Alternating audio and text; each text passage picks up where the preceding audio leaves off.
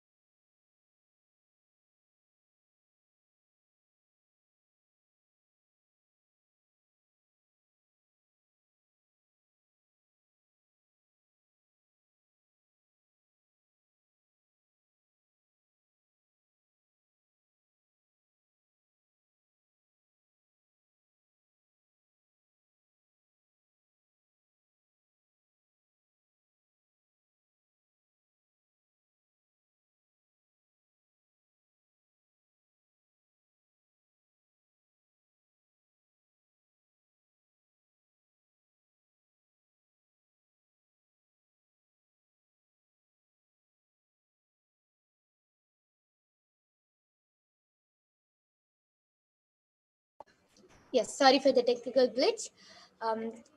We are going to be continuing this power manifestation, this demo of the third eye.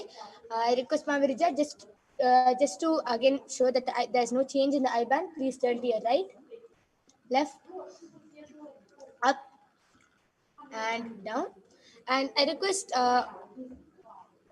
any one of you to just go ahead and post in the chat if we're audible or not.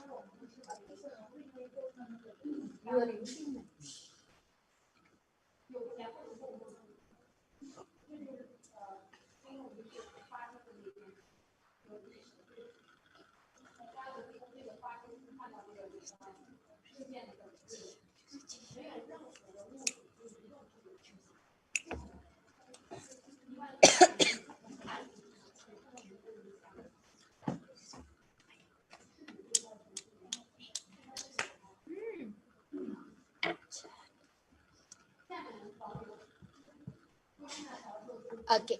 Yes. Thank you, Mama Hajalandar Nithyananda, for just confirming with us. Yes, Mavirija, you can go ahead and continue reading. Yes, so Ma Mahajalar Nithyananda has posted audible. Yes, so thank you Ma for the confirmation. And before that, Mahajalar Nithyananda has again posted Viraja Ma's valuable, virtuous visioning verily validates valuable variables to the valueless matrix. Amazing. As all of you saw, Mavirija was able to read all the sentences, all those random words, just with her third eye. So confidently she was able to read it. Yes, Mavirija, you can continue reading. And Ma Melissa Cook has posted, yes, we can hear you, but thank you for the confirmation. Yes.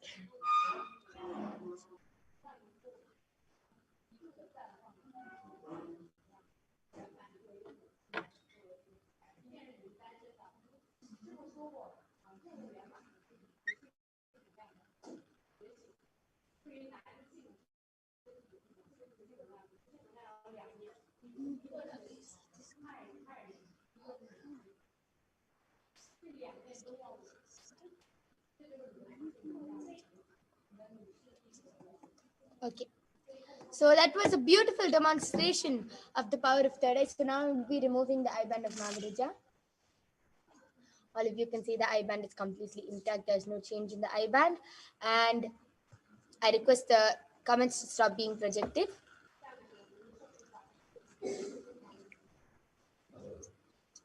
Yes. And that was a very beautiful demonstration of this power of third eye, where Mavirija showed how effortlessly she was able to manifest this extraordinary Shakti, and she was able to read with her eyes closed, just as she is able to see with her eyes closed.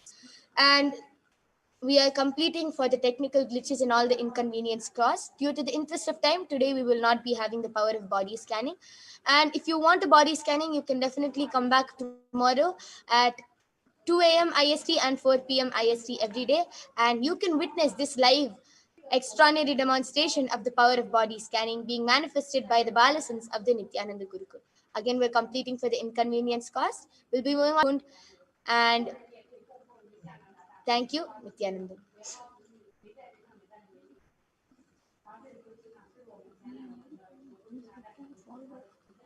Paramashivoham. Om Nithyananda Paramashivoham. Om Nithyananda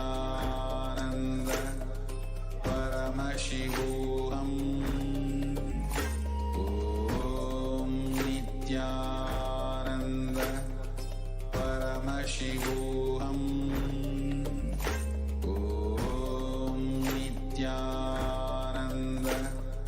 Paramashivoham. Om Nithyananda Paramashivoham. Om Nithyananda Paramashivoham. Om Nithyananda Paramashivoham. Om Nithyananda Paramashivoham.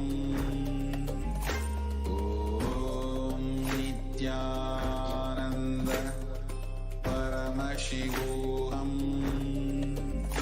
Om Nithyananda Paramashivoham. Om Nithyananda Paramashivoham. Om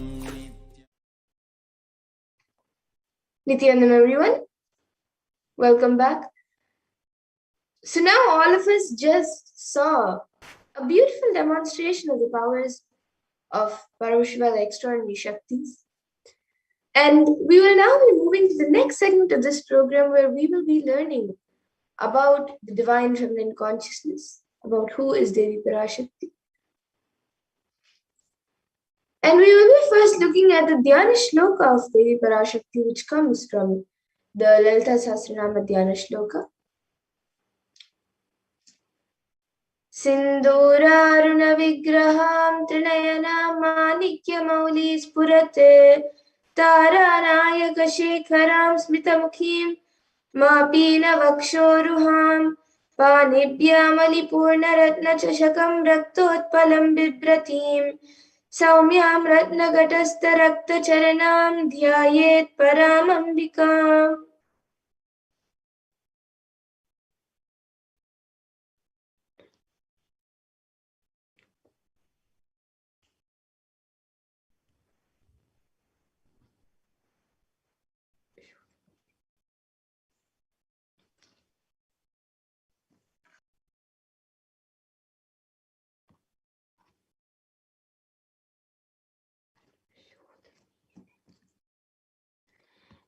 Yes, we can move on to the next slide.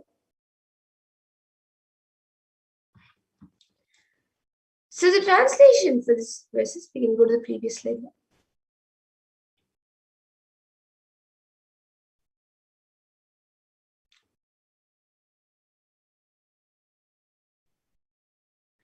So the translation for this verses, the Divine Mother is to be meditated upon as shining in a vermilion red body, with a triple eye sporting a crown of rubies studded with the crescent moon, a face all smiles, a splendid bust, one hand holding a jewel cup bead and the other twirling a red lotus. And another Dhyana Shloka which also comes from the Lalita Sahasranama Dhyana Shloka. Arunam karunam tarangatakshim dritapasham kushapushpabanachapam animadibhiravritam ayukaihi rahamityeva vibhavaye bhavani. And the translation for this verse is, I meditate on the great Empress. She is red in color and her eyes are full of compassion. She holds the nose, the gourd, the bow, and the flowery arrow in her hands. She is surrounded on all sides by powers such as Anima for days, and she is the self within me. And Devi Parashakti is the ultimate pure feminine consciousness. Parashakti is the cosmic mother. It is her cosmic womb from which billions and billions of universes come out and go in, and the source where the Big Bang and black holes go on and on. And Parashakti is the source Shakti, the source energy, the source power, from which all of us came, in which all of us are in even now, and in which all of us are going to merge. And out of her extreme love and compassion, Parashakti herself is manifesting through the embodied form as the Nijavatara of the Supreme Point of Hinduism, Jagadguru Mahasannidhanam, His Divine Holiness Bhagavan Nithyananda Paramashivam, gracing us, answering all of our questions, attending to our prayers, giving boons, healing us, revealing our past, present, and future, delivering profound spiritual truths, and ultimately giving us the experience of Paramashivoham itself. And Devi Parashakti, she beautifully introduces herself and she says how she manifests as the Nijavatara in the form of the Supreme Point of Hinduism. So she says, raising as Omkara, expressing as Vedas and Agamas, blossomed as Hrimkara, filled as Parashakti, living in 40 triangles, the Kailasha Swami who is at Kailasha, Sri Purachintamani, Parashakti, sitting as part of Paramashiva, Parameshwari who rules the world, Paramashakti, Manonmani, Meenakshi, As Nithyananda took Nijavatara here to give good boons of goodness, Hiranya Garbha Swarupini, Brahmanda Yoni, Shami, Chandramauli, Rapala, Aparna, Uma, Parvati, Savitri, Navayavana, Samrajya Lakshmi, Parameshwari, Parashodasi, Meenakshi, taking the form of Nithyananda, I came here as Nijavatara. With great compassion and blessing, listen people, to do good to all of you, I took the form of Nithyananda and came down as Nijavatara. And the Parashakti also beautifully says, raising in Omkara, blossoming as Shiva, Shiva manifesting a source of existence, powers of existence, expression of existence. From the oneness of Om, blossoming into two as Prakriti and Purusha, blossoming as three Shaktis, Icha, Kriya and Jnana, growing as four Vedas, expanding as five Panchabhutas, beyond six chakras, filled as Gotras of seven Rishis, expanding as eight directions, existing as nine Grahas, blossoming as 10 Indriyas, being as 11 Isras, creating all the worlds, bringing life to tell and make truth blossom and to do good. Parashodasi Meenakshi, in the form of Nithyananda, I came to bless every one of you. And now let's see how we can receive Devi Parashakti. So, literally, you are seeing Paramashiva and Parashakti at that moment when she comes for the darshan. You are seeing her there. So, you can receive her very traditionally, in a very traditional manner. You can keep two betel leaves, one betel nut, one banana, and a coin in front of the screen as you watch Devi Parashakti and receive her. And for those of you who might be wondering what exactly a coin is considered as, or what is its importance, why is it kept as part of a receiving plate or a tambulam? So a coin is actually considered the traditional dakshina or the traditional offering in the Hindu tradition for any gods or deities, which is usually given in temples and in other rituals. So it can even be just 1 paise, and in the US it can even be just a cent. It can be the lowest value in whatever your money you are keeping. It can be the lowest. In India, it can even be just a paise. In the US, it can even be just a cent. Swami says, I'm not trying to monetize. Keep even 1 cent is okay. So for 100 days, if you have darshan, it will add up to $1. In India, even 1 paise is okay. And you can offer that Devi Parashakti. And once the darshan is over, you can offer your salutations and eat the banana, taking it as prasadam immediately. And the coins that you collect, you can send it to the Los Angeles temple for the further procedures. And now some of you might be wondering, what exactly does this betel leaf and betel nut do to you? How will it benefit you, whether it's physically, emotionally, mentally? How will it benefit you? So this betel leaf and betel nut may look too small, but in a few days you will see.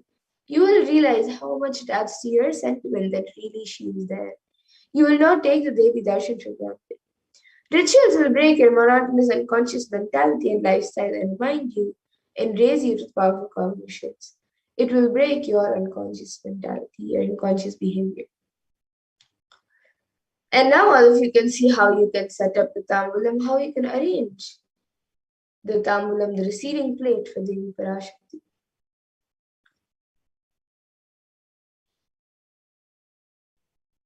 You can all see how you can arrange it. You can arrange the betel nuts on top of the betel leaf, then keep the banana and the coin.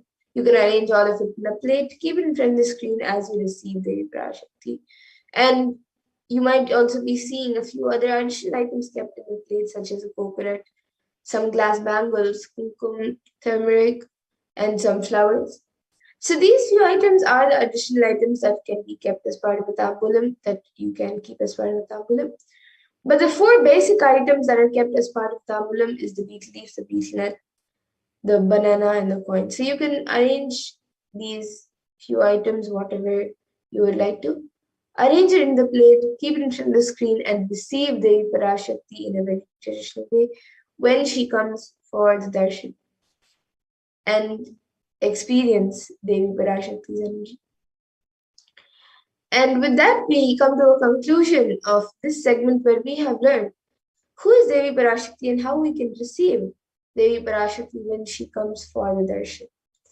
And with that, we will now be moving to the further segments of this program where we will be learning what Devi Parashakti has revealed in the Akashic readings and how important it is for us to understand, internalize, and follow what Devi Parashakti has revealed in the Akashic readings for humanity on the various problems the world is going through right now, especially during this pralaya, the cosmic deluge that we are going through right now.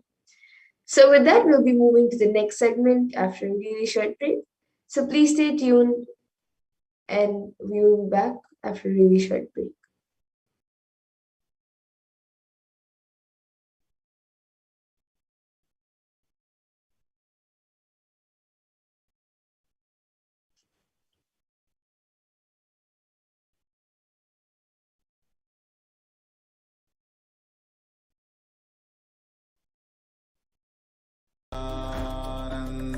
Paramashivoham. Om Nithyananda Paramashivoham. Om Nithyananda Paramashivoham. Om Nithyananda Paramashivoham. Nithyananda Paramashivoham. Om Nithyananda Paramashivoham. Om Nithyananda Paramashivoham. Om Nithyananda Paramashivoham. Om Nithyananda Paramashivoham. Om Nithyananda Paramashivoham. Om Nithyananda Voham. Nithyananda Paramashivoham. Om Nithyananda Paramashivoham. Om Nithyananda Paramashivoham. Om Nithyananda Paramashivoham. Om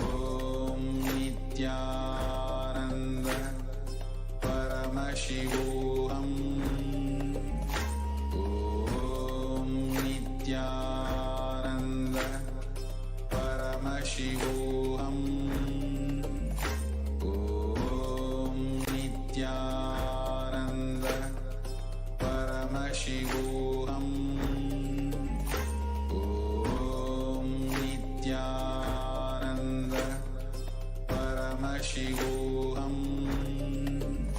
Om Nithyananda Paramashivoham.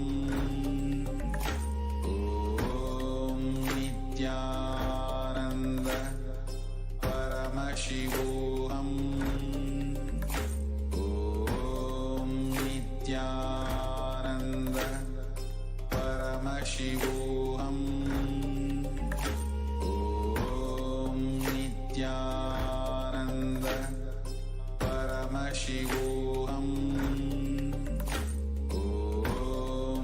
Nithyananda Paramashivoham.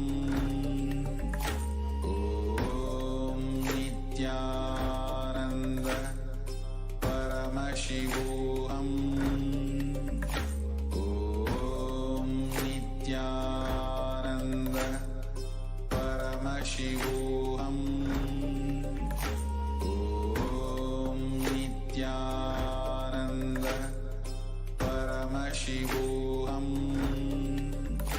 Om Nithyananda Paramashivoham.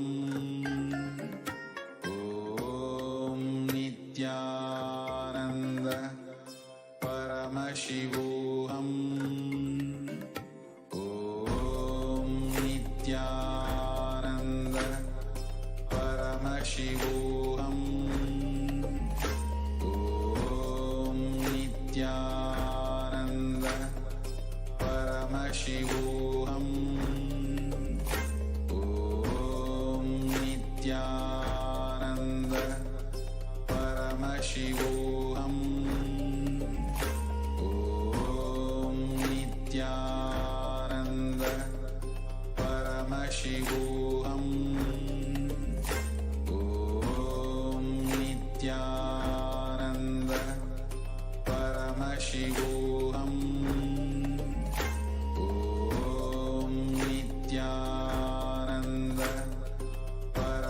Paramashivoham.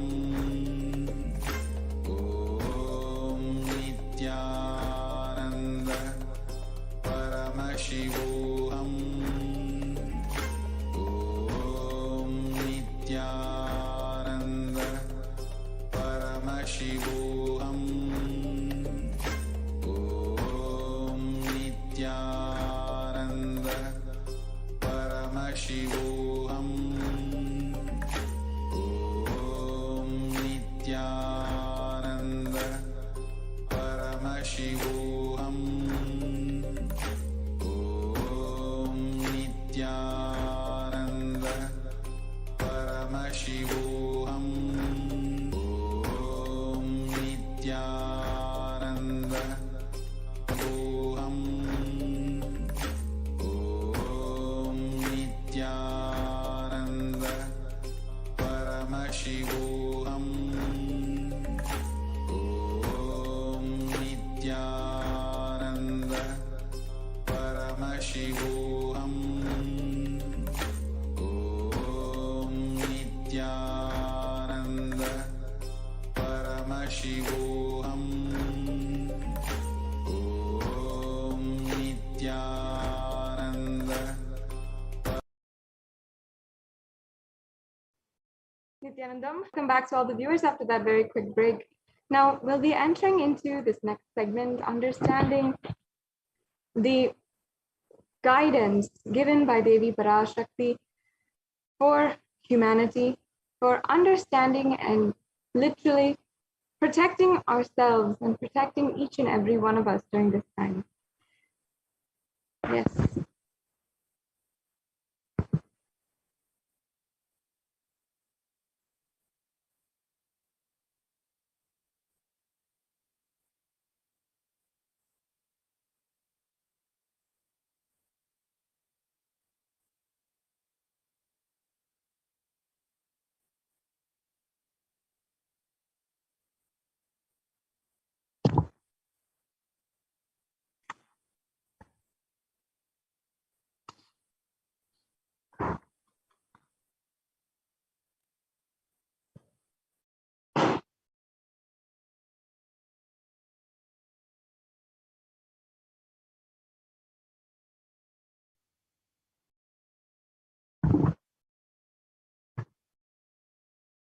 Yes.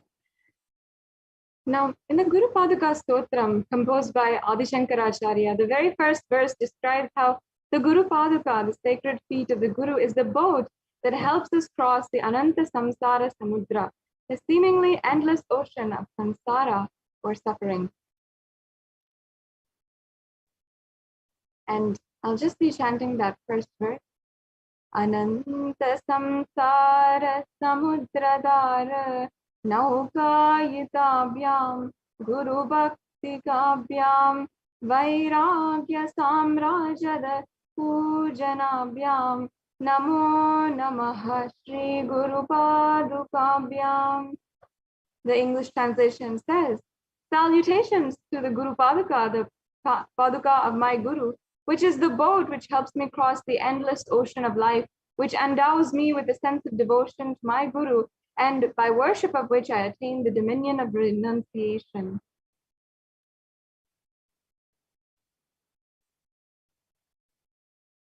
Many of us, each and every one of us, I know many of you right now, all of the viewers who are joining with us, feel that same stuck kind of feeling in the same storming and raging ocean, being unable to navigate ourselves and lost in this overwhelming vastness of suffering that surrounds us during the pralaya, the great deluge. Our loved ones are dying due to the pandemic, our homes are being destroyed due to natural disasters, and social institutions are crumbling, not available to serve us as they once used to. And literally the whole humanity is in a desperate and dire need of hope. It's time that the Supreme Pontiff of Hinduism, it's at this time that the Supreme Pontiff of Hinduism had started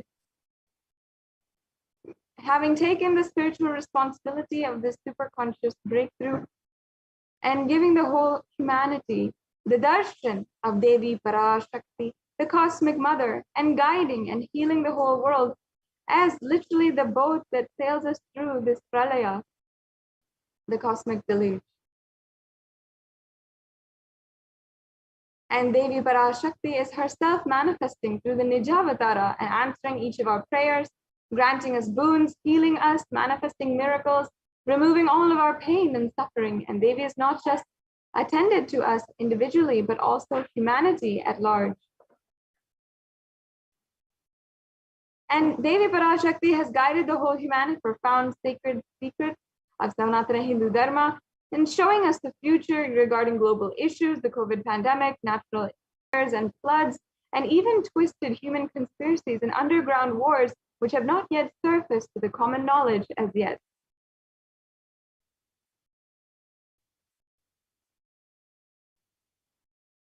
In this segment, we will be elaborating on the statistical, scientific, and scriptural references of each sacred revelation, which has manifested precisely as the same guidance emerged from Devi Parashakti. Start following as Devi Parashakti continues to protect us until the storm ends and we safely harbor at the shores of our consciousness. Now, we'll be understanding the revelations that Devi Parashakti had guided each and every one of us with on the rise of the sea levels. She had literally made this revelation on the 19th of May, 2021, 2 months back. So now let us watch this revelation.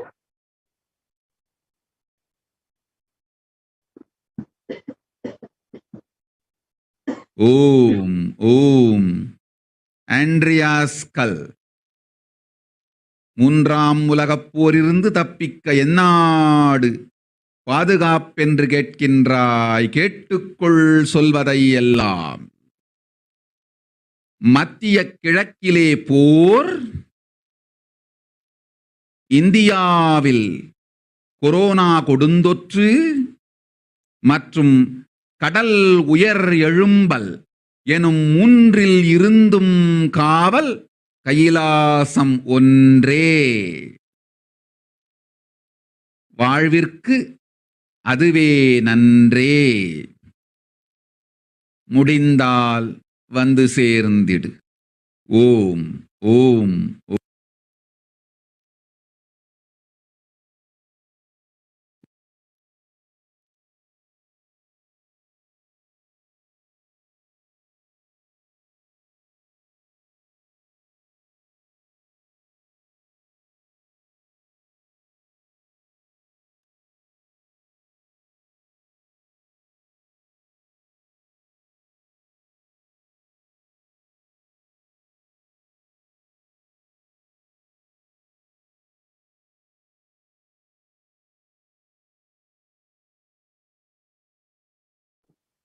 So here, Devi Parashakti revealed, you are asking which country is safe to escape from the Third World War.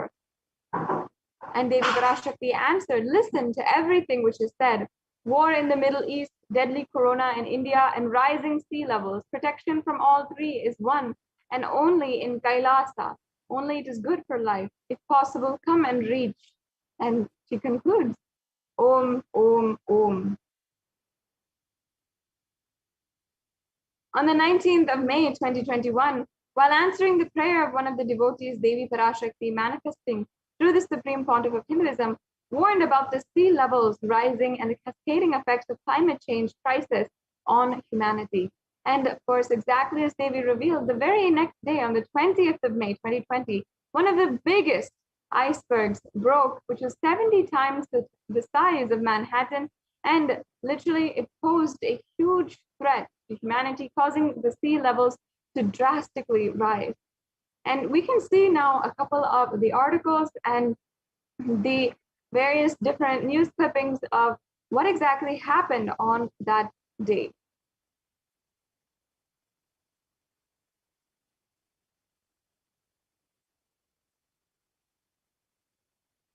We can go on to the next slide. So here you can see a news article from ABC News, where it says the world's largest iceberg just broke off the Antarctic ice shelf, and this was from the 20th of May 2021. And as you can see, the date and the title of the article are highlighted here as well. The next slide, please.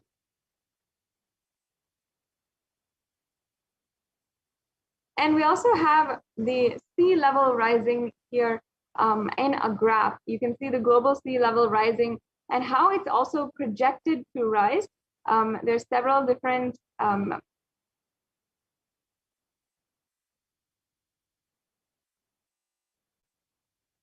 articles that also are going along with this. Sorry, if you can go back, sorry. It says here that even under the most modest scenarios, scientists expect that sea level rise is to affect Earth's coastline significantly in the coming centuries. So it really shows that there is a drastic change going on right now. And another article from NASA this time saying that sea levels will rise 1 to 8 feet by 2100.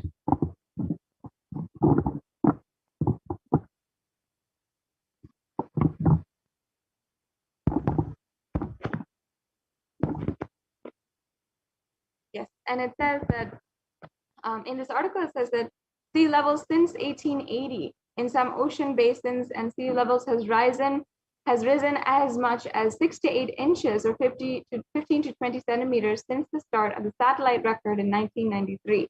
This is the article from the NASA record. And it's also, we have evidence that in the United States, almost 40% of the population lives in a relatively high population density coastal areas. Globally, 8 of the world's largest, the 10 largest cities are near a coast, according to the UN Atlas of the Ocean.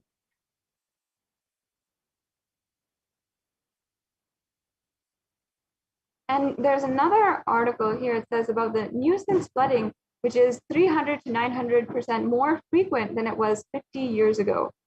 And it says that higher background water levels mean that deadly and destructive storm surges, such as those associated with the Hurricane Katrina, Superstorm Sandy, and Hurricane Mike, further inland, and than they once did. Higher sea levels also mean more frequent high tide flooding, and sometimes called nuisance flooding.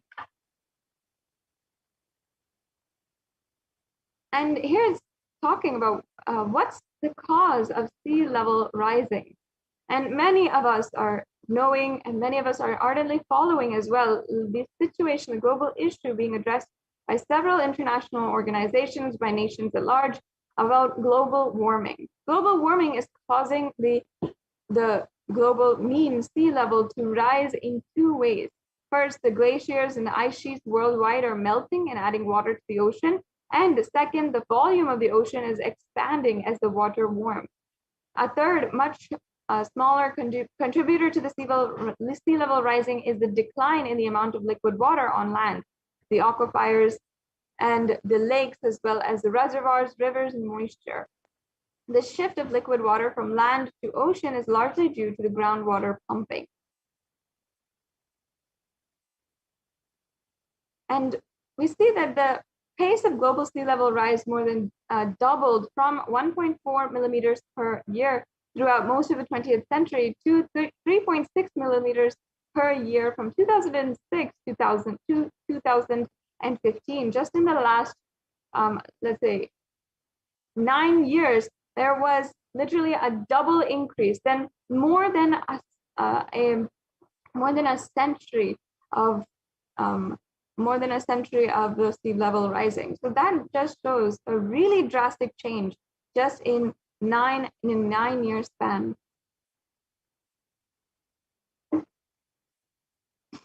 And on August 2021, just this month, the UN published the code red warning of worsening global warming and rising sea levels as well. It's a really, really serious situation now that the UN has issued a code red warning as well. And here's a little bit more information about that. It's harm from climate change, dwindling ice sheets, rising sea levels, and changes in the ocean as they lose oxygen and become more acidic is reversible for centuries to millennia. The world is locked in to 15 to 30 centimeters of sea level rise by mid-century.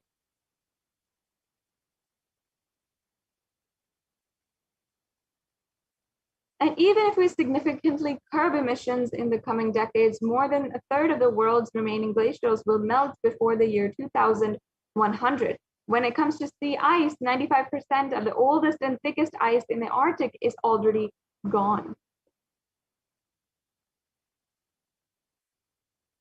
And we have another article here that shows the cascading effects of sea level rising. This is from CNN, where it says more than 150 people are still missing in the German floods, unlikely to be found is what officials are fearing. And again, this is exactly what Devi Parashakti had revealed to us in May of this year. Later on, the UN had given us a code red, warned all the citizens and trying to do their due responsibility, but Devi Parashakti had warned us months ahead that this was going to be a really, really serious issue. As you can see here from the Science journal, where it says, where it's giving us an article on Europe's deadly floods, which leaves scientists stunned, and another article where it says the climate crisis made deadly German floods up to 9 times more likely. And let's now understand from the avatar himself a part of the solution of this tragic issue that's ongoing across the world on how we can implement nonviolence, practice nonviolence, and heal the Mother Earth.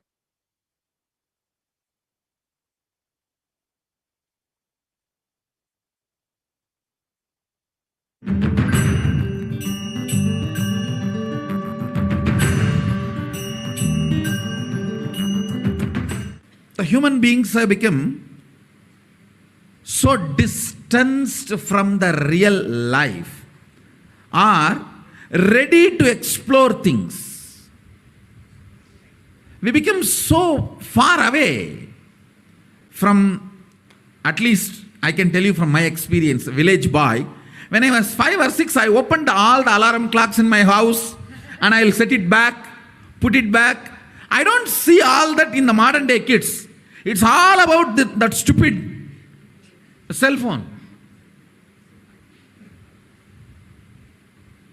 Involvement with the reality has drastically reduced. Our whole life is nothing but the screen. Whether your love, your relationships, even your sex, everything is limited to that screen. Am I right? Almost. No, almost. Everything has been reduced to that screen. Involvement with the reality has drastically come down. It is so unfortunate, especially the food, the plastic food dumped into your system. See, all the things you eat, none of them have life. They are all not grown from life. My guru used to tell, please walk without chappal or covering your feet. Whatever grows in that land, eat, because Mother Earth records when you walk without shoes what all the ingredients are missing in your body. She records what you need for your body, nutrients or vitamins, whatever. Whatever is missing in your body, she put that food which grows in that land. And eat that and live. It is too mind-boggling concept. I tell you, only after I started doing it, I realized You don't need any external medicine if you know to live with the nature.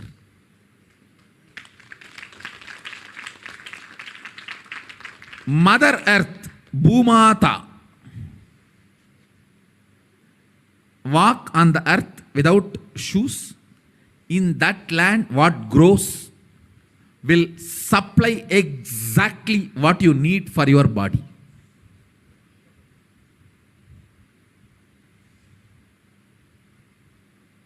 Looks too difficult to believe. But after I started doing that, I realized it. Your body does not need any other medicine, anything else. Actually, maybe 2 years before, continuous classes, day and night, and in the night time, the web-based programs for the outside India, all these. My whole eating habits have gone chaos, and no question of rest. It became like a too much on the system. So I had some stomach issues. I remembered my guru telling this, walk on the earth and what grows eat. So I started walking without chappal for a few days. Suddenly I saw in my courtyard a new plant coming up. No seed, nothing, just coming up. I was wondering what is going on. How come suddenly, between the rocks, new plant coming up. And one of the devotee Ayurvedic doctor, he said, Swamiji, if you can get this plant and add it in your food, your stomach will be completely healed. I said, where to get? When he walked into the courtyard, he said, this is the plant. This is the plant. And throughout the campus we searched, we did not find another one. Nobody knows from where the seed has come, from where the plant has come. Understand, it is not that just for me miraculously nature is doing. It is the nature's life. I was ready to play with it, so she showed the miracles to me. Anybody willing to play with her, she shows her miracles to you. Nature is miraculous. If we are ready to play, she shows it. She demonstrates her love, her care. If we go back to the food with life, our life also will start more interacting, more alive, more vibrant, more overflowing.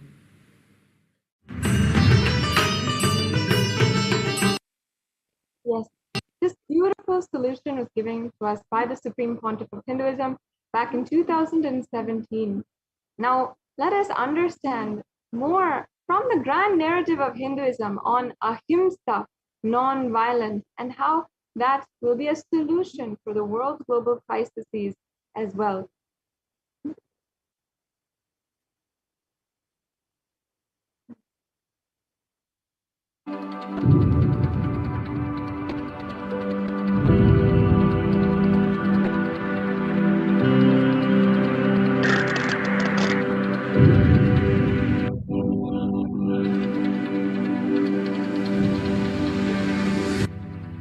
We often believe that exacting revenge is a form of emotional release and that getting retribution will help us feel better. Especially this modern day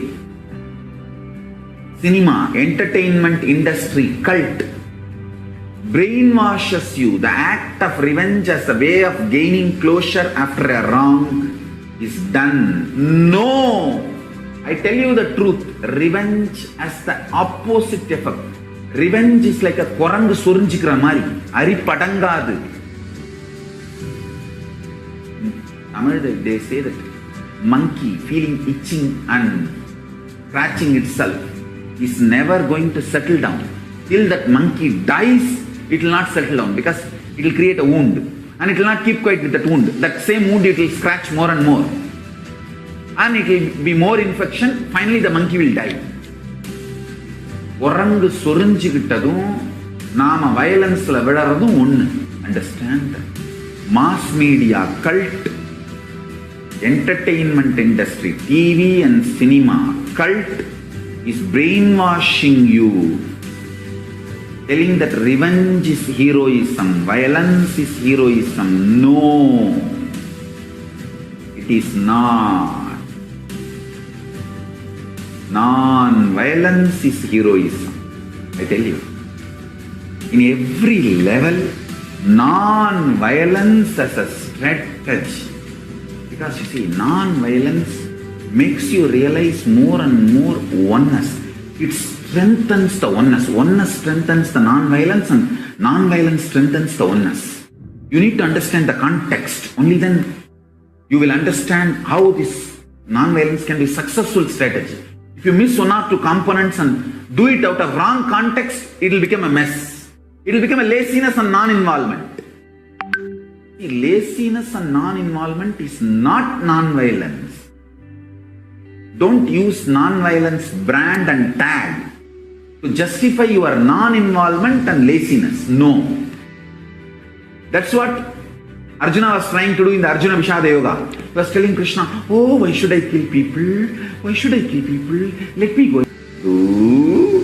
Do book. This fellow, when he went to do tapas in the forest also, he got married to a girl.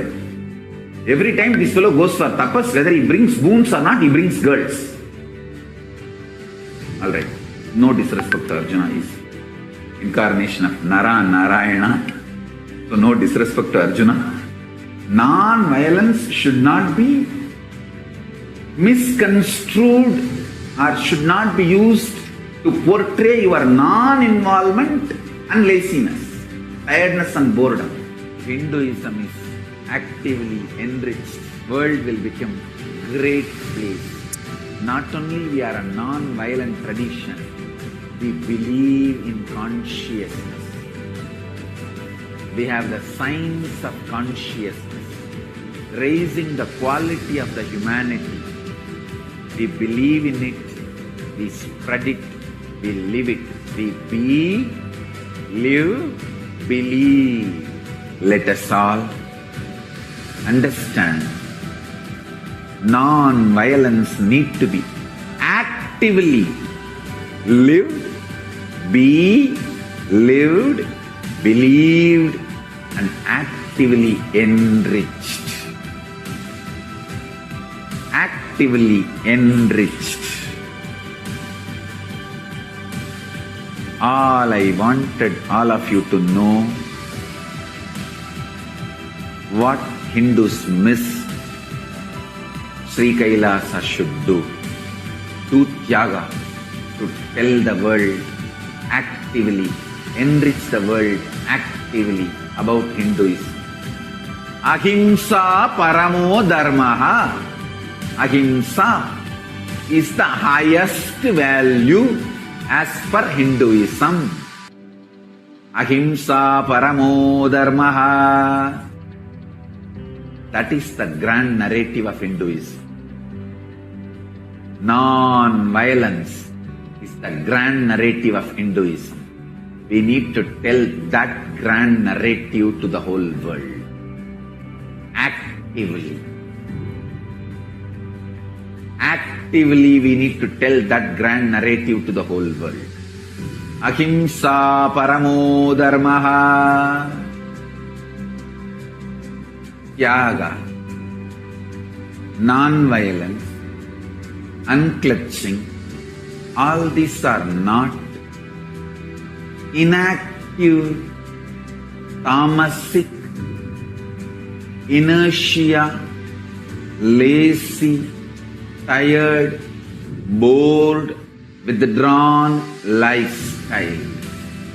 Non-violence means not only you will be non-violent, ahimsa, established in ahimsa, you will actively practice ahimsa and enrich everyone to live ahimsa. You will create an ecosystem where ahimsa can be practiced with integrity. Understand? All the infrastructures needed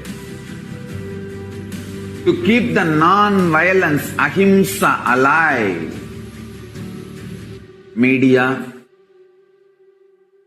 is the non-violent way of reaching out to people and telling the real truths and facts. Like media, education mechanisms, everything should be actively filled with the truths, ideas about non-violence, yaga, spiritual strength, powerful cognitions, all these great truths. Listen. Again and again and again, many are trying to harass me through the social media and all other way, saying that, oh, you are teaching constantly non-violence, ahimsa, peace. Don't you see you are making Hindus weaker and weaker? Understand? If Hindus listen to what I am saying, they will understand I am trying to make them really stronger. Understand? Strength is intelligent way of existing.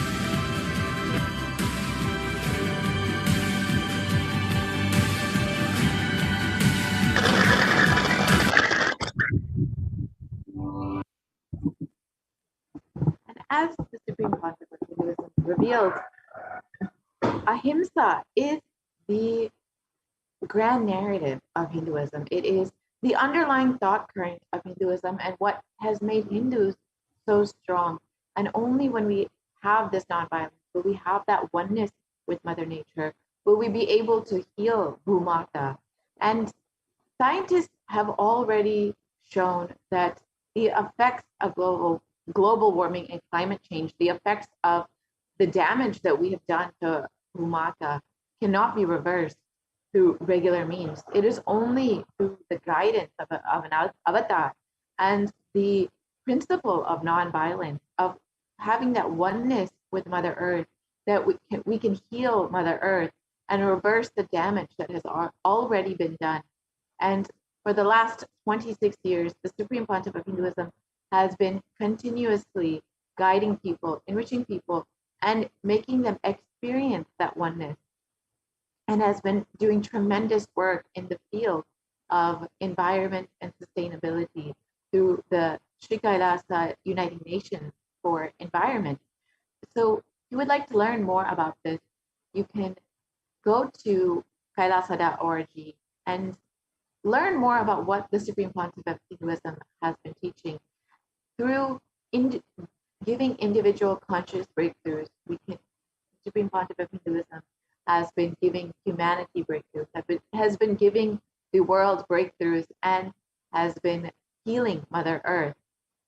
And it's only through this principle can we really reverse the damage that we've already done. So if you would like to learn more, you can visit kailasa.org.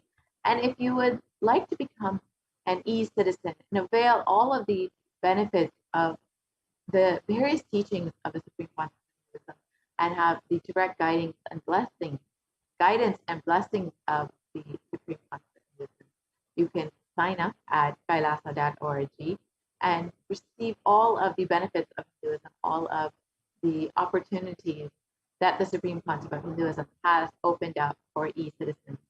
And with this, we will be concluding this portion of the program, and we'll be entering into the next segment. As we've seen, Devi has been continuously manifesting. The Supreme Pontiff of Hinduism has been continuously manifesting Devi Parashakti just for the sake of healing humanity, for the sake of guiding humanity through this pralaya.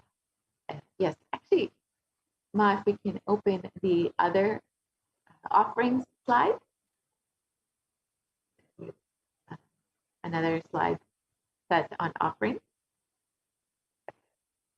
So, as I was saying, the Supreme Concept of Hinduism has been continuously manifesting Devi Parashakti just for the sake of healing humanity, of blessing humanity and guiding them through this pralaya. It is only through the guidance of an avatar can we receive the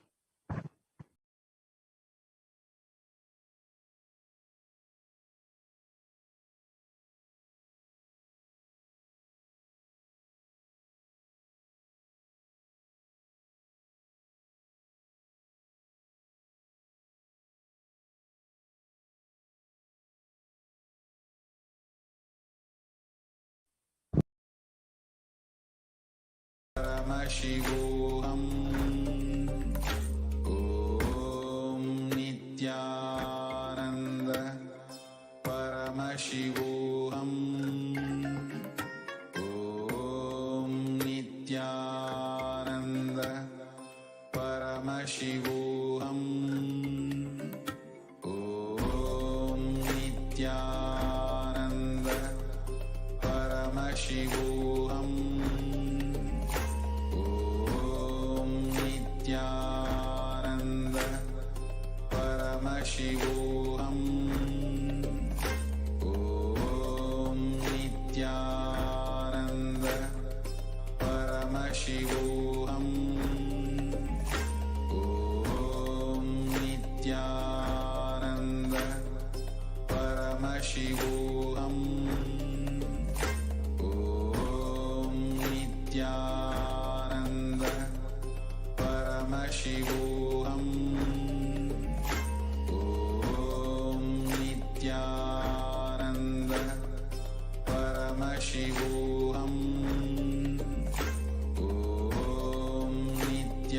Om Nithyananda Paramashivoham. Om Nithyananda Paramashivoham.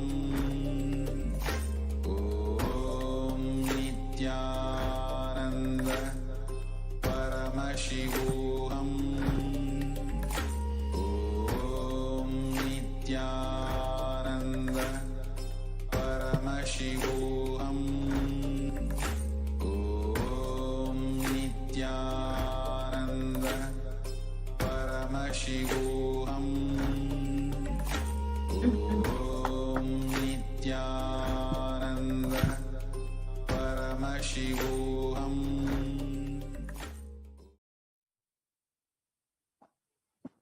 Sorry for the technical glitch. Welcome back, dear viewers.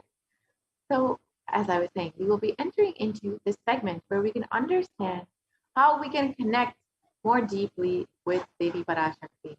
The Supreme Concept of Hinduism over the last several months has been continuously manifesting Devi Parashakti just for the sake of healing and blessing every single being, to attend to the prayers of every devotee and to guide them through this pralaya.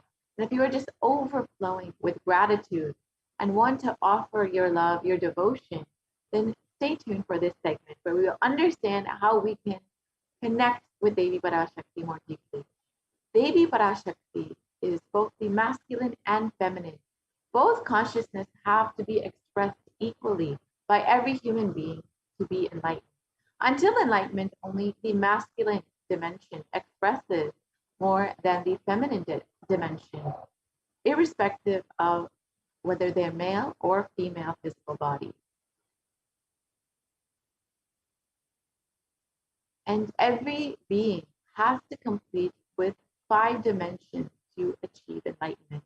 The Pitrus, or the ancestors, the Kula Devatas, or the family deities, and the parents who have brought us up, we have their very DNA, and nature, of course, and finally Guru himself, who will ultimately be giving you enlightenment itself.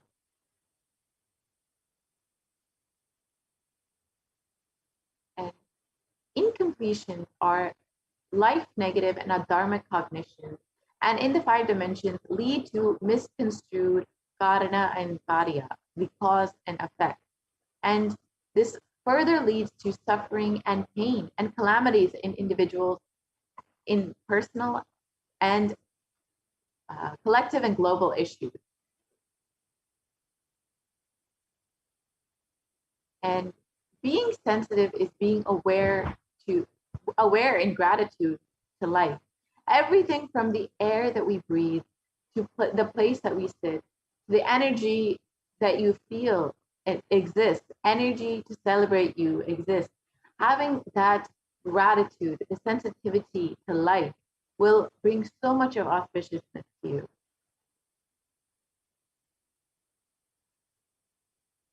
There are 43 energies that constitute our human body. When all 43 are integrated, Dharma, you become enlightened.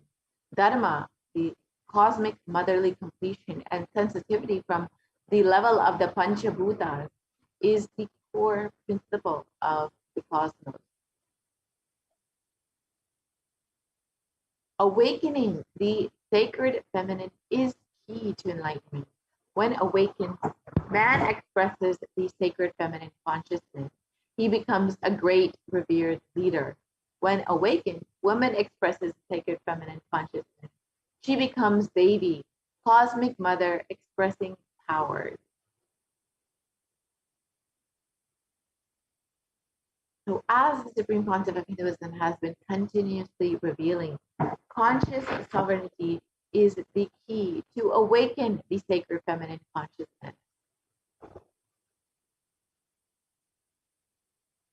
And out of millions of paths, the easiest, sweetest, and most beautiful path to enlightenment is connecting with the cosmos as mother, Devi Parashakti, the cosmic feminine consciousness. And when your guru himself is manifesting Devi Parashakti, it makes the experience that much more sweet. She is the one who expresses as guru as all of the gods and all the manifestations in the universe. She can straight away deliver enlightenment by connecting through the cosmic umbilical cord.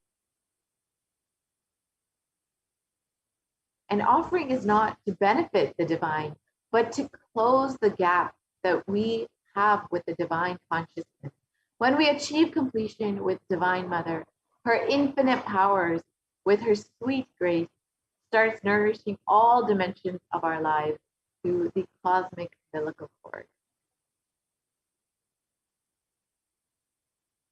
There is nothing too small or too big that you can offer to connect with the Divine Mother.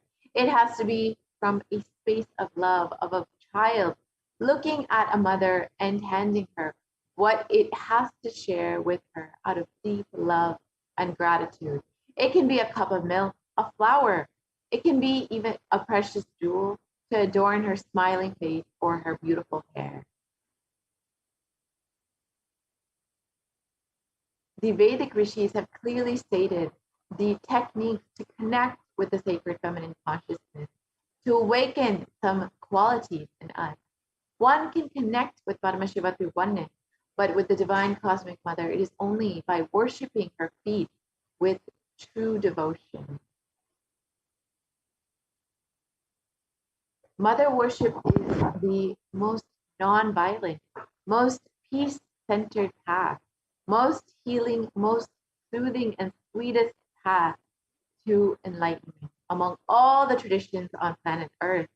And worshiping includes contemplating, meditating through sacred offerings of mantras and oblations at her feet.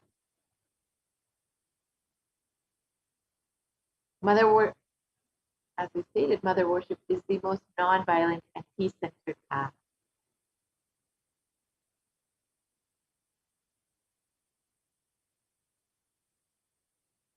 If we can continue to the next slide, please.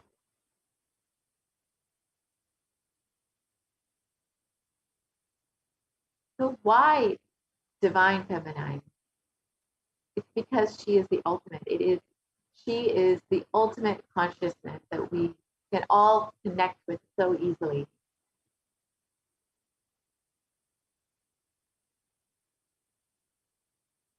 And the pramana for this state. I walk as the 11 Rudras, I walk as the Vasus, I walk as Vishnu and other Adityas, and all divine forms, the Visvadevas, assuming the form of the inner self of all the gods. Hold Mitra and Varuna, even as Indra and Agni I do, and the Ashwini twins do. This is from the Rig Veda. And Ekadasha Rudras, Maharudra, Ashta Vasus, Vadasha Adityas, Vishve Devatas, all of them are my retinue. I move around in my various forms with them as my retinue. I protect all of them, including Mitra, Varuna, Indra, Agni, the Ashwini Devatas.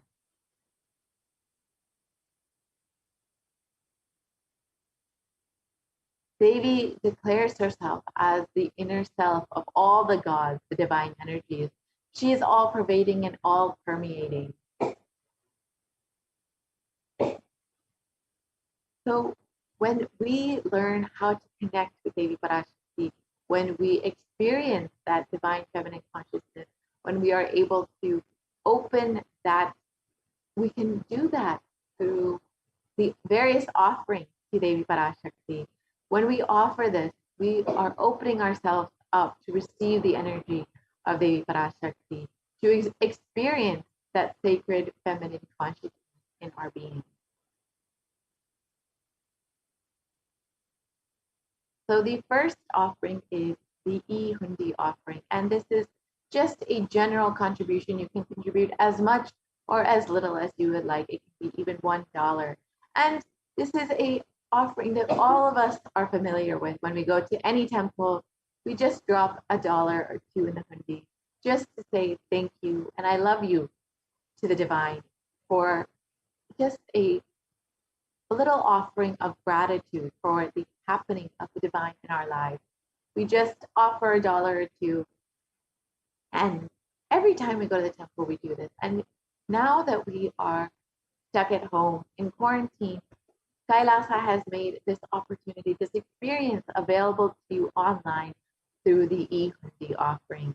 You can offer your love, your devotion, your gratitude with this simple donation. And it is stated that Devi is fond of true devotion and is realized through true devotion. She can be won over through true devotion. She removes all fears. So when you make this offering out of your true devotion to Devi Parashakti, you will certainly be blessed with the removal of all fears in your life. It is stated that Devi likes to be worshipped in autumn. And here it is not talking about the autumn, the season, but rather the autumn of our lives, when our thoughts turn more and more inward, when the role of the divine becomes more prominent, more vital in our lives, and the need for Devi Parashakti becomes much more strong. As the one who bestows happiness on her devotees, sorry, if we can go back, is the one who just bestows happiness on all of her devotees. So you can offer this E-Hundi offering, this general contribution, and out of your gratitude and devotion to Devi Parashakti. And when you offer this, your name will be chanted during the puja to Devi Parashakti, and you will receive all of the blessings and auspiciousness from Devi herself. And the next offering is the Sankalpa chanting. And the Sankalpa is something that we're all familiar with. Before we start any endeavor in our lives, before we enter into any new stage of our lives, we want to make sure that we set the conscious resolution, the Sankalpa, for auspiciousness to happen in our lives. So when you offer this Sankalpa chanting for any endeavor or anything that you want, any conscious resolution that you want to make, you are receiving all of the energy and blessings of the Cosmic Mother for your conscious resolution to happen. She will just pour all of her energy to ensure that whatever you want to manifest in your life happens. And it is described in the Saundarya Lahari Let the mantras I chant with the sacrifice in my soul become chanting of your name. Let all my movements become auspicious mantras. Let my travel become the perambulation around thee. Let the act of eating and drinking become the offerings, oblations in Homa and Yajna to thee. Let my act of sleeping become salutation to you, and let all the actions of pleasure of mine become part of your worship. So when you offer this, you will receive all the blessings, both asked and unasked, remembered and forgotten, that you wish to manifest by the grace and love of Devi Parashakti herself.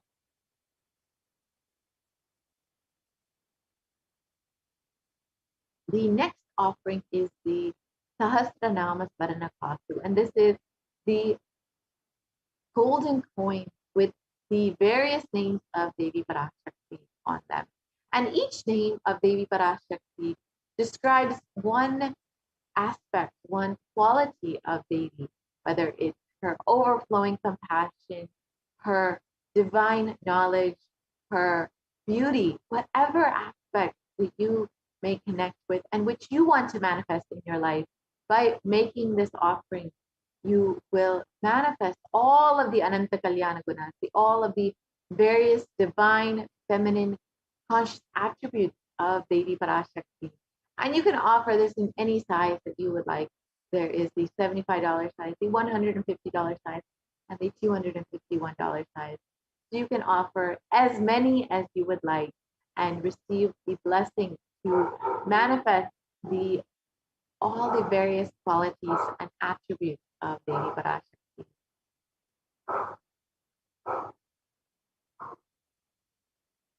The next offering is the Mukta Anguti, the nose ring made for Devi Parashakti. And it's described, let the goddess who brings good fortune, who is praised by the gods, who is served by Devendra, who is praised by Deva, by the Devas, troubled by the Asuras, who is praised and remembered as devotion to her solves all, who is the source of all good in the world.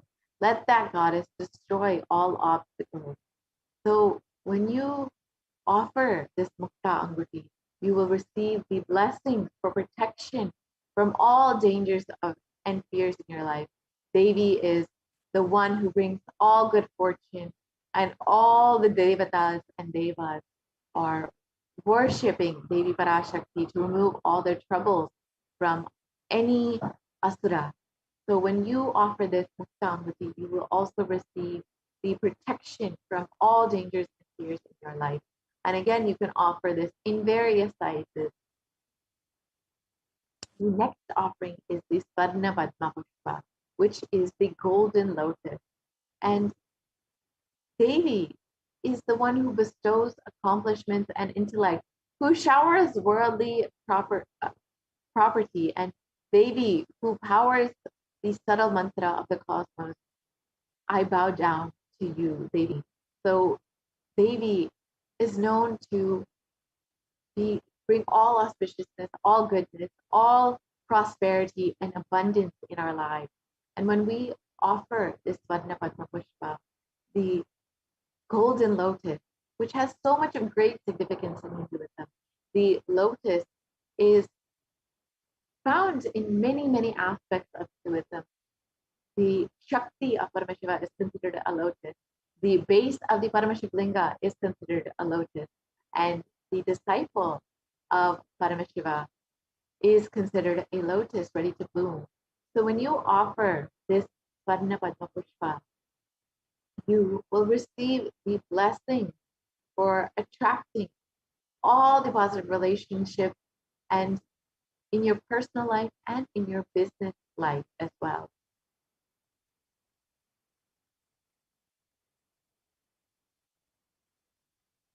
And the next offering is the Swarnamati, which is the golden toe ring. And it's described about Devi's feet in the Saundarya Lahari. Lord Brahma, the creator of the yore, selects a dust from your feet and creates this world, the great Adishesha with his thousands of heads somehow carries a dust of your feet with great effort, and the great Lord Rudra takes it and powders it nicely and uses it as the holy ash. The very feet dust of Devi Parashakti are worshipped by all of the gods and goddesses, and the feet dust is just enough to create the entire cosmos itself. With that, Lord Brahma creates the entire universe. And so you can understand the auspiciousness, the grace, and the greatness of Devi Parashakti's feet. So when you offer this Varnameti, the golden toe ring, to the feet of Devi Parashakti, you will receive all of the auspiciousness showered upon your life and all of the protection of Devi Parashakti.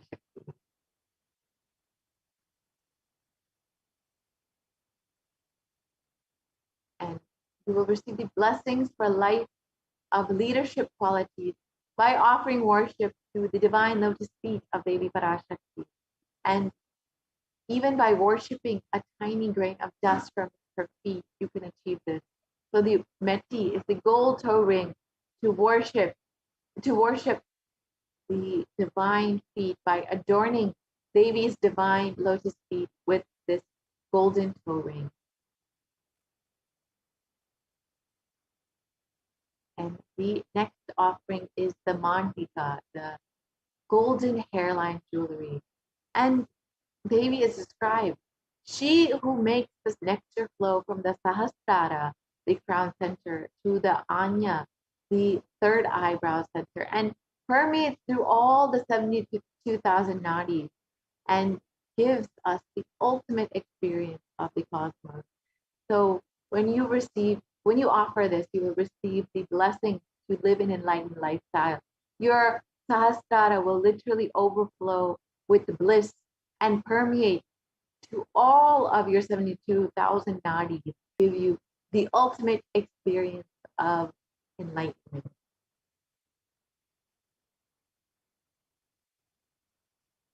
The next offering is the Pratiksha Pada Puja, which is the most favorite offering of all the devotees and disciples of the Supreme Concept of Hinduism. And when you have manifesting Devi Parashakti herself, the cosmic mother herself, it is the most sweetest offering you can make. And it is described that Adi Shankaracharya describes, my repute has traveled in all the directions through my philanthropy and prowess. All the things of this world are in my hands as rewards for my virtues. Yet if one's mind is not contented, is not centered upon the lotus feet of the Guru, what then? What then? What then? So it is only the lotus feet of the Guru that can give us the fulfillment in our lives.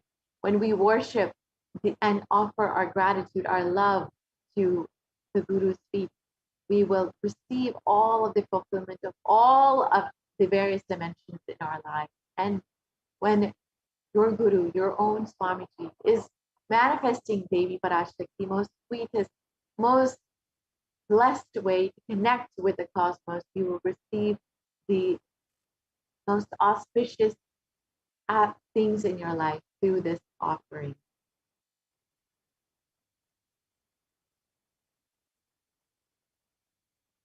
And Devi is Guru, the feminine consciousness, the one beyond the idea of male and female, and the most auspicious offering to Guru.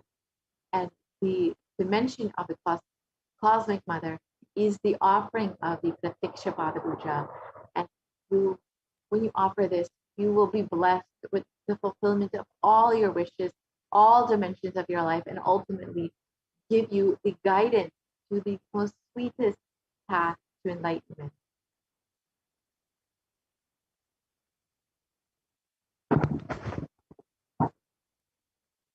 And the next offering is the Vastra Seva, which is the offering of clothes to Devi Parashakti in the form of Guru himself. And you do this during the Pratiksha Pada Puja, and it bestows the most sweetest path and protection from all obstacles and fears in your life when you offer the Vastra Seva to manifesting through your very own Guru.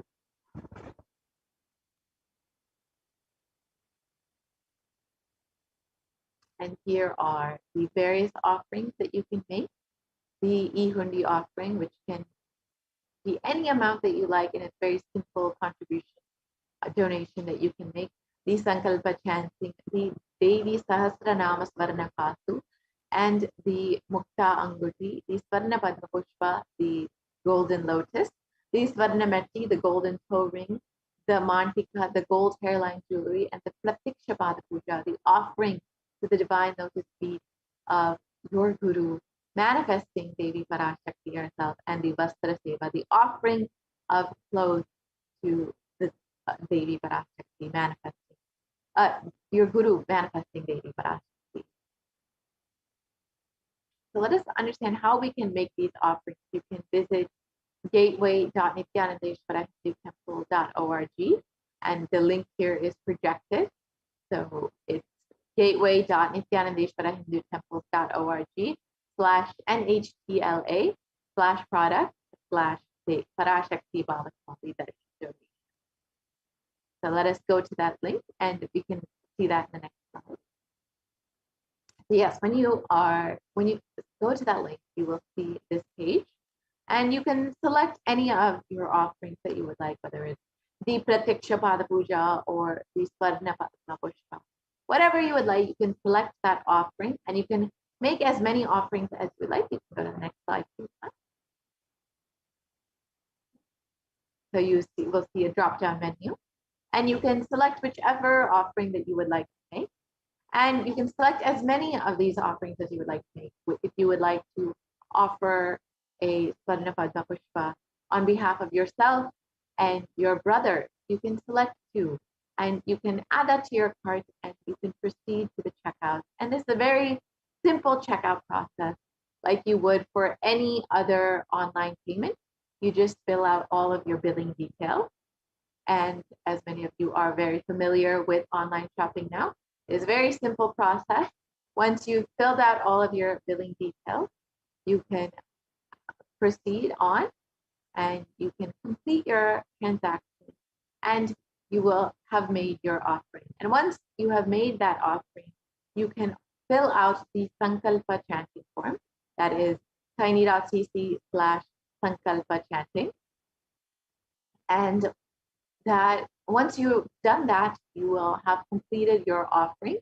And if you would like to join as a member of the Kailasa community, you can go ahead on YouTube to Kailasa's HDH Nithyananda page, and you can join as a member, and you can become an e-Kailashian, and you will have various benefits when you choose to become an e-Kailashian. So you can become, there are various levels, whether it is the bronze, silver, gold, platinum, or premium. You can choose whatever you would like, and you will have the various benefits of doing this, and you will have access to, typically for you, and you will have access to the YouTube live chat during the Bhava Samadhi Darshan, where you can ask your questions directly to Devi as she is manifesting live through the Supreme Pontiff of Hinduism. And it is a very simple process. You can select whether you want to offer through credit card or debit card or through PayPal. And you can go through and complete your offering, and you can become an e-Kailashian and receive all of the benefits of becoming an e-Kailashian. And then again, you can visit gateway.nithyanandeshwarahindutemple.org if you would like to make any offering. And you can also, during the live sessions, can offer your love and your gratitude through the YouTube super chat. So it is a very simple process to make this offering. You can just select how much ever you would like to make, how much ever you would like to offer. And you can choose that amount and make the offering directly in the YouTube chat. So if I could request the volunteer to go to YouTube, and we can see how we can make the donation through the YouTube super chat and super sticker option. So this is a very simple process, and anyone can do this at any time who would like during the live program.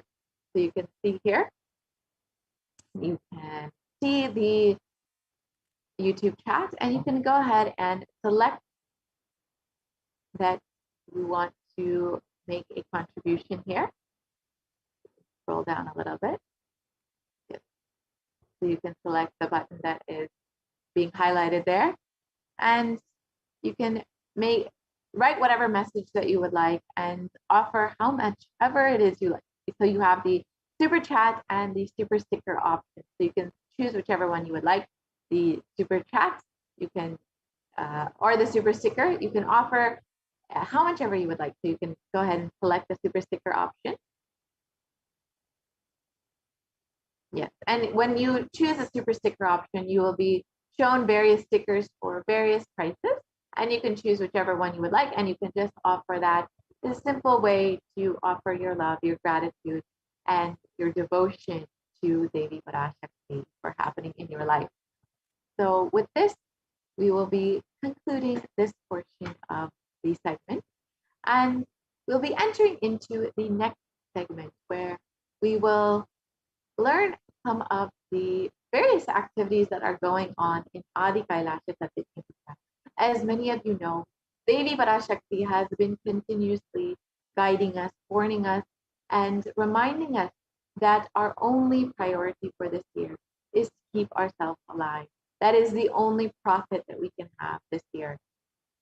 And the Supreme Pontiff of Hinduism, out of his deepest compassion for each being, has opened up all of the Kailasas in India for the sake of protecting your life, for the sake of multi-layer quarantine. All the Supreme Pontiff of Hinduism has opened up all of the Kailasas as COVID care centers in India, and has allowed any being in India to come and quarantine there with multi-layer quarantine and all of the protection of the avatar himself. And it is not just the quarantine that the Supreme Pontiff of Hinduism is providing for every resident, but every aspect of your life is completely secured, whether it is food.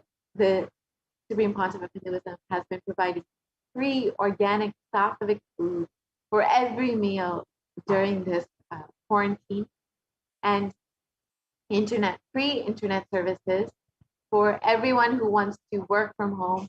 You do not need to compromise on your livelihood just to protect your life. You can work from home directly from one of the Kailasas, and you also have the opportunity to see free printing services, which are also being provided for all of the residents there. And you can also have all of the protection through the various Ayurvedic and Siddha supplements you have. So all of the paths of healing in the Adi Kailasha Satyajita, whether it is Ayurveda, Siddha, homeopathy, naturopathy, allopathy, all are available for every resident there to provide all of the basic care and needs that they might have, as well as all of the immune boosting supplements that are needed during this time. And finally, we will have, of course, the beautiful ecosystem that the Supreme Pontiff of Hinduism has been providing for each of us in the Adi Kailasha Satyajita.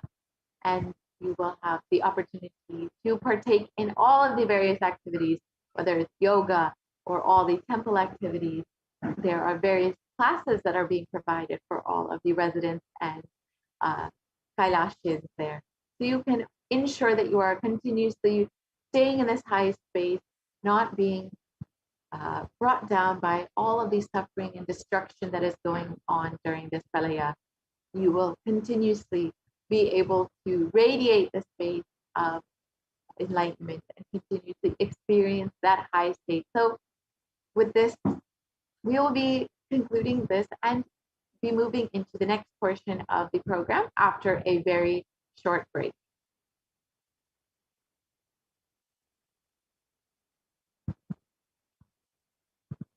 Paramashivoham. Om Nithyananda Paramashivoham. Om Nithyananda Paramashivoham. Om Nithyananda Paramashivoham. Nithyananda Paramashivoham. Om Nithyananda Paramashivoham. Om Nithyananda Paramashivoham. Om Nithyananda Paramashivoham. Om Nithyananda Paramashivoham. Om Nithyananda Paramashivoham.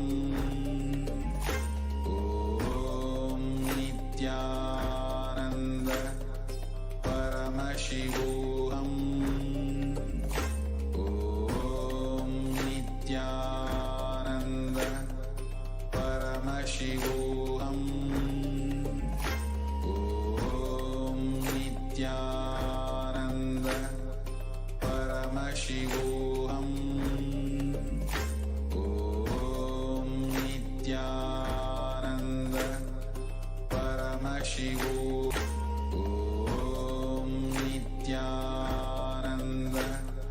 Paramashivoham. Om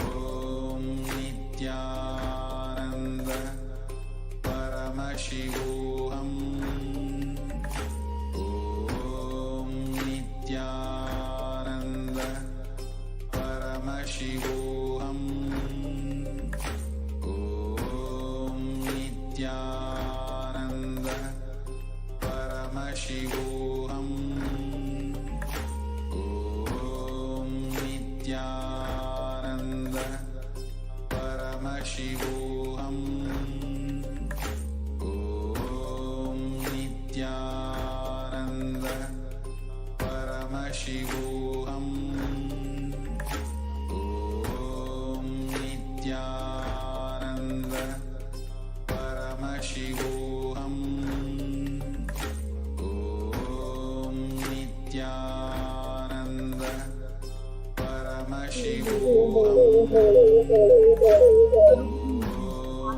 Nithyananda Paramashivoham. Om Nithyananda Paramashivoham. Om Nithyananda Paramashivoham. Om Nithyananda Paramashivoham.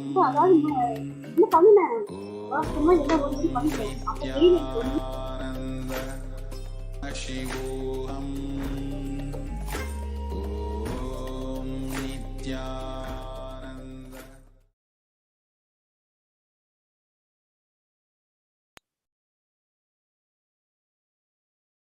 Nithyananda. So, in today's session of AK segment, we're going to see about the contributions from the Department of Food and Agriculture and how it has benefited the COVID care participants in maintaining their well-being.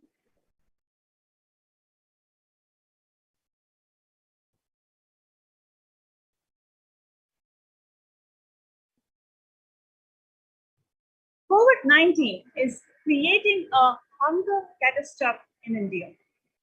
The pandemic had led to increase in global food insecurity affecting vulnerable households in almost every country. It has exacerbated existing inequalities, pushing millions of people into the vicious cycles of economic stagnation, loss of livelihood, and worsening food insecurity.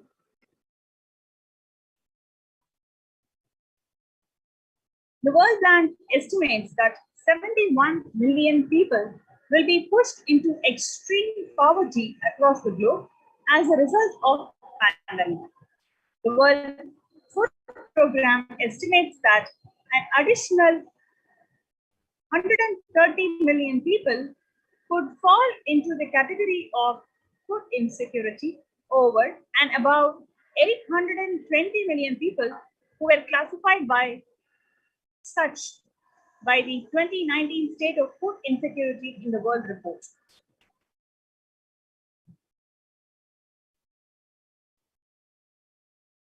You can see here how exaggerating hunger projections are there and how it has increased at least threefold from 2010 to 2021, when the United Nations Sustainable Development Goals is to reduce the food insecurity issues, but over last 10 years, it has exponentially increased.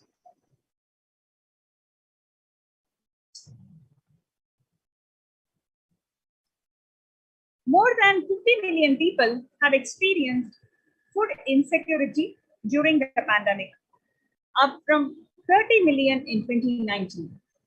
According to Feeding America's non-profit, the nation's largest domestic hunger relief organization.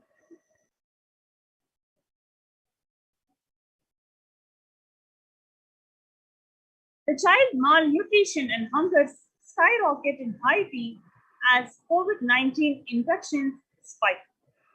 At least 86,000 children are at risk of developing child malnutrition this year in Haiti, according to the sources connected to United Nations.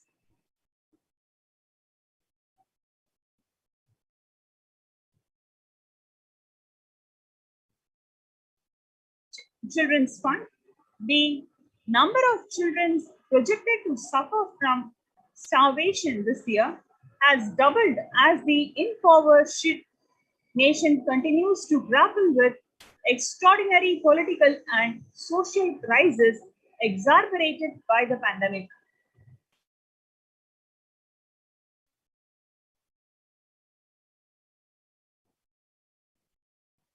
The refugees are paying the highest price in COVID-19 pandemic.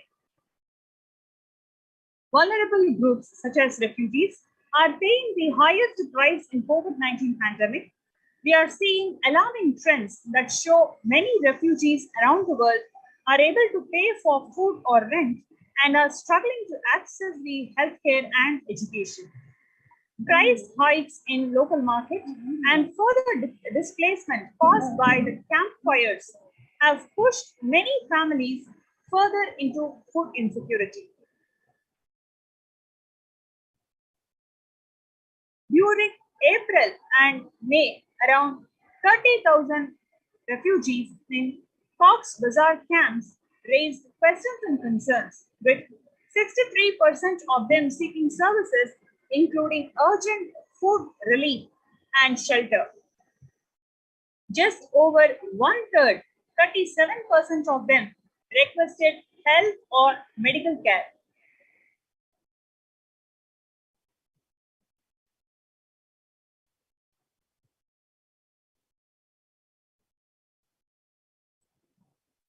The number of people teetering on the brink of famine has risen from 34 million projected at the beginning of the year to 41 million projected as of June. He said, without immediate emergency food assistance, they too face starvation, as the slightest shock will push them over the cliff into famine conditions. The World Bank released an analysis of the rising food insecurity rates in response to COVID-19 pandemic. The report released on May 20th, 2021 stated that COVID-19 impacts have led to severe and world-spread increases in global insecurity, affecting vulnerable households in almost every country, with impacts expected to continue through 2021 and into 2022. It also states that global food prices increased significantly by 38% since January 2020.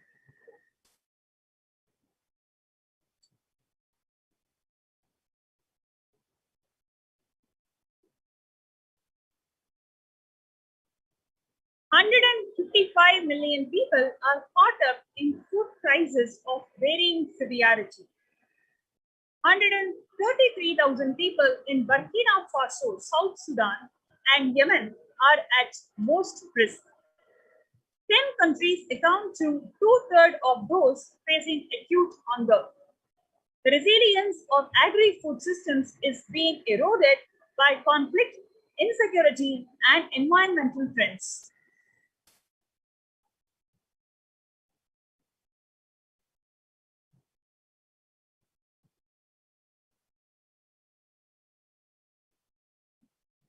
The developmental, economic, social, and medical impacts of malnutrition and famine have a critical impact on the individual, familial, community, national, ultimately on the global level.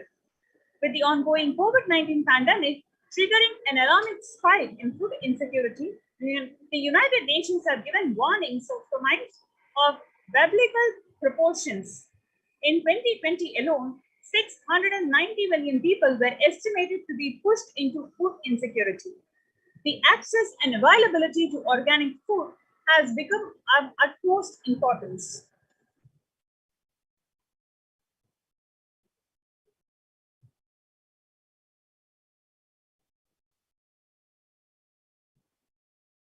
The importance of agriculture in the economy, impacts from COVID-19. The COVID-19 induced lockdown in India was a huge economic shock. It installed the economy with complete closure imposed on enterprises across all sectors. Even though agricultural activities were exempted in the initial phases of lockdown, the agricultural value chain also faced large-scale disruption. This had a serious detrimental effect on the rural Indian economy. The coronavirus pandemic has also triggered a massive reverse migration from the urban to rural areas in large parts of the country. So, Jagadguru Mahasanidanam, His Divine Holiness Swamiji, has opened the doors of Kailasa, de facto spiritual embassy, to one and all for you to experience life with abundance. These de facto spiritual embassies are guided and personally micromanaged by the Supreme Pontiff of Hinduism, who foreseen these food insecurity issues that the world is going to face because of pandemic. And owing to that, the Supreme Pontiff of Hinduism has ensured that these spiritual de facto embassies are enabled with enormous food banks, the groceries and food for the next 3 years for all of the residential ashramites, and also to the COVID care participants is being secured, protected, and enabled in these de facto spiritual embassies. So when the world is fighting the threefold increase of food insecurity issues as declared by the United Nations on one hand, on the other hand, we have the Supreme Pontiff of Hinduism, who has foreseen these issues ahead of time and enabled these de facto spiritual embassies with enough number of food banks. So here is an opportunity for you to be part of this enlightenment ecosystem that is being built, developed, and spread by the Supreme Pontiff of Hinduism to one and all. So you can register through the link below, kailasa.org/Kailasa Care, KAILAASA.org/KAILASACARE. Let's take few minutes for us to register through the link kailasa.org/Kailasa Care.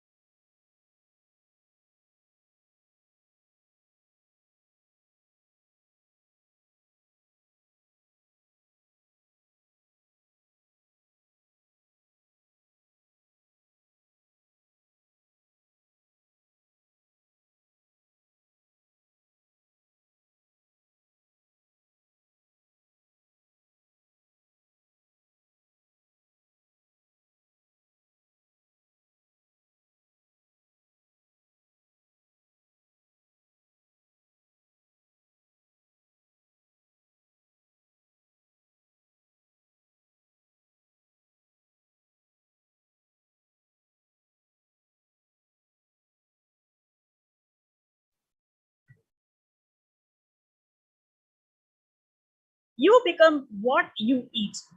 What you eat contributes to what you think. What you think contributes to what you cognize. What you cognize contributes to who you are.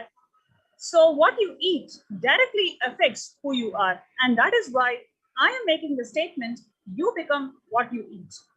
What is in your plate matters because that is going to become you. Violence-based food and life-negative, chemical-based toxic food both harm the system equally. Organic vegetarian food is not just for health. It gives you an inner space, physical system, and psychological flow to develop highest psychology. To develop highest psychology, not only your physical system, even your physiological flow needs to cooperate. Your brain is constructed for all of these higher things. When you don't explore the higher things, you are bound to feed the lower things and keep your brain engaged for survival. If you do not explore the highest dimensions of consciousness, you will take to drugs and try to explore the hallucination, imagination, illusory dimensions of universe. The Supreme Pontiff of Hinduism has empowered millions of people into the lifestyle of vegetarianism. Now let us look into the science behind this vegetarianism. The human body is naturally designed for vegetarianism. The inner mechanisms like feeling, thinking, words, everything is designed to function with vegetarian food. It is like having a generator which can handle only 220 volts current, or a UPS which can handle only 220 volts current. But it is given 20,000 volts current. What will happen? It will get fused. The food without anxiety, fear, depression, biomemories, if they are consumed by a person, the energy with which they think, the energy with which they utter words, the energy with which they act, the energy with which they feel, everything will be aligned to the natural source of energy. It will be aligned to nature, which is the inner potential energy. Now, let us look into the contributions from Kailasa's Annalaya, the organic vegetarian sattvic meal for one and all to eliminate hunger. Now, let us see the food policy revealed by the Supreme Pontiff of Hinduism, Jagat Guru Mahasanidanam, His Divine Holiness Bhagwan Nithyananda Paramashivam, where he revealed that food and education will be free in Kailasa.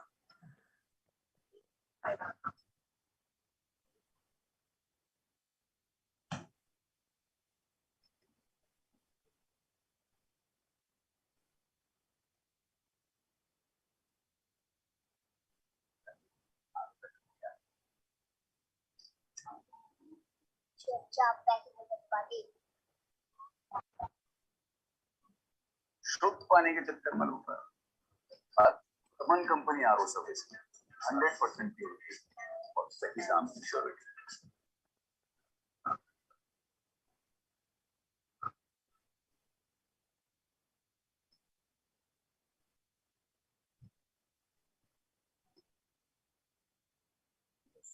Will share the video where the Supreme Pontiff of Hinduism is revealing the food and education policy at Kailasa, which is, yeah, just hold on.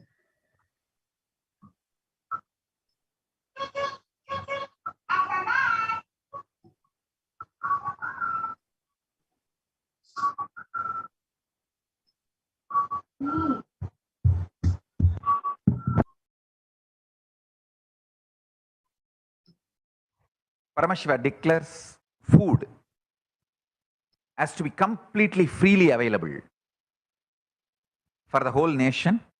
So we are going to follow the same procedure. Food, knowledge. See, not only the Guru should not charge the student. If Guru does not have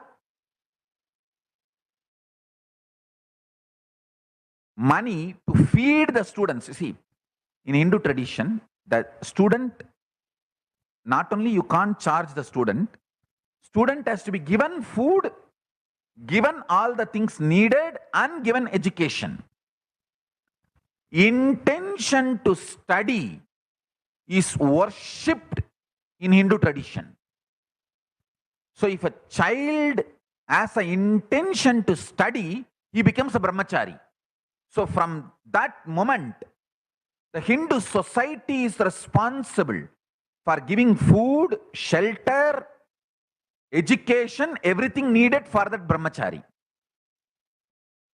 The Guru is responsible for providing everything to a brahmachari who want to study. If Guru does not have, if Guru is not wealthy enough, he is allowed to beg. And brahmacharis are also allowed to beg. You can beg, but Guru is bound to provide everything to the brahmacharis and give education. We are going to be following the same policy. Not only knowledge is free, all your survival needs during your study period also is free.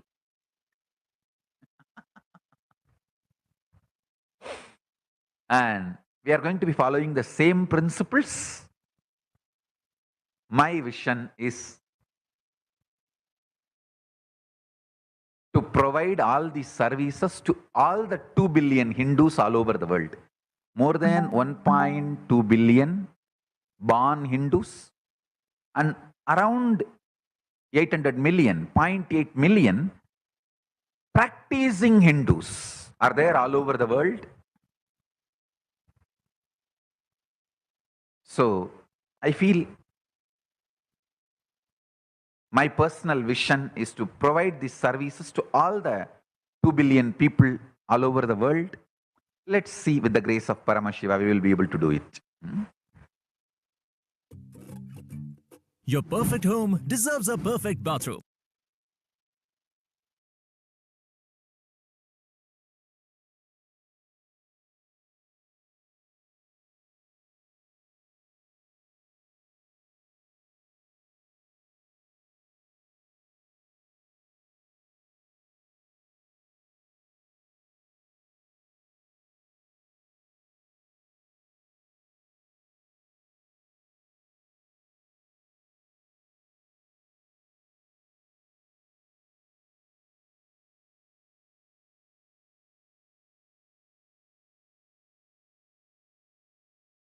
So we are going to follow the same procedure. Food, The Hindu food knowledge. policy as revealed by the Supreme Pontiff of See, Hinduism. not only the Guru should A not highly charge the effective student. concept for ensuring food If Guru does security not in have ancient Hindu nations was that of food grain banks.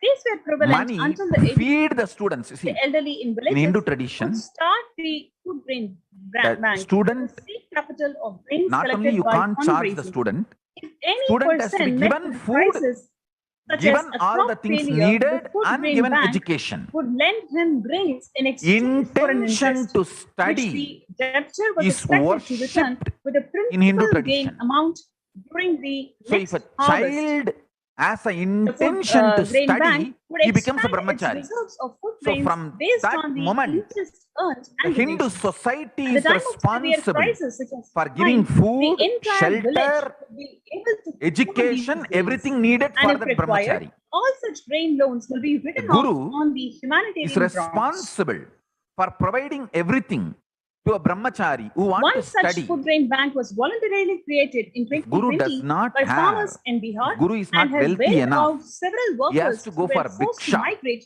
due to lockdowns. He is The food allowed to grain beg, banks and their very concepts were and destroyed by the brahmacharis are British also colonial allowed to government beg. for You diverting can the food beg, resources to their war but efforts that resulted Guru in is massive famines bound and deaths due to to provide starvation. everything to the brahmacharis In and Hindu give temples, education. food is shared We for are going to be free as a following the policy. This was the same case in policy. both ancient times. Not only knowledge is free, all your survival needs during your study period also is free. Hindu food policy as revealed And by the we are going Supreme to be Pontiff of following the Hinduism. same In principles. Hindu temples, food is shared My for free vision as a is policy. This was the case in both the ancient times and modern times. For to about provide all the 27 2 billion Hindu Hindus all over the world. Shaivite minority More than community has 1.2 served more than billion 3 million free born organic Hindus meals in religious and gatherings to around everyone 800 without million, discrimination 0.8 and million has served over 1 billion free meals practicing in totality. Hindus are there all Such over the world. private and public efforts are crucial to ease the threats of starvation, which I is feel estimated to hit 1 billion people worldwide. my personal vision is to provide these services to all the Upanishads 2 billion says people all very over the world. beautifully. Annam Let's Bahu see with the Sumita. grace of Let Paramashiva, us we will be able create to do and it. share. It is the responsibility of all the disciples and followers of Swamiji to create food and share with the world. No hungry stomach can be denied food. Let all the hungry stomachs be fulfilled with food. Kailasa's Sadashiva food banks offer well-planned, pure, explains sattvic, this whole organic science of vegetarian meals to every single enlightenment person who comes and to ashram. As manifesting per the glorious tradition of Vedagamic culture, free food is served experience throughout and the day to all the powers. visitors in the form of prasad at Let me every give you the Annamandir first around the world by understanding. Swamiji. Meals are also served in schools, colleges, and to No poor and power needy in rural areas. is a Mobile Annamandirs power. serve meals It is in only mass the meditation camps. confirmation of your Thousands of oneness poor with people, that object. wandering Listen. sadhus, and devotees are served free See, for food at example, if you various are able to Annamandirs worldwide. stop the All this started wind decades before the current or pandemic. make the So rain now let us shower, watch the video where the it Supreme is Pontiff of not your Hinduism, power Jagadguru over the Mahasanidanand, His wind Divine or your Holiness power Swamiji, over the is rain. sharing his vision It is of your Kailasa's oneness food over banks. the wind. It is your oneness over the rain. Listen carefully. This is very important. Preliminary lesson for manifestation of power. Because if you believe, when you stop the wind, Understand, I it wanted is to give power my over vision the for wind, Annalaya. you will become arrogant, abusive, egoistic. If you believe, when you stop the wind, it is the oneness with the wind, you will have so much of love and friendliness with the wind. When we feed And the others, wind let will us be reveal authentic. deeper secrets about himself to you. Don't put Because rules when you feed friend others. means who are exploring Don't the pamper deeper yourself sides of when you each feed other yourself. continuously.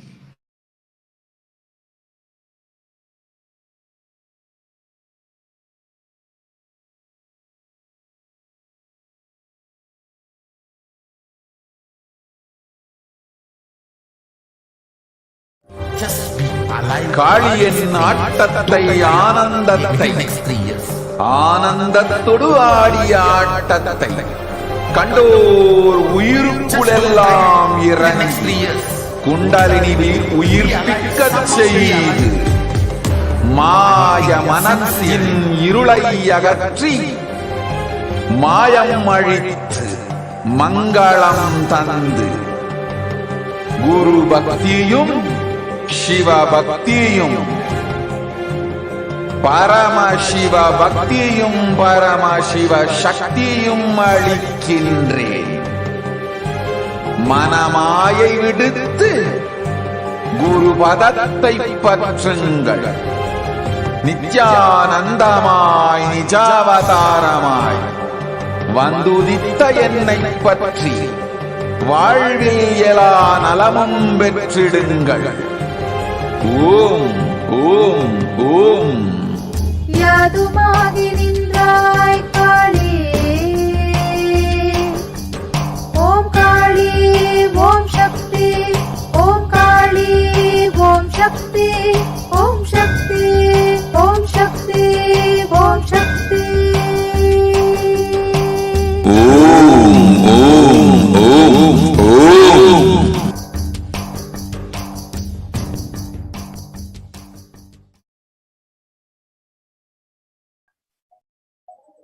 Yes.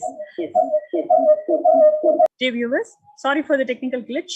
And what we're going to watch next is the vision on Kailasa's Annalaya by the Supreme Pontiff of Hinduism, Jagadguru Mahasanidanam, His Divine Holiness Swamiji, who's going to share how the Kailasa's food policy is being drafted and how it benefits the whole of the humanity from this ongoing food insecurity issues as outlined by the United Nations.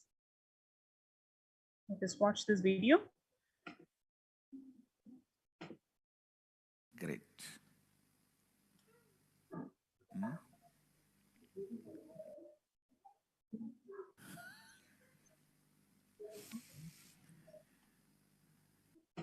Understand, I wanted to give my vision for Annalaya.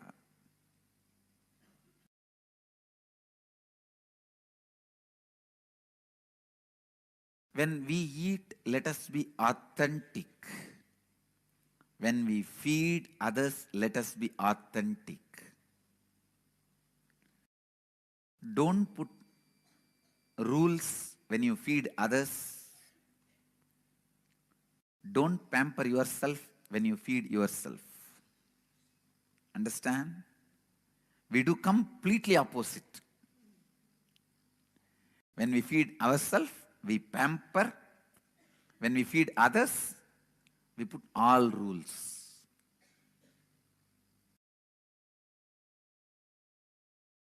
I'm giving a clear vision how I wanted Annalayas to be functioning all over the world. The Upanishad says very clearly, Annam Bahuguruvita. Let us create and share. Annam Bahuguruvita. Let us create and share.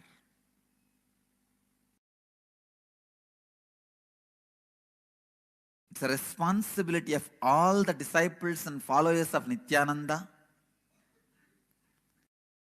to create food and share with the world.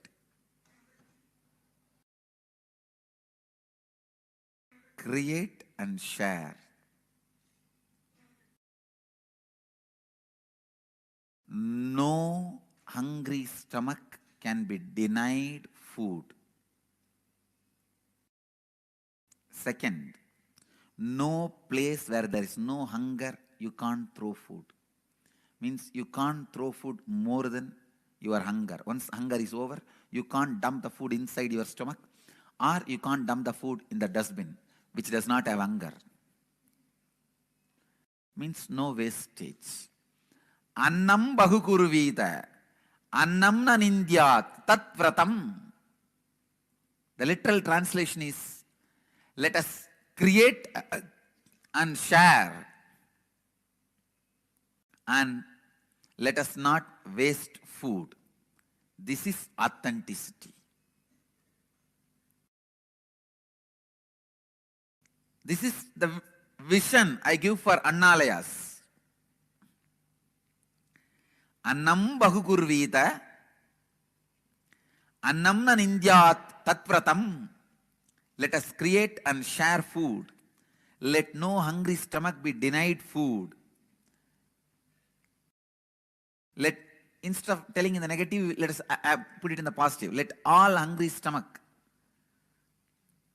being fed, and let us not waste the food by dropping it in the stomach which is not hungry, or in the dustbin, outside or inside. That is being authentic with food. I wanted all our Annalayas to have this board, which will be sent to you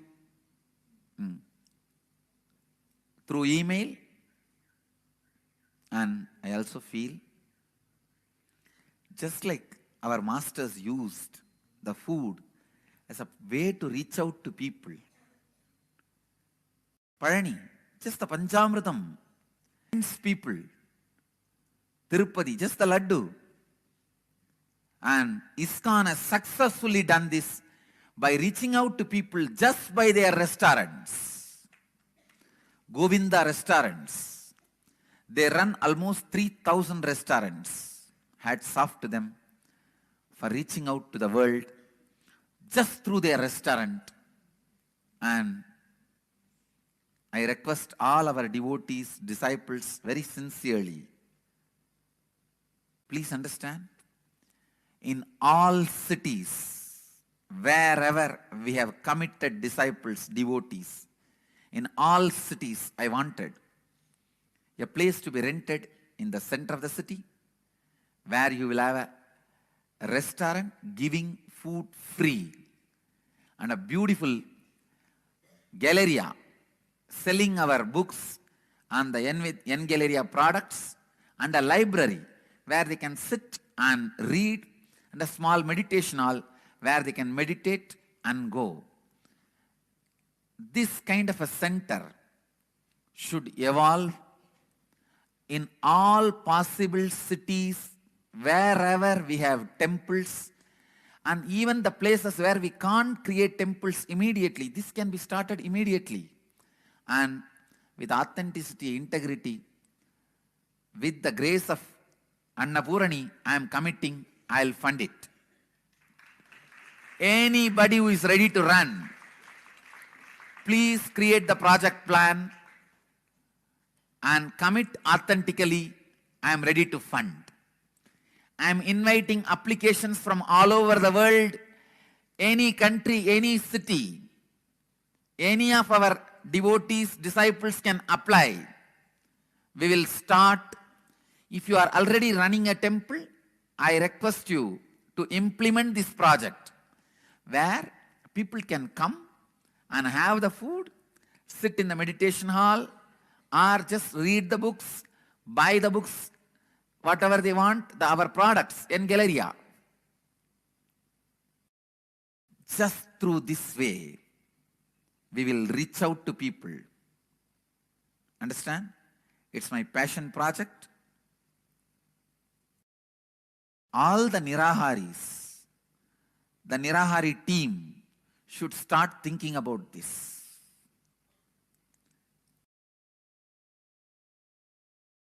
You should not be eating, but you should be sharing. When it comes to us, fasting is the ideal. When it comes to others, feasting is the ideal.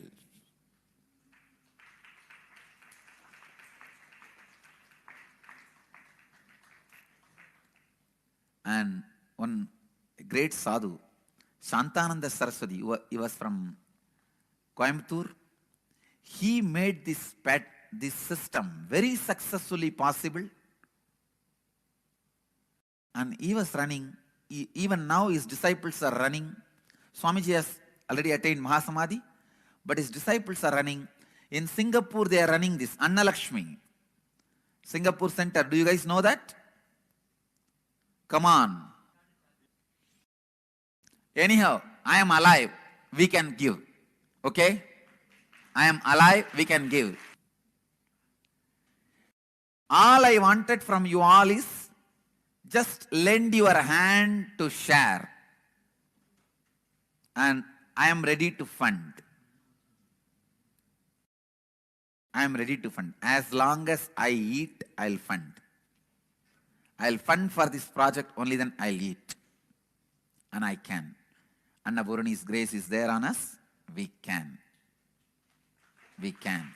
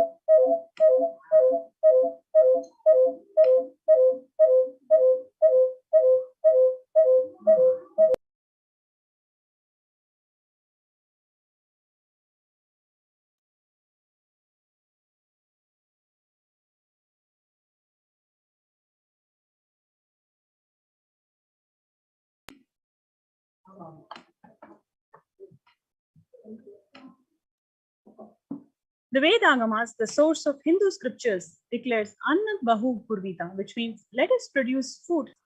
Through the widespread distribution and promotion of free, healthy, organic food, Kailasa's global peacekeepers, led by the Supreme Pontiff of Hinduism, serve such that we may achieve the food security, improve nutrition, and promote sustainable agriculture globally. Annadan is a vision to end poverty and hunger in all its forms. Through Kailasa's Department of Agriculture, the Supreme Pontiff of Hinduism, Jagadguru Mahasannidhanam, His Divine Holiness Swamiji has committed to distribute free organic food to one and all, not just since the beginning of his public life, but from his very upbringing itself.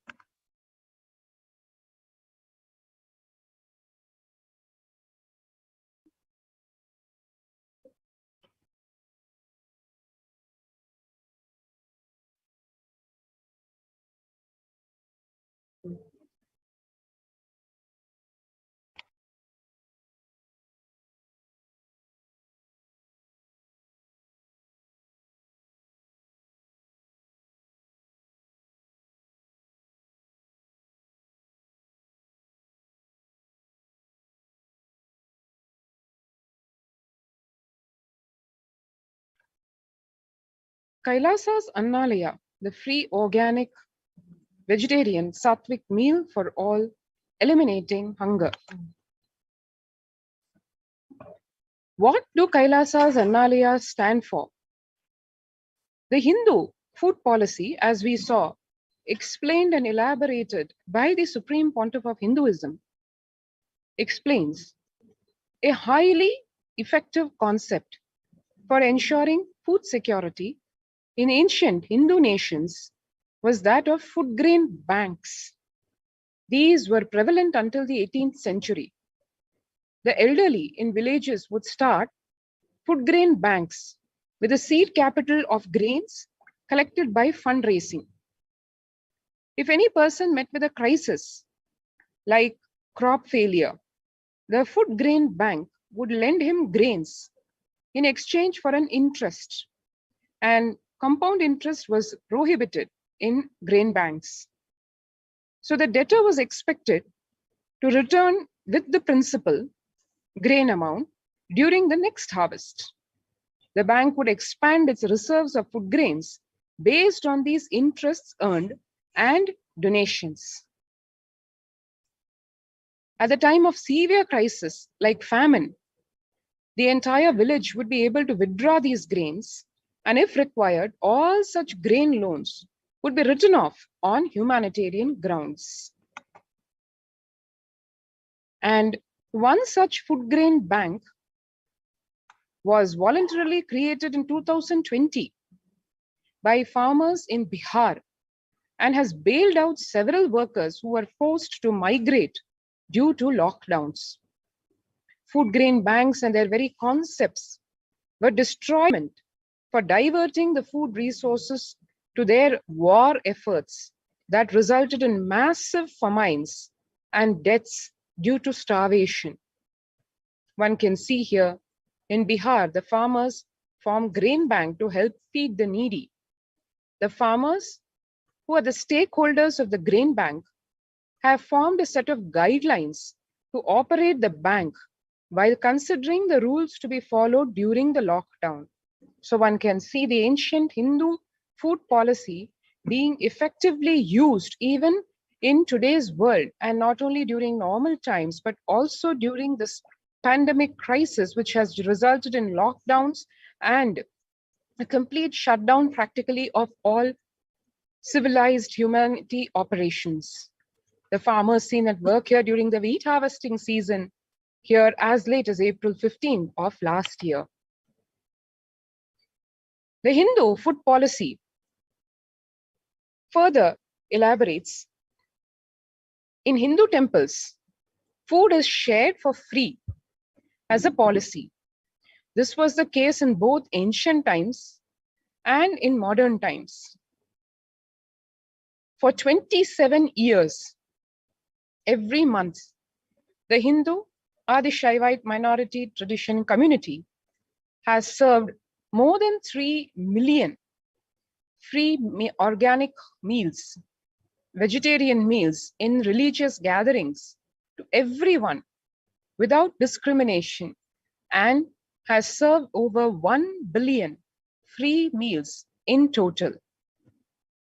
Such private and public efforts are crucial to ease the threats of starvation, which is estimated to hit 1 billion people worldwide. This is especially important to understand in today's corona-ridden world, where even the United Nations top sustainable development goal of zero hunger has taken a big step backward because of the pandemic.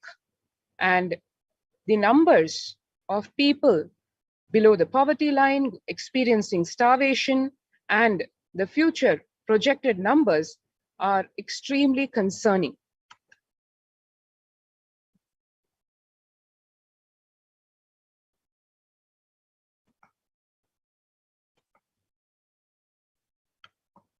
And here we can see in today's world how the Supreme Pontiff of Hinduism is implementing that very same food policy of Hinduism as Kailasa's official policy, and which has been proven to be not only a success, but also deeply fulfilling over the years, over 2 decades of this service, right from the time when the Supreme Pontiff of Hinduism, Bhagavan Nithyananda Paramashivam, entered into public life. From that very day, in a massive way, the free food distribution, or Annadan, the spiritual practice of serving free food, has been conducted in all of Kailasas worldwide. In Hindu temples, food is shared for free as a policy. So one can see here the free food distribution happening across the different de facto spiritual embassies of Kailasa. Through the Kailasa's Department of Agriculture, the Supreme Pontiff of Hinduism has committed to this distribution of free organic food to everyone, not just since the beginning of his public life, but from his very upbringing itself, right from the time when the Supreme Pontiff of Hinduism, Bhagavan Nithyananda Paramashivam, in his early years, right from the time he happened on this planet Earth, Annadan has been a very, very integral part of his life. Kailasas and Nalayas, the food bank established all across the globe, distributes and serves free, vegetarian, organic food for people of all caste, creed, religion, race, gender, social standing. And the global services under Kailasa's Department of State, including the Red Om, provides relief work for natural and man-made calamities, working to eliminate hunger from the face of this planet. Here one can see the Supreme Pontiff of Hinduism, Bhagavan Nithyananda Paramashivam, organizing relief efforts and free organic food distribution during the disaster relief activity when the Thane cyclone had hit the state of Puducherry in South India. Right from the early years when the Supreme Pontiff of Hinduism had just about entered his public life, as early as November of 2002, as these pictures show the early days of Kailasa's spiritual mission, where the Supreme Pontiff of Hinduism is offering Annadan for providing a free organic vegetarian meal on Kartika Deepam, the auspicious occasion which is celebrated in the temple city of Tiruvannamalai.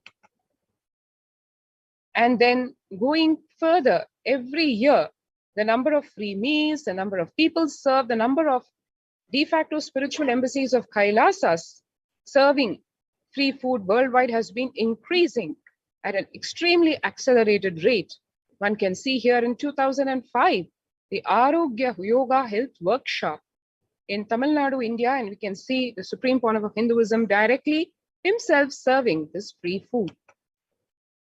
And 2007, just a couple of years later, one can see a jam-packed auditorium of meditation program participants, the people who had come to experience the Nithyananda Spurana workshop, being served the free organic vegetarian food by the Supreme Pontiff of Hinduism himself. 2009 in Adi Kailasa Bidadi, and 2011 at the Nithyananda Annalaya inauguration in the temple town of Tiruvannamalai and the hometown of the Supreme Pontiff of Hinduism. In 2012, in the state of Puducherry, when the Thane cyclone hit, the people of Puducherry, literally Kailasa, working day and night 24/7 to provide free food, healthcare, and spiritual strength and support, and the most important blessings of the Supreme Pontiff of Hinduism in all forms.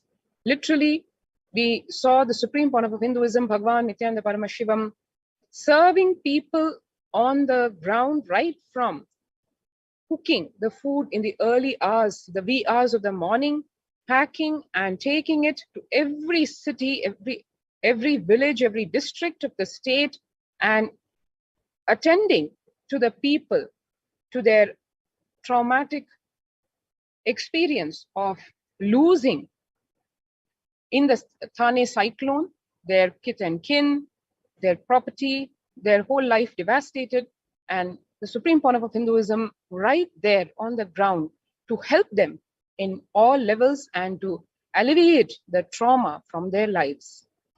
In 2013, one can see a standing testimony to the commitment of the Supreme Pontiff of Hinduism to this divine service of Annadan or free food, where one can see here in this picture, even with a fractured hand, he is engaged in selfless work day and night, inspiring the peacekeepers of the sovereign order of Kailasa to engage in selfless service, leading the nation of Kailasa by example.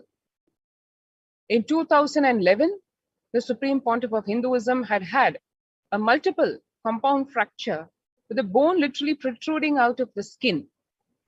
In 2013, 2 steel implants that were fastened in 2011 were removed as the bones had healed completely. And this picture is after that surgery.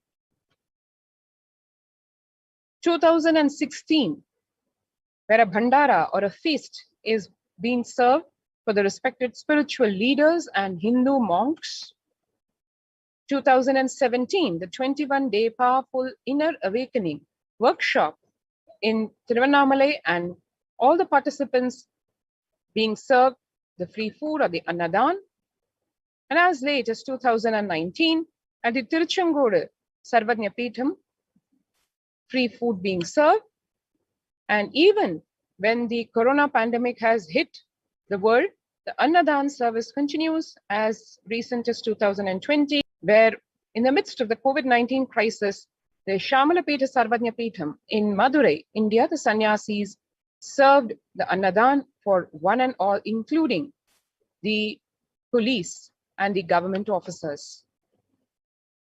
So now, if we have not already done so, let us take a few minutes to join the COVID Care Protection Center by registering now through the link below, https://kailasa.org/kailasacare.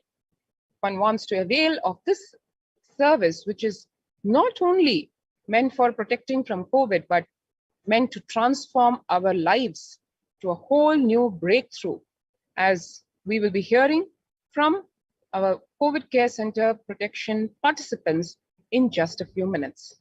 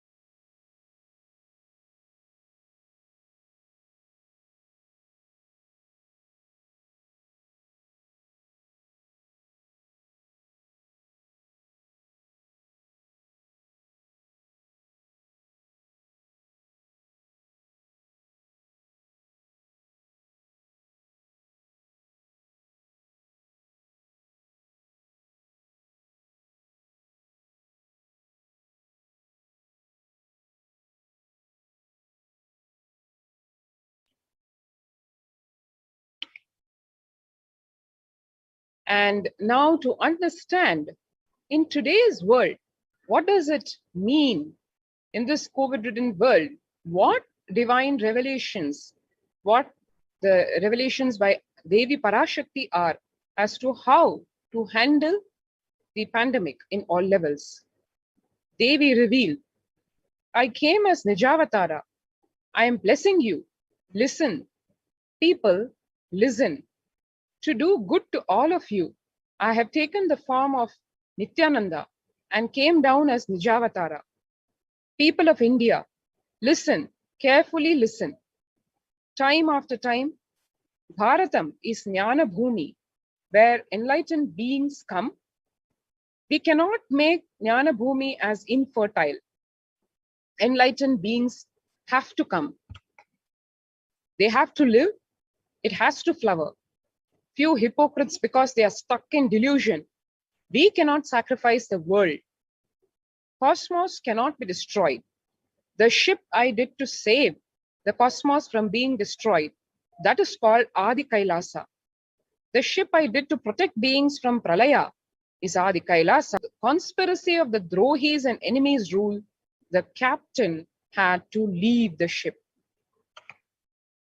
Before 12 years, knowing the great deluge that is going to happen, by this Guru Purnima, that Jnana Rasavadam, Navapashana is going to flower. Allow people to come and take dip in Navapashana flower. People, whoever come and dip in Vaidyasarovar, they will not have deaths. They will not have corona. Crores and crores of people will come in line. Every day they will come and dip in Anandalingam. Devi further said, listen well to my words. For India, I made ship as protection. The Nithyananda Navapashana Lingam in Vaidyasarovar. Go to Adi Kailasa. O Indians, listen. All those regretting losing Nithyananda Nijavatara, without confusion and without talking just as lip service, go to Adi Kailasa. Crores of people will come there looking for health, Navapashana water feast and medicine, to get health and protection and enlightenment. To protect India from the great destruction, I, Parashakti, this huge ship, even if captain is not there, ship is there. And when the first world countries closed their borders during this massive global emergency, Kailasa is the only nation that has opened all its doors to all without exception. Free COVID care centers have been opened across India in all the de facto spiritual embassies of Kailasa in India. Adi Kailas in Bidadi, Bangalore, Salem Adinam in Tamil Nadu, Thiruvannamalai Adinam in Tamil Nadu, Rajapalayam Adinam in Tamil Nadu, Puduvai Adinam in Puducherry, Pattanam Adinam in Tamil Nadu, Siragapadi Adinam in Tamil Nadu, Sripuram Adinam in Hyderabad, Madurai Adinam in Tamil Nadu, Avattipalayam Adinam in Tamil Nadu, Hosur Adinam in Tamil Nadu, Baroda Adinam in Gujarat. Multiple free COVID care centers have been opened across India as Kailasa rushes to aid India as India finds itself on the verge of the COVID-19 third wave. Various humanitarian services have been offered and continue to be offered during this pandemic in Kailasa's de facto spiritual embassies across India. Same way, spiritual services are being offered during this pandemic in all of Kailasa's de facto spiritual embassies across India to provide support, mental health, psychological support to one and all, as one can see all the studies and research showing that a lot more percentage of the human population, over 70% of people have been impacted mentally by the stress and the fear induced by the pandemic. And therefore, healthcare today needs to be seen in a very holistic way. It is not just physical health protection, it's also mental health care.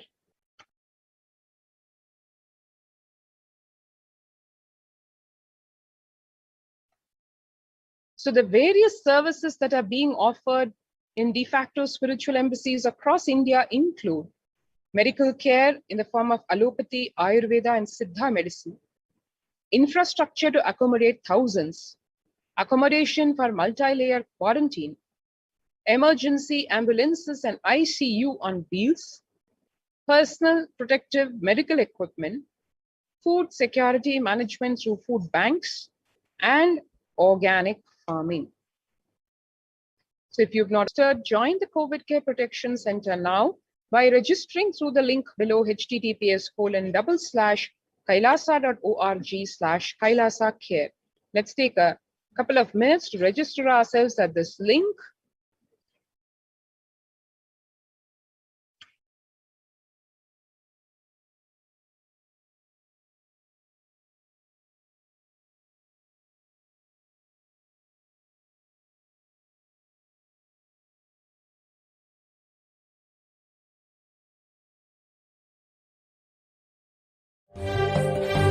காளியின் ஆட்டத்தை ஆனந்தத்தை ஆனந்தத்தொடு ஆடிய ஆட்டத்தை கண்டோர் உயிருக்குளெல்லாம் இறங்கி குண்டலினி உயிர்ப்பிக்கச் செய்து மாய மனத்தின் இருளை அகற்றி மாயம் அழித்து மங்களம் தந்து குரு பக்தியும் சிவ பக்தியும் பரமசிவ பக்தியும் பரமசிவ சக்தியும் அளிக்கின்றேன். மனமாயை விடுத்து குரு பதத்தை பற்றுங்கள். நித்யானந்தமாய் நிஜாவதாரமாய் வந்துதித்த என்னை பற்றி வாழ்வில் எல்லா நலமும் பெற்றிடுங்கள். ஓம் ஓம் ஓம். யாதுமாகி நின்றாய் காளி, ஓம் காளி ஓம் சக்தி, ஓம் காளி ஓம் சக்தி, ஓம் சக்தி.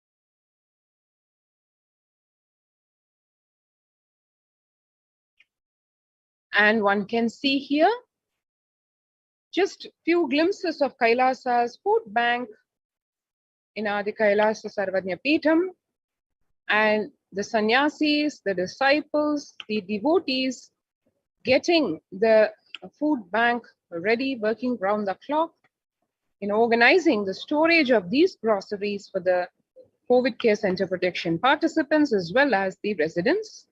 And at the same time, plantations, organic farming happening, banana plantations, and a glimpse of self-sustainability lifestyle being cultivated in a multi-layered quarantine facility.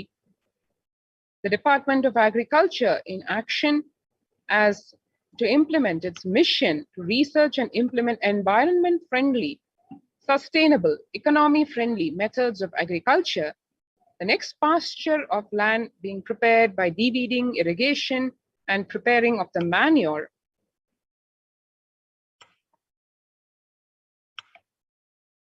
And the Ayurvedic Sattvic vegetarian food being served to one and all,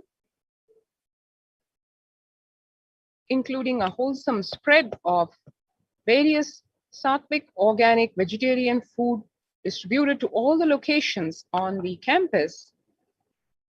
And the COVID Care Protection Center participants blissfully enjoying this free organic Sattvic meals. And bi-monthly, the sacred auspicious Maheshwara Puja being offered to the departed souls, and as a part of that ritual, the monks, the monastic disciples, and the COVID Care Protection Center participants partaking of this divine food. And before we go into the sharing of the COVID Care Protection Center participants, we would like to share the bigger perspective where Kailasa's recommendation to the United Nations in a report submitted to the UN published in 2021, Kailasa recommends various facts and solutions, provide sustainable community living with multi-layered quarantine. Home or self-quarantine is not a viable option for a vast majority of people for either health safety or economic reasons. Home quarantine has been reported to be a primary reason for a large number of deaths. In some places, governments have moved people out of home quarantine to COVID care centers. Other issues linked with quarantine, especially in small houses, are mental health problems, such as increase in suicidal ideation, especially amongst the younger population. This requires friendly quarantine setups, which are self-sustained and sufficient in terms of food stock and supplies, recreation, employment, education, etc. In India, state governments have attempted to provide free and paid solutions both, which face various challenges related to hygiene, exorbitant pricing. Some facilities have seen challenges related to requests for private accommodation. For 2 decades, the leader of the Adi-Shaivite minority tradition Hindu community, the Supreme Pontiff of Hinduism, Jagadguru Mahasannidhanam, His Divine Holiness Bhagwan Nithyananda Paramashivam, had been creating townships like Auroville across more than 100 cities in several countries. Most of these townships, such as the Adi-Shaivite minority tradition monastery in India, Bangalore, have been open to offer multi-layered quarantine as a free public service with free food or accommodation, free internet to work from home. The community has seen a fair amount of success in these townships with 0 reported cases of COVID infection in the past 2 years and has already saved many lives. And therefore, that is one more reason, perspective to join the COVID Care Protection Center by registering now through the link https://kailasa.org/kailasacare. While you're registering, we'll just be right back in a couple of minutes with our COVID Care Center Protection participant who would like to share her very in-depth experiences at Adi Kailasa.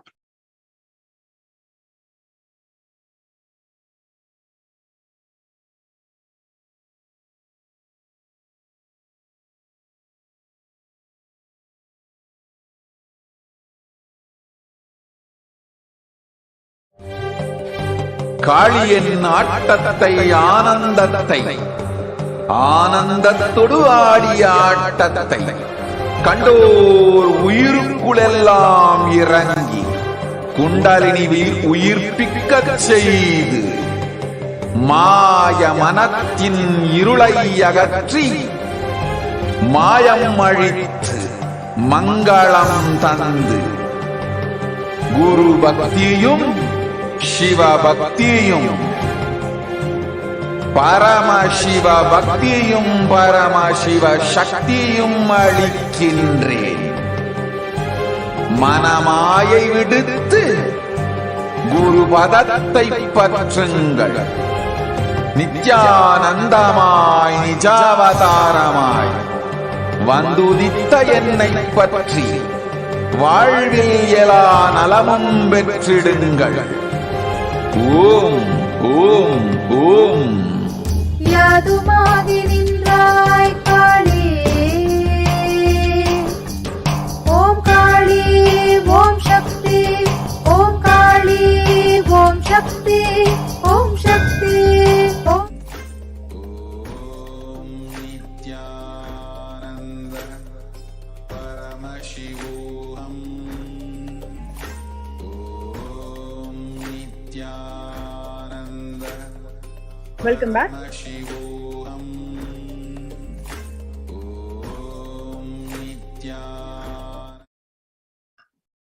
Yes, welcome back.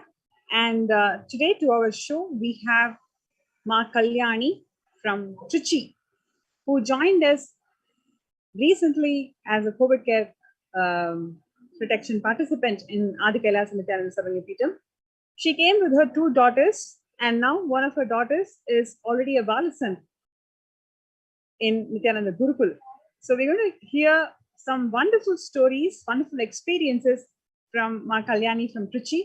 So welcome Ma Kalyani to the show today. Nithyananda Ma. May I request you to unmute yourself? Yes. Nithyananda Ma. Nithyananda. Nithyananda Paramashivam. நம்ம நித்யானந்த சுவாமிக்கு ஒரு நமஸ்காரம்.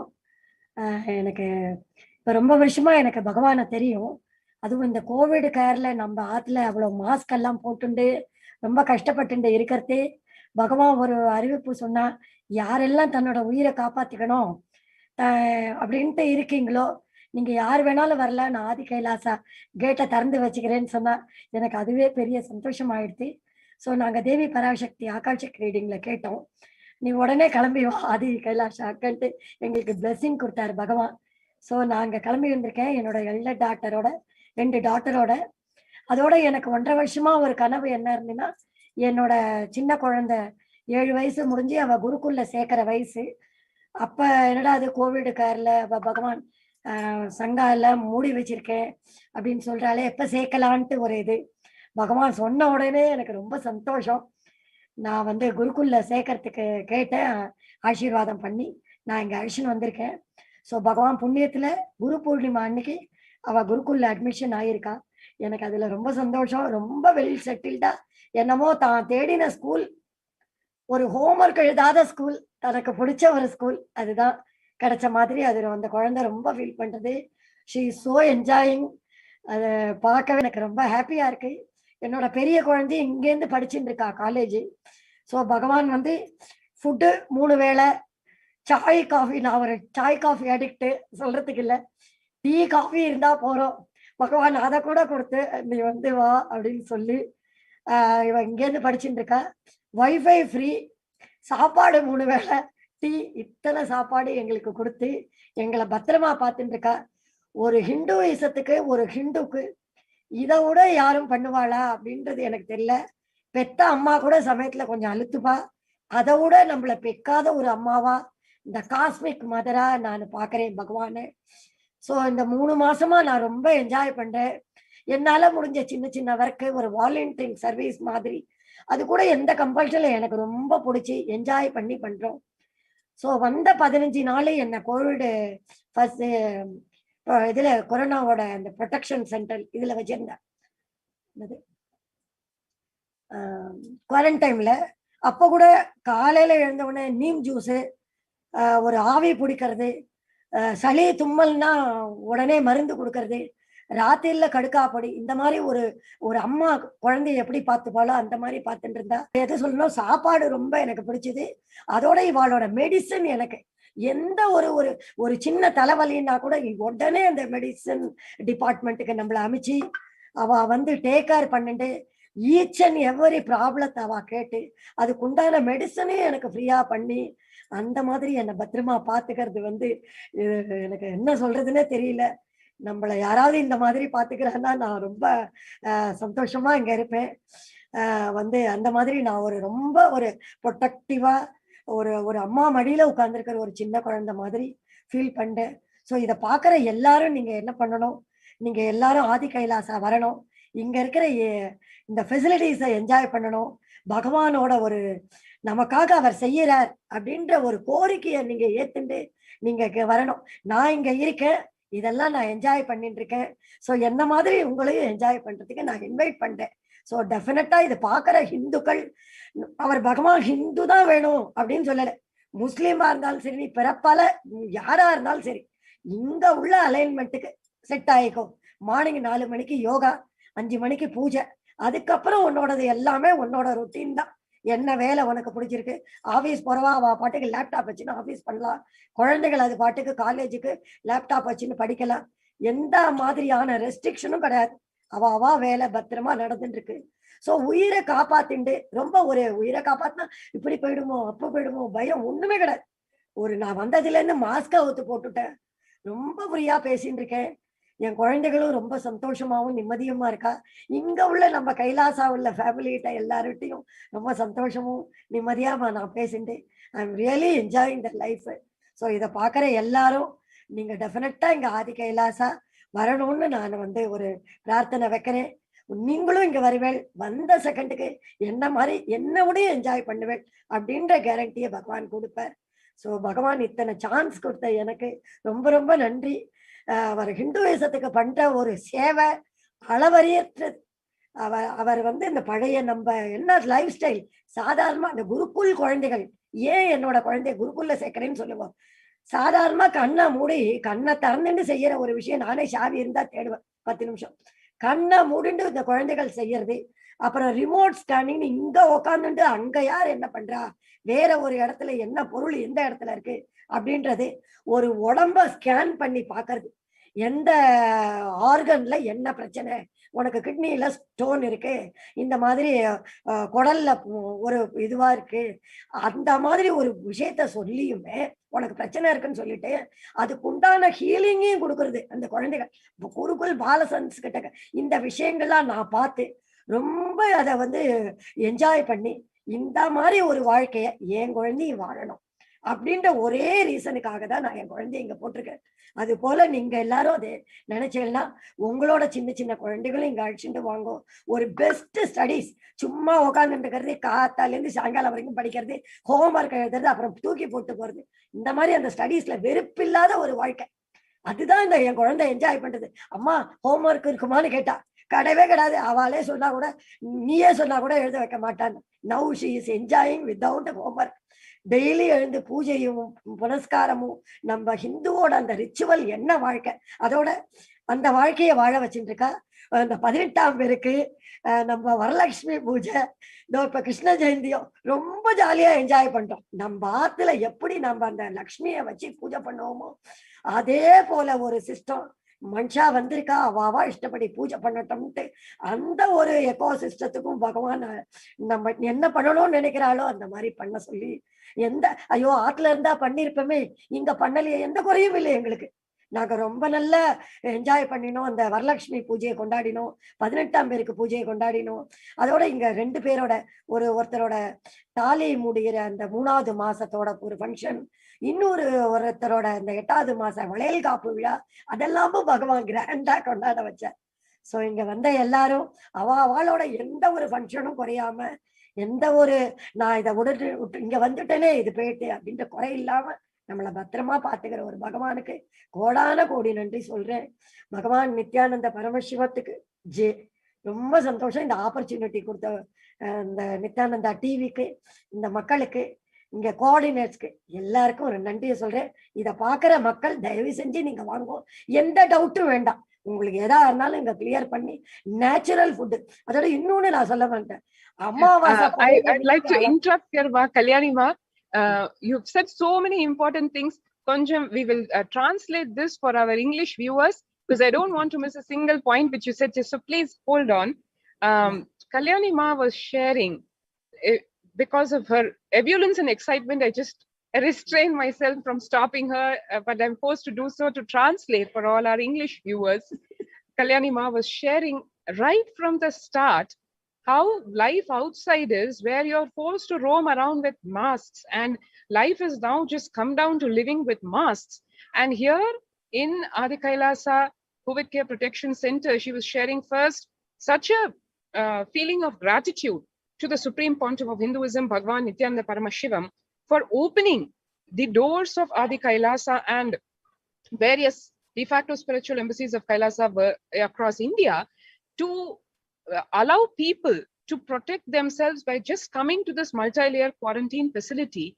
And after coming here, she was sharing about how in every way, right from providing the free vegetarian sattvic food to, like she was sharing, even I wouldn't have even asked for more, but even to the extent of providing tea and coffee, the Supreme Pontiff of Hinduism, Bhagavan, actually ensuring, literally, like she said a couple of times, she feels she is in her home, in her mother's lap. That is exactly what it is, literally, physically also, because Adi Kailasa is nothing but the home of Devi Parashakti herself. And as everyone over here feels, it is not just a home in a traditional sense. It is literally a home where Devi Parashakti is having each one of us in her lap. So Kalyani ma was sharing that and also how she's so happy. She was waiting to put her child in the Nithyananda Gurukul, and she was just wondering how is it going to be possible because of the lockdown, and the doors of Adi Kailasa had been closed for protecting from the COVID-19 pandemic, and she was so feeling so blessed and filled with so much of gratitude to opening the doors of Adi Kailasa, and she could put her second daughter in the Nithyananda Gurukul. And she kept reiterating how she's so happy to have a school where there is no homework, and her daughter is also equally happy about the same. And she went on to tell her daughter that even if you want and you ask whether homework you need to do or you can do, they will say no. And she's so happy that she's growing in a truly Hindu environment, learning all the pujas, the rituals, and she settled here so well. And again and again, Kalyani Ma was reiterating the gratitude that she feels for Bhagwan Nithyananda Paramashivam, for opening the doors of this sacred space to one and all. And the whole day, the various spiritual routines that are followed from the wee hours of the morning. And after that, she has been an active volunteer in our COVID Care Protection Center, always doing one thing or the other. And she was sharing about how she doesn't feel, nobody feels any force to do anything, but everybody wants to volunteer their time and energy because everybody feels so much of gratitude to what Bhagwan is showering for each and every one of us over here. So Kalyani Ma was sharing about this contrast between the outside world and here, and how it is really unimaginable how a being like Bhagwan can exist to shower and continuously shower without expecting anything in return. That is kind of, pardon me if I really couldn't capture the excitement and the enthusiasm and the real pure heart with which Kalyani Ma shared. I tried to convert into English whatever little I could. And I'd like to ask Ma Kalyani to continue, especially she wanted to share. She kept exhorting every one of the viewers, come to Adi Kailasa, experience this. This is what life is all about. I'd like Ma to continue sharing on what she was saying about the Gurukul and about Adi Kailasa and the Kailasas and of course Bhagwan.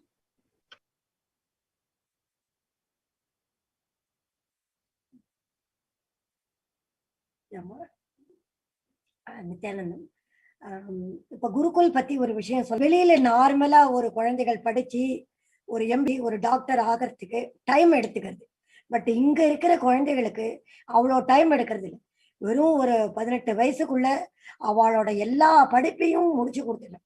Not only science English அந்த மாதிரியான படிப்பு இல்லாம வேதங்கள் பாராயணம் பண்றது எல்லாத்தையும் download பண்ணிக்கிற அளவுக்கு அவளுக்கு கெப்பாசிட்டி, ஒரு அன்இமேஜினபிள் மெமரி பவர் அவளுக்கு. ஒரு பொருளை இங்க வச்சுட்டோம் அங்க வச்சுட்டோம் அந்த மாதிரியான இல்லை, ஜஸ்ட் ரொம்ப கேஷுவலா போக வேண்டியது. இது இந்த இடத்துல இருக்கு. நான் பார்த்தேன், இப்ப என்னோட பெரிய குழந்தை லெவல்ல இருக்கிற ஒரு குழந்தை இப்ப அந்த குருகுலோட பெரிய சண்டி ஹோமத்துக்கு உண்டான பொருள் எல்லாம் என்ன லிஸ்ட் போடுறது ஏது பண்றதுன்றது கம்ப்ளீட்டா அதோட மேனேஜ்மெண்ட். ரொம்ப சின்ன வயசுல பெரிய பவரை, நான் ஒரு மேனேஜிங் அந்த லெவல்ல இருக்கேன், என்னால எந்த ஒரு விஷயத்தையும் அந்த capacity to do all the work and manage பண்றது.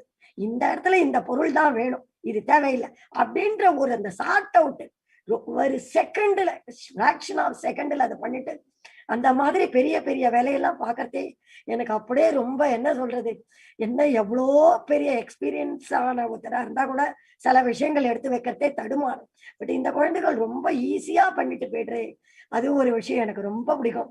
அதனாலேயே நான் குருகுல்ல என்னோட இந்த குழந்தையை சேர்த்திருக்கேன். ஜஸ்ட் நான் ரொம்ப பார்த்துட்டே இருக்கிற இன்னொரு விஷயம், என்ன பொருளை காணும் அப்படின்னா கூட அந்த தேர்டையில ஒரு செகண்ட் உட்காந்து இந்த பொருள் இங்குதான். இப்ப ஜஸ்ட் ஒரு டே பிஃபோர் எஸ்டர்டேல கூட பகவான் ஒருத்தருக்கு சொல்றா, உன்னோட ஈசான மூலையில உன்னோட நகை இருக்கு அப்படின்ட்டு. அந்த மாதிரி ஒரு சிம்பிளா நானே எவ்வளவு பொருளை தொலைச்சிட்டு தேடி இருக்கேன். இந்த மாதிரி எனக்கு யாராவது ஹெல்ப் பண்றவா இருந்தா ஒண்ணுமே சொல்ல மாட்டேன், நான் ஜஸ்ட் அவளுக்கு வாழ்க்கை பூரா நன்றி சொல்லிட்டு இருப்பேன். நான் நம்ம ஒரு காணாம பொருளோ ஒரு கண்டுபிடிக்கிறதுங்கிறது நம்மளால நிஜமா முடியாத ஒண்ணு. போலீஸ் கூட ஒரு 3 மாசம் கழிச்சுதான் அதோட அந்த இங்க அங்க தேடி கண்டுபிடிக்கும். வித்தின் 3 செகண்டுக்குள்ள இந்த குழந்தைகள் சொல்றதே அது எவ்வளவு பெரிய அந்த ஸ்டடிஸ். எந்த மாதிரி பாரம்பரியத்தை நாம கொண்டு வந்திருக்கோம் அந்த மாதிரி ஒரு ஸ்டடியா ஜஸ்ட் சும்மா இந்த சாப்பாடு ஊட்டுற மாதிரி அந்த குழந்தைகளுக்கு ஒரு ஊட்டிட்டு போயிடுறாரு பகவான். அத ஒரு கஷ்டமா கூட அந்த கத்துக்கிறது இல்லை. ஜஸ்ட் ஒரு லிசன் பண்றது அந்த பகவான் மேல. சரி, குரு வாக்க நான் காப்பாத்தினேன், அவர் சொன்னது எல்லாம் நான் கடைபிடிப்பேங்கிற ஒரு சின்ன ஒரு ஒபே, அதுல அத்தனாம் பெரிய விஷயத்த அந்த குழந்தைகளுக்கு கொடுக்கறது. இதெல்லாம் தான் எனக்கு குருக்குள்ள நான் நிஜமாவே ஒரு இன்ஸ்பயர் ஆனது. டெஃபினட்டா அந்த குழந்தைய போன ஆக்சுவலி 3 வயசுலயே நான் கூட்டின்னு வந்திருந்தேன். அப்போ ஒரு 7 வயசு ஆகணும்னு சொல்லியிருந்தேன் அம்மாவோட இருக்கிறது. சோ இப்ப அந்த குழந்தைக்கு ரொம்ப பெரிய பாக்கியம். அவ குழந்தையதான் நான் சேர்த்திருக்கேன், அவளை மட்டும் சேர்த்ததா நான் நினைக்கல. நான் இப்ப குருக்குள்ள சேர்ந்து நான் இங்க சேர்ந்து வாழ்க்கையில புதுசா பாடத்தை படிக்கிறேன். எப்படியெல்லாம் ஒரு 25 வருஷம் வாழ்க்கைய சும்மா ஏதோ டயத்தை போக்குண்டு வாழ்ந்தத இப்ப ஈச் அண்ட் எவ்ரி மினிட்ட யூஸ்ஃபுல்லா இந்த செகண்ட் இருக்கு, இதை எப்படி யூஸ்ஃபுல்லா பண்ணலாம் அப்படின்ற மாதிரியான ஒரு பிளிஸ்ஃபுல்லான ஃபீலோட நான் இப்ப வாழறேன். அது எனக்கு ரொம்ப பிடிச்சிருக்கு. அந்த அந்த டயத்தோட அருமை இப்ப புரியுது எனக்கு நிஜமாவே. அப்புறம் பகவான் கொடுக்குற அந்த சாத்வீக ஃபுட்டு எப்பவுமே நார்மலா ரொம்ப காரமா இருந்தா ஒரு கோவமோ இல்ல ரொம்ப உப்பெல்லாம் சேர்ந்துருந்தா அந்த உணர்வு அதெல்லாம் இல்லாம ரொம்ப சரிசமமா தேவையில்லாத ஒரு வெங்காயம் பூண்டு அந்த மாதிரியான விஷயங்களை சேர்க்காம ரொம்ப கிட்டத்தட்ட நம்ம தேவசத்துக்கு தான் ஒரு பிராமணா இந்த மாதிரியான ஃபுட்டை சமைப்பா. சோ அந்த இடத்துல சாத்வீகமான ஃபுட்டு இருக்குன்ட்டு நார்மலா இங்க சாப்பிடுற நம்ம சாப்பாடே காரமெல்லாம் ரொம்ப இல்லாமலும் ஒரு சார்த கரிகா இருக்கிற மாதிரியும் பார்த்துட்டு அந்த மாதிரி அந்த ஃபுட்டை சாப்பிட்றதே நமக்கு அந்த ஃபுட்ல இருக்கிற எனர்ஜி தான் நமக்கு கிடைக்குமே வழிய தேவையில்லாத அதுல இருக்கிற அந்த ஒரு கோவமும் ஒரு ஜாஸ்தி இருக்கிற அந்த டெம்பரும் நமக்கு கிடைக்காது. அந்த மாதிரி ஒரு ஃபுட்டு நமக்கு கொடுக்கறதே அந்த சாப்பிட்ட அப்புறம் அந்த என்ன சொல்றது சாப்பிட்ட ஒரு செகண்டுக்கு எனக்கு அடுத்தது என்ன வேலை பண்ணலாம் அப்படின்ற ஒரு உணர்வு தான் வருமே வழிய சும்மா சாப்பிட்டு நம்ம பாத்துல தூங்குற மாதிரி நான் பண்றதே இல்லை. சாப்பிட்ட செகண்டுக்கு அது ரொம்ப எனர்ஜியாவும் பகவானோட ஆசீர்வாதம் கிடைச்சதுனால அந்த ஃபுட்டுல இருக்கிற அந்த பியூர்னஸும் எனக்கு ரொம்ப பிடிச்சிருக்கு. நான் அதை நிஜமாவே என்ஜாய் பண்றேன். அப்புறம் மார்னிங் எழுந்த அந்த யோகா ரொட்டீன், நைட்டு அந்த இப்ப சாதாரணமா நான் ஒரு லலிதா சாஸ்திரம் படிக்கிறேன் அப்படின்னா கூட அது ஒரு பெரிய விஷயமா. சரி, உனக்கு சாஸ்திரமும் தெரியறதா, சரி ஒரு 4 பேருக்கு நம்ம சொல்லி கொடுக்கறது. இப்ப நிறைய குரூப்பா படிக்கிறது, அதுலயும் நான் என்ஜாய் பண்ணிட்டு யாருக்கு என்ன சின்ன விஷயம் தெரிஞ்சாலும் ஜஸ்ட் அது ஒரு 10 பேருக்கு ஷேர் பண்ணி இங்க இந்த கைலாசா நம்ம ஹோம்ல இருக்கிற மனுஷா எல்லாரையும் நம்மளோட மனுஷாலா நம்ம ஏத்துக்கிறது தான் இதுல பெரிய அந்த ஒரு நம்ம வெளியிலேயே நம்ம ஒரு பில்டிங்ல 15 பேர்கிட்ட இருந்தா கூட அவ்வளவு ஒத்துமையை பார்க்க முடியாது. பட் இந்த இடத்துல நம்ம அந்த மாதிரி ஒரு ஒத்துமையா வாழறது ரொம்ப பெரிய பகவானோட ஆசீர்வாதத்துல அவரோட பாதத்தோட நிழல்ல நாம வாழறது பெரிய ஒரு கொடுப்பினேன்னு தான் நினைப்பேன்.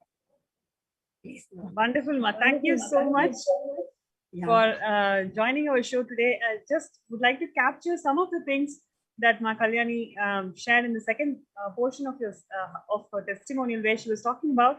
She was really inspired to see how the Gurukul kids were able to manage right from a temple ritual to anything, how they are so good in managing things, right?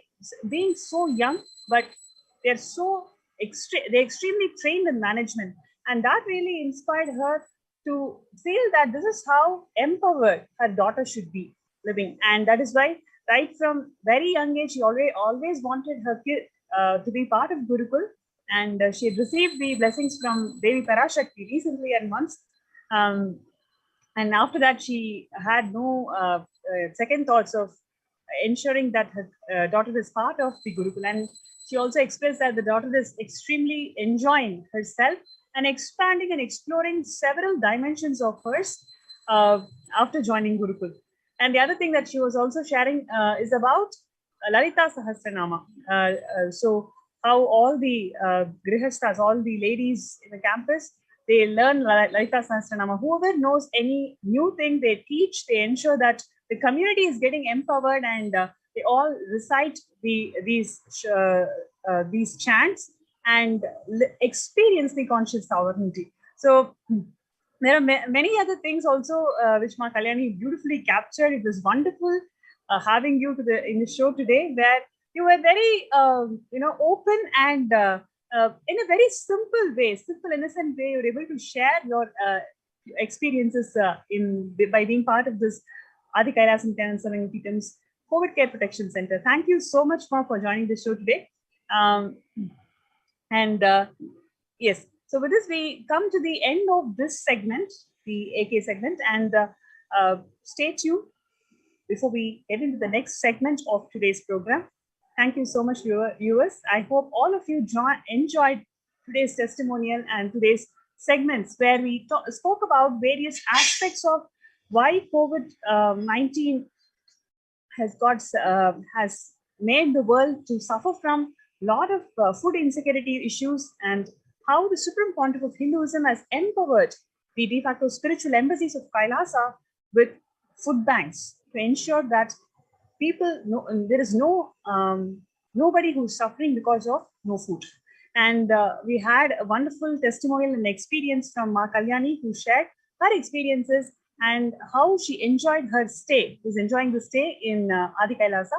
So I hope this inspired all of you to be, and maybe most of you are also feeling so curious to, come and experience this unique opportunity to be part of this COVID Care Protection Center. So we welcome all of you to be part of this exciting opportunity. So join us, and you can register yourselves in kailasa.org/Kailasa Care. KAILASA.org/KAILASACARE. So we'll be projecting the registration link before we move on to the next segment of today's show.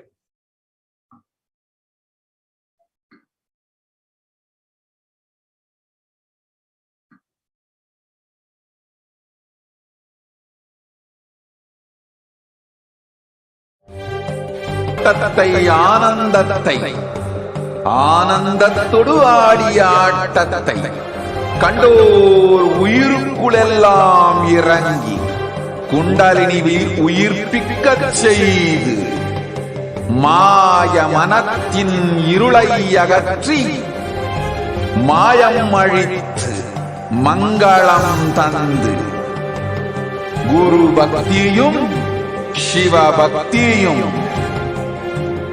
Paramasiva பக்தியும் பரமசிவ சக்தியும் அளிக்கின்றேன். மனமாயை விடுத்து குரு பதத்தை பற்றுங்கள். நித்யானந்தமாய் நிஜாவதார காளியின் ஆட்டத்தை ஆனந்தத்தை ஆனந்தத்தொடு ஆடிய ஆட்டத்தை கண்டோர் உயிருக்குளெல்லாம் இறங்கி குண்டலினிவில் உயிர்ப்பிக்கச் செய்து மாய மனத்தின் இருளை அகற்றி மாயம் அழித்து மங்களம் தந்து குரு பக்தியும் சிவ பக்தியும் பரமசிவ பக்தியும் பரமசிவ சக்தியும் அளிக்கின்றேன். மனமாயை விடுத்து குரு பதத்தை பற்றுங்கள். நித்யானந்தமாய் நிஜாவதாரமாய் வந்துதித்த என்னை பற்றி வாழ்வில் எல்லா நலமும் பெற்றிடுங்கள். ஓம் ஓம் ஓம். யாதுமாகி நின்றாய் காளி, ஓம் காளி, ஓம் சக்தி, ஓம் காளி.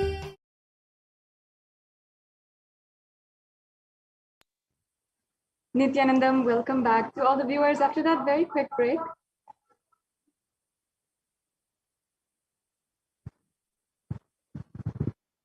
Each and every one of you who have been joining us or sharing the wonderful news that we will be enjoying, celebrating of Devi Parashakti herself, 3 a.m. and p.m. and 9:30 9:30 a.m. Standard Time. So please share with as many people as possible experience this exquisite spiritual feast and this extremely intimate secret process that can make the reality, the transformation that you want in your life. And over the last few thousands of people who have had their lives absolutely transformed this Parashakti Akashic reading. Over just a short period of time, Devi Parashakti has manifested and literally guided each and every one of us, giving and granting us all the boons that we want, healing us from various different diseases, even from so many, from COVID itself. And she has guided each and every one of us, has revealed the past, present, and future, and in so many different ways has become literally guided each and every one of us, helping us make the next breakthrough in our life. Devi Parashakti has literally been able to manifest in our lives in so many different ways. And the most tangible way that you can understand that is just hearing from the devotees themselves about how Devi Parashakti has transformed their lives and how people are living now.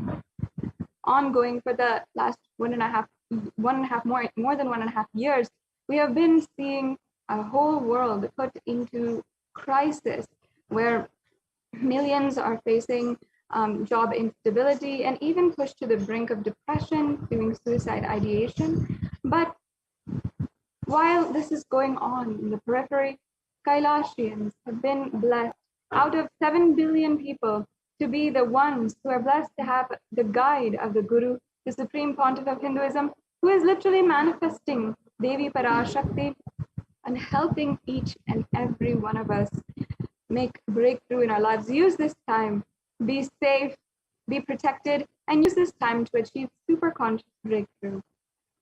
And today it's a very huge pleasure of mine to introduce to each and every one of the viewers who is joining with us today, Ma Yogini Nithyapriya, who is here to share with us her experience on how she had the Devi Parashakti Akashic reading, the different power manifestation that she had, and from her experience, how much that she has literally seen the benefit, the transformation in her life. So, Ma Yogini Nithya, I am very, very happy to be able to speak to you on this platform and share and be able to introduce to all the viewers your story. I was just hearing about it, and it's really, really touching, amazing to be able that you have, have achieved such a breakthrough. So first of all, many of the viewers are very new to this platform, and perhaps they have not even understood Devi Parashakti Akashic readings and are extremely new to Swamiji himself. So if you can first give us a brief background about who you are and where you're from, and when you met Swamiji, how long you've known Swamiji. All the viewers would like to know that first. Nithyananda Ma, thank you so much for having me here, and it's always a pleasure to talk about Swamiji because I was recently blessed with a spiritual name, and I am Yogini Nithyapriya. So my story started about 4.5 years back in Bangalore, and that time I was working for Oracle, and one of my friends told me very casually that, okay, I will take you, to a place where people levitate, and I took it pretty casually because this is something which we do not hear or understand in this era, right? And basically, this is something very unusual. And I would say that I was too much into devotion and puja and decoration, alankaram, etc. since my childhood, but I had never explored, I would say deities in this manner, or guru in this manner, or I would say that I had experiences in the past, but not like this.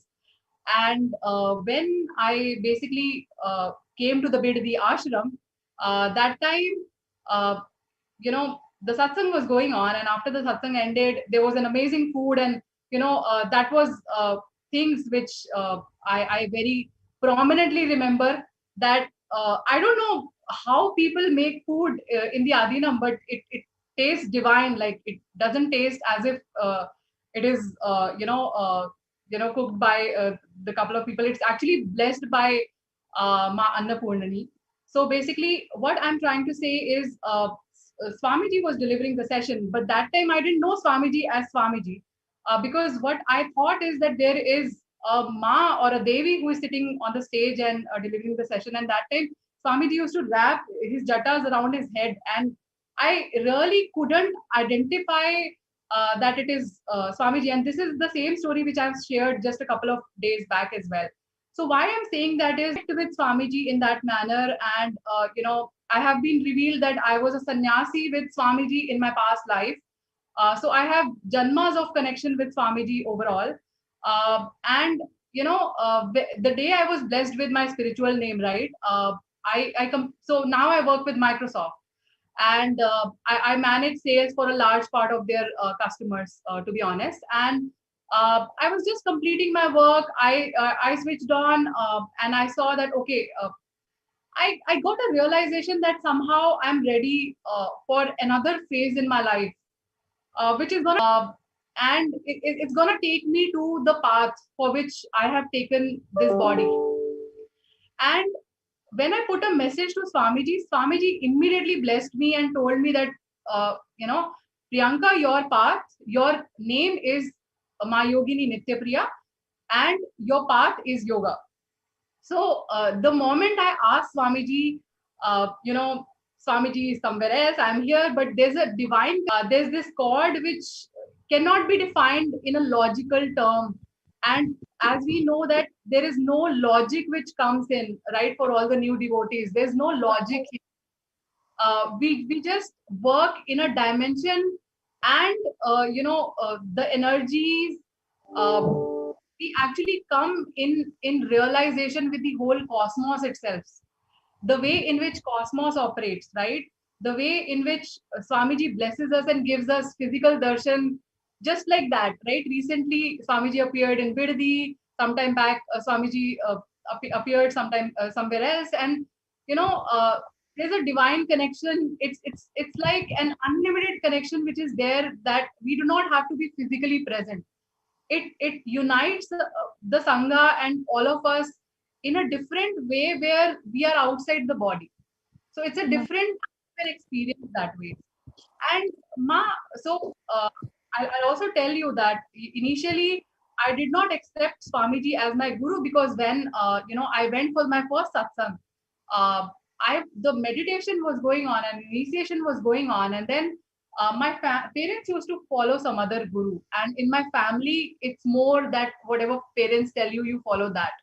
So basically, my eyes are closed and Swamiji is talking to me in my head, and that is when Swamiji told me that, Priyanka, I am your guru. At that time I was Priyanka. So Priyanka, I am your guru. And I said, no, Swamiji, you're not my guru. And then Swamiji said, with time you will realize that I'm your guru. Beautiful.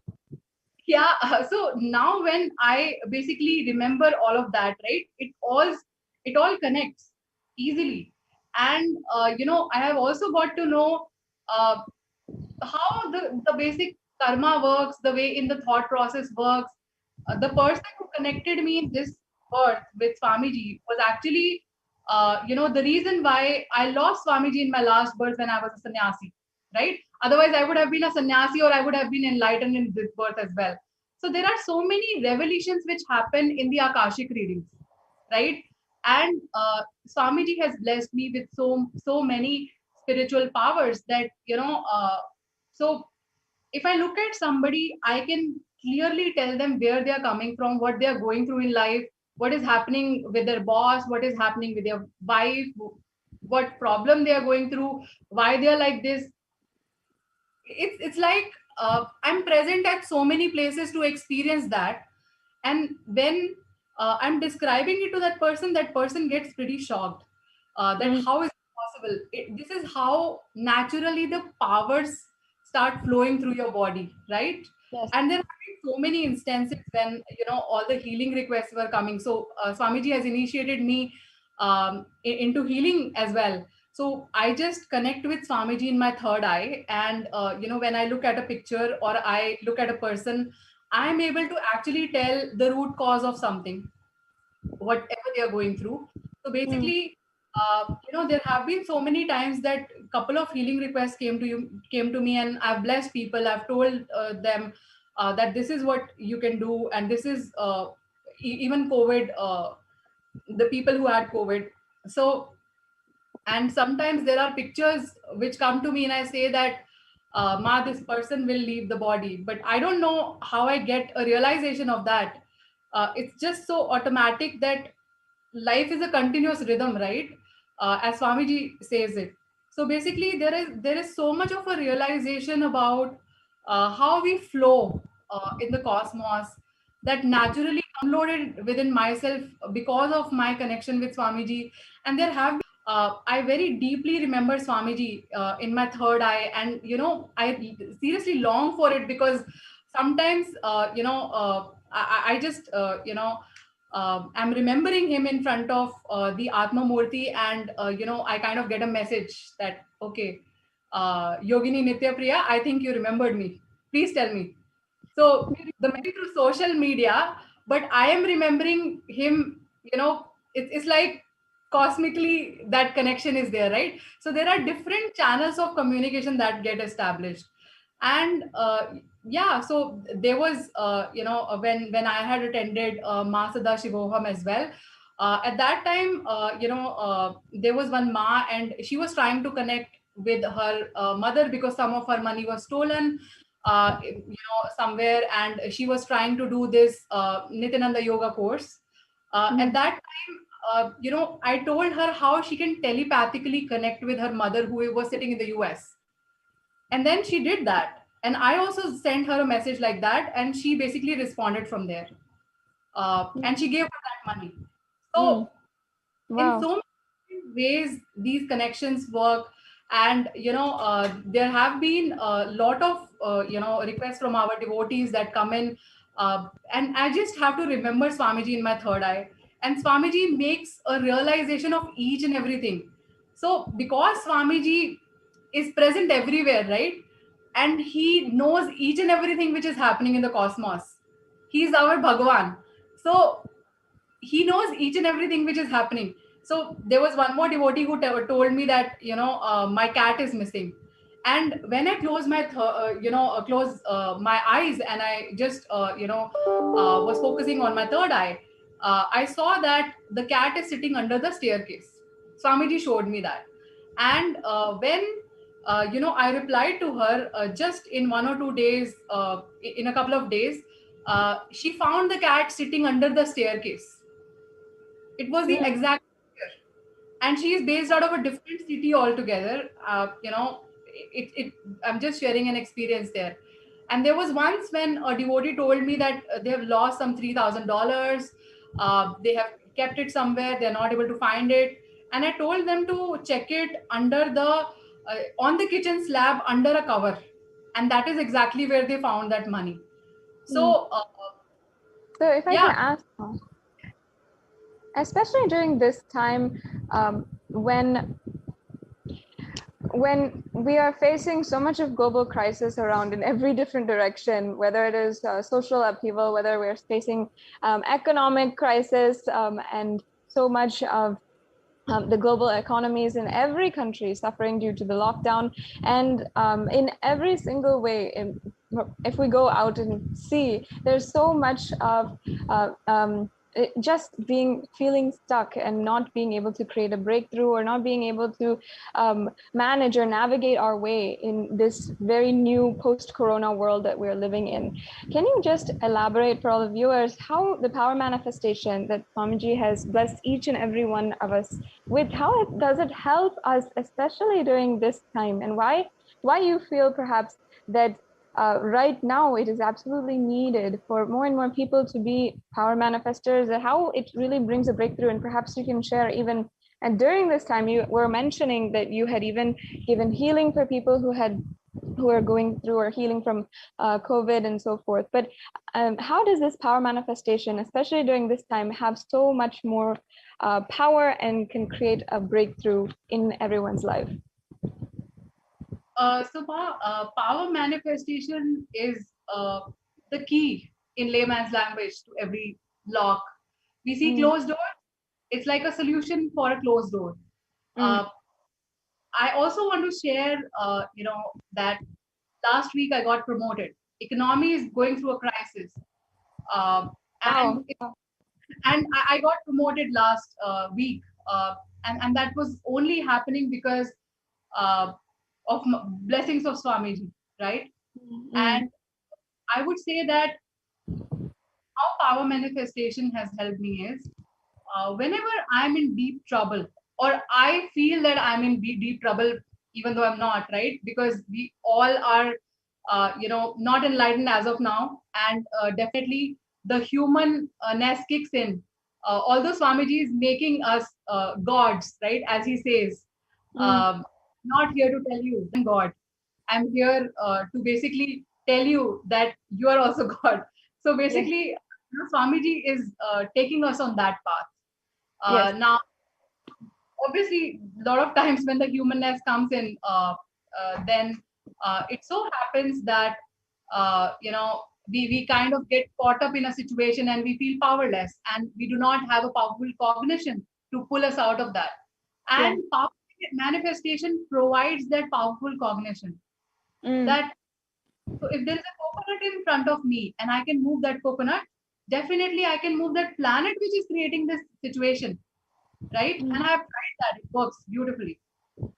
There was a time when I was stuck, and it was late in the night, and if there was a particular deal that didn't come through, I would not meet my number.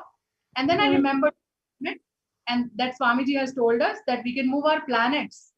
Every made up of Sadashiva's, Paramashiva's wax, right? That is something he has told us in the satsang, right? Everything can be molded. It's just about, and he gave the rahasya as well. There are so many satsangs that the new viewers refer to as well. So I simply,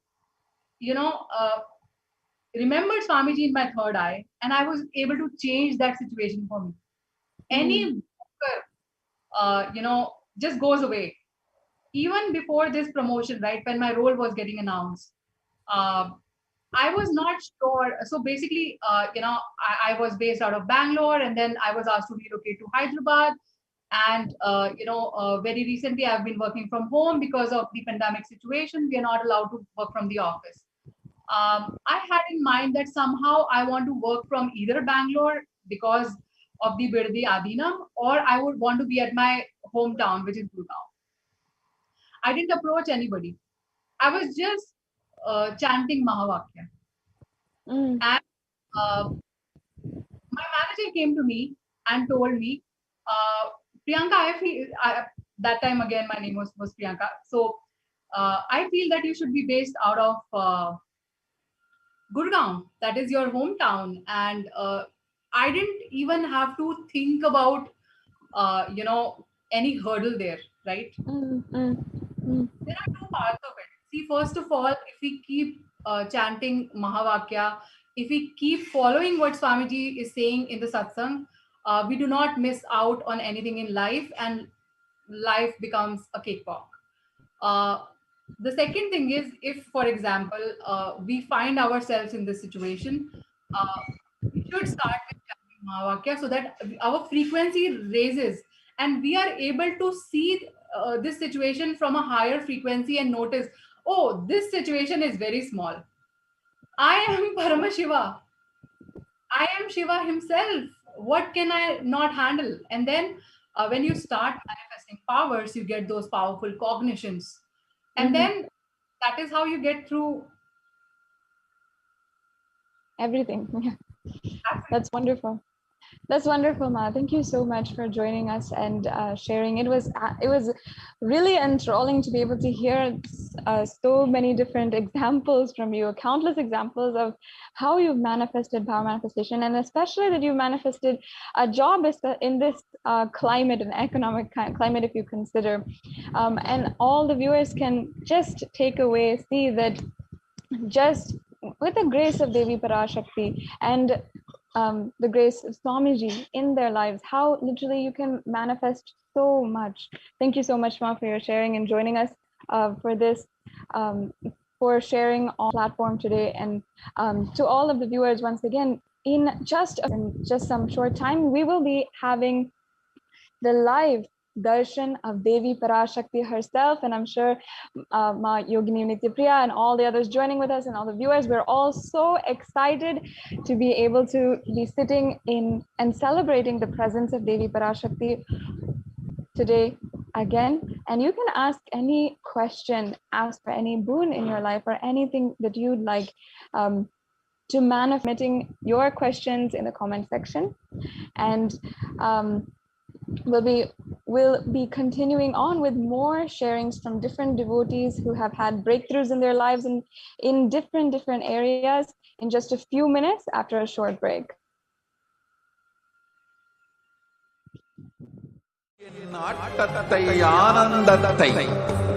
ஆனந்தத்தொடு ஆடிய ஆட்டத்தை கண்டோர் உயிருக்குளெல்லாம் இறங்கி குண்டலினிவில் உயிர்ப்பிக்கச் செய்து மாய மனத்தின் இருளை அகற்றி மாயம் அழித்து மங்களம் தந்து குரு பக்தியும் சிவ பக்தியும்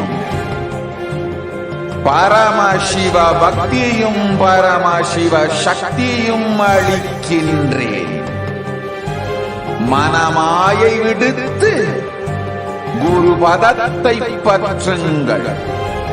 நித்யானந்தமாய் நிஜாவதாரமாய் வந்துதித்த என்னை பற்றி வாழ்வில் எல்லா நலமும் பெற்றிடுங்கள். ஓம் ஓம் ஓம். யாதுமாகி நின்றாய் காளி, ஓம் காளி, ஓம் சக்தி.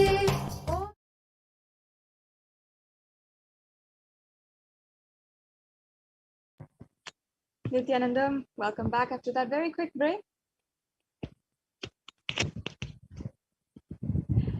Yes, and we're continuing on with hearing from the devoted disciples and the touched devotees from hearing their experiences with Devi Parashakti after they had been graced with the Devi Parashakti Akashic reading, and also many of the various different programs, contributions, and simply the grace of the Guru in their life. Now today, many of us have been seeing how there's been so many different kinds of crises in every different direction. And the Supreme Pontiff of Hinduism, from the very beginning of this COVID pandemic, has executed and ensured that Kailasas across the world and Kailashians across the world are absolutely protected, and not only the physical, providing the physical place, such as the Kailasa COVID Care Center in Adi Kailasa Sarvagnapitam, but also spiritually, emotionally, psychologically, providing every single kind of care needed in order to protect ourselves during this COVID pandemic, and in order to ultimately value our lives. Not only that, but use this time when the whole world is seemingly in a very huge transformation and huge pause, to use it for a super conscious breakthrough. Use this time to heal ourselves and to work on ourselves first, heal ourselves, and bring the breakthrough that we wanted in our lives. In the beginning of this whole pandemic, upon even March 2020 last year, the Supreme Pontiff of Hinduism had initiated the Paramashivoham program. And today we have joining with us Ma Geeta Govindaswamy. Thank you so much, Ma, for joining with us. It's so lovely to be able to speak with you on this platform. Could you first introduce yourself to all the viewers about who you are, where you're from, and of course, a little bit about your background. The viewers like to know that we're all people just like them. So you can, just a little bit about you and also when you met Swamiji as well. We'd love to know as well, Ma. Sorry, Ma, I think you're muted. If you can just unmute and we can.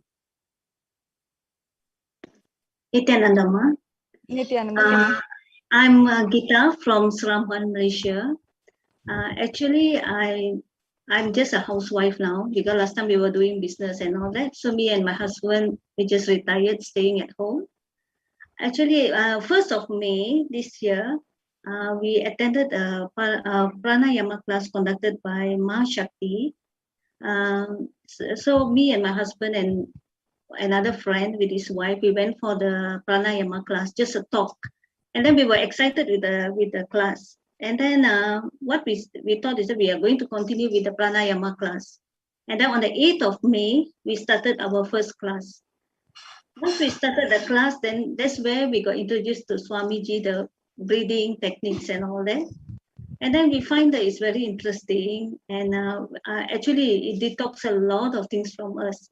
And we find that we are getting healthier, breathing and all that.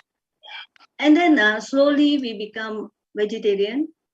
Just within the 2 weeks, we become fully vegetarian. I told my husband, should we become vegetarian? Because we're listening to all the satsang and all that. So we become fully vegetarian. And then after becoming vegetarian, then I was doing this pranayama things and all that. Then suddenly I become very, very sick. I'm feeling very, very headache. And then my whole body is aching and all that. Then I called my pranayama teacher and I told her. She said, no, the toxification is happening in your body. You just go and lie down and rest.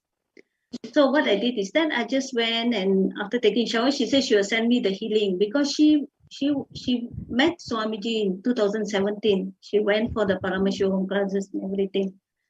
So after that, she asked me to just lie down and rest. And so around 2 o'clock, I told my husband, don't disturb me. I'm going to just rest because Shaktima is going to send me the healing.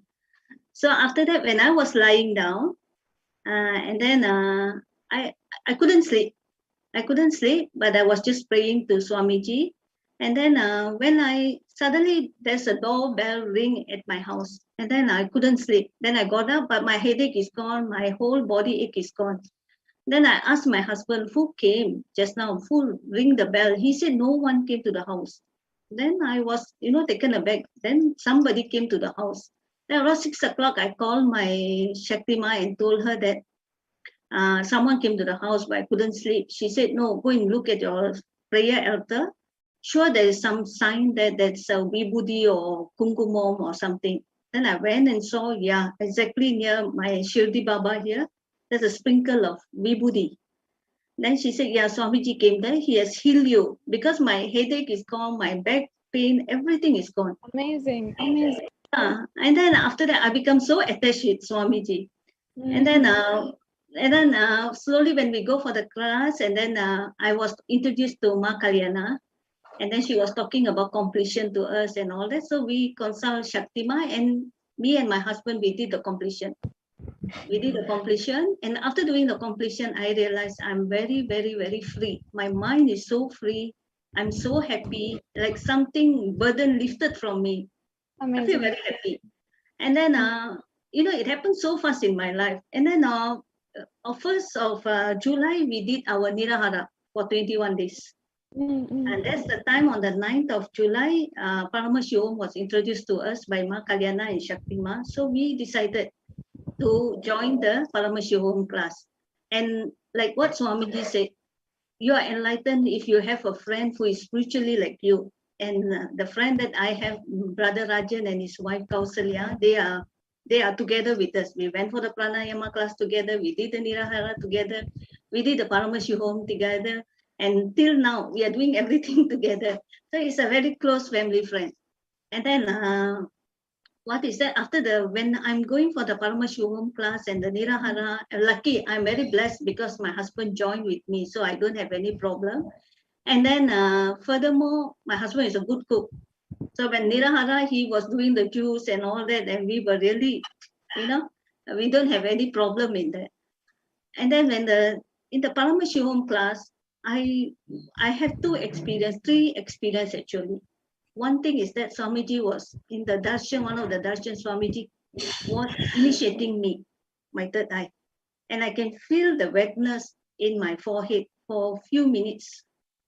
And I really saw, because when I close my eyes, I can see Swamiji was initiating me. And the second thing is that experience, I really experienced it, like I'm dead. When Swamiji is telling, go and lie down, I feel like my stomach, I need to go to the toilet. Then I realized how people were dying, and then, sometimes they go motion and all that. But it's a very terrible pain. And then my breath, like I couldn't breathe at all, like I'm going to die. And then I can feel all that kind of thing. And then when Swamiji was telling, you're feeling your feet is getting cold, your ankle is getting cold, your calf muscle, I really felt it, like my body is getting ice cold, and I was just unconscious. When I got up, I heard Swamiji was laughing and said, you are liberated. That experience I had, I couldn't forget.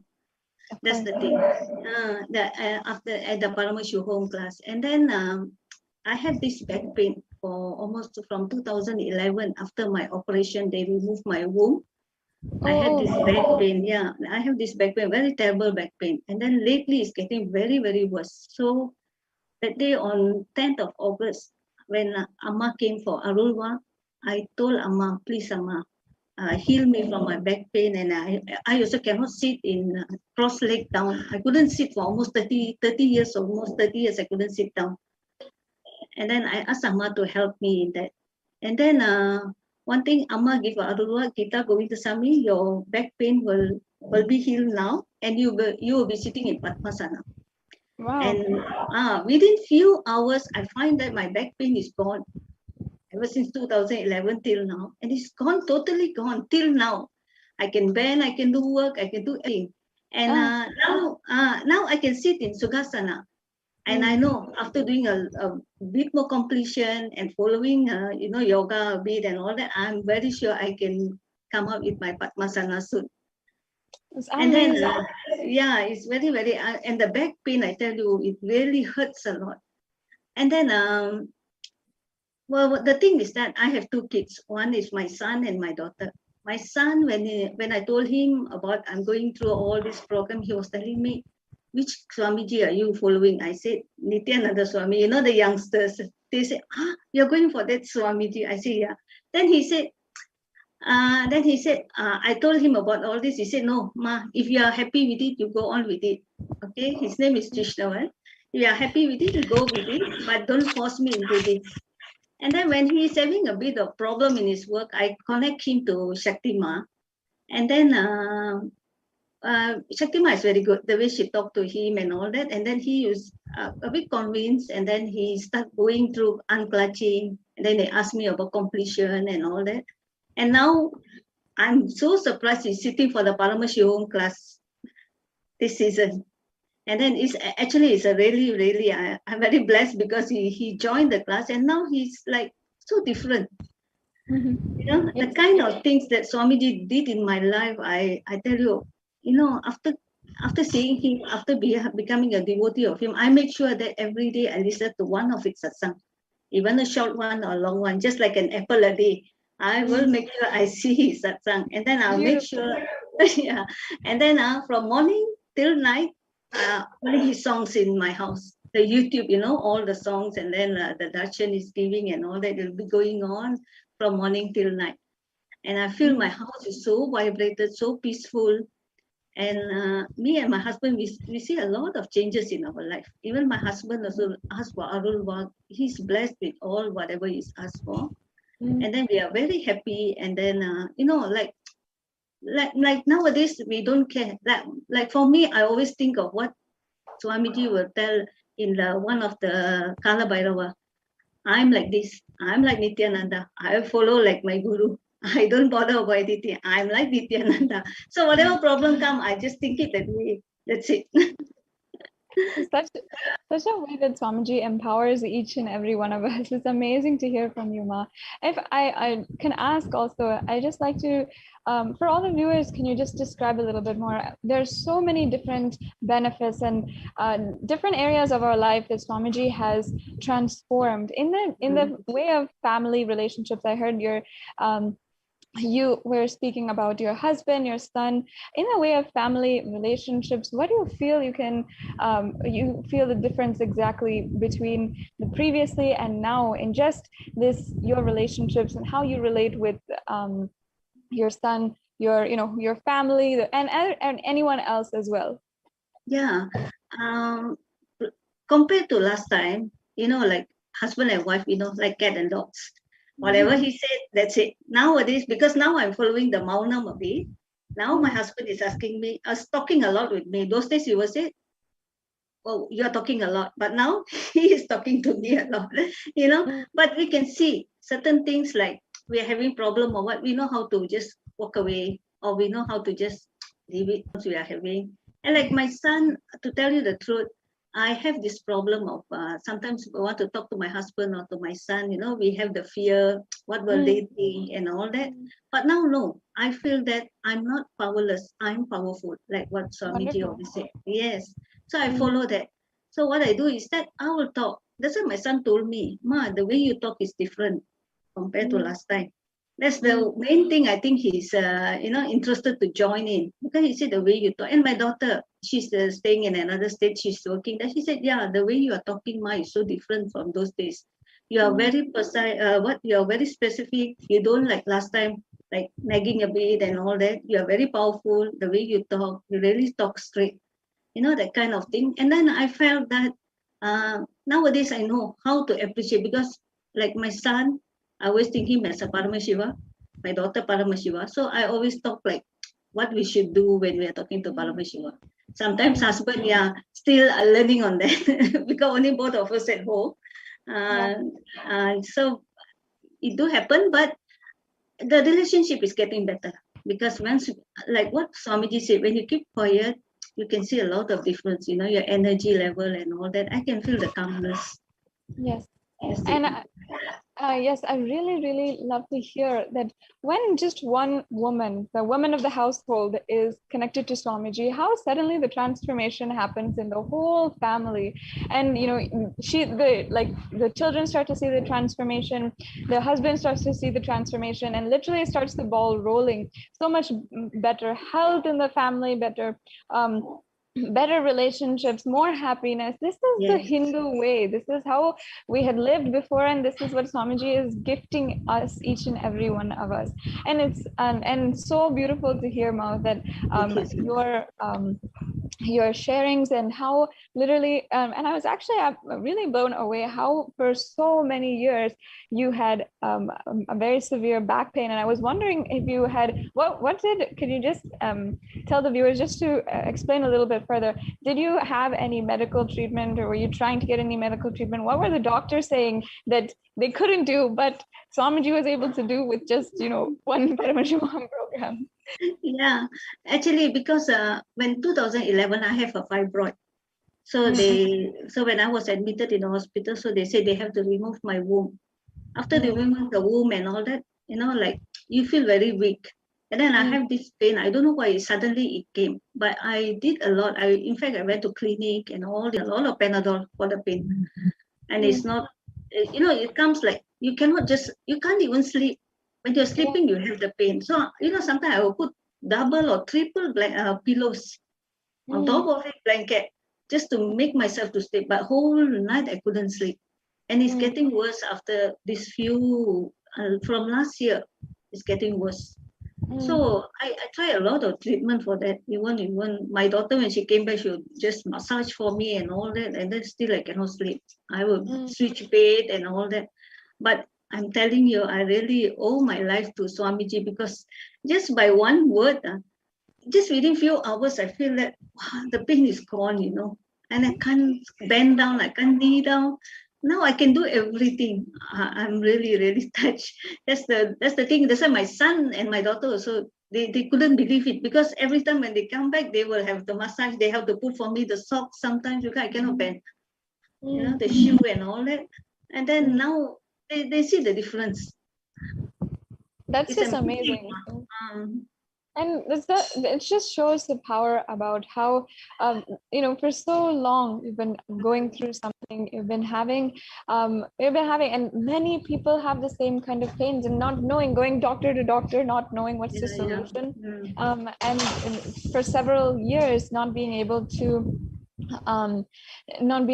find a solution in their life, and kind of having to limit their possibility in life just because they have certain pains, or they're not able to, or they're continuously facing some kind of pain. And as we are going about our lives, we find this in many different ways. We find developed impossibilities, but how Swamiji, just through spiritual power, just through so many blessings and his love, his blessings, he has healed us and just opened up that door, not only for ourselves, but for our whole families to simply be able to manifest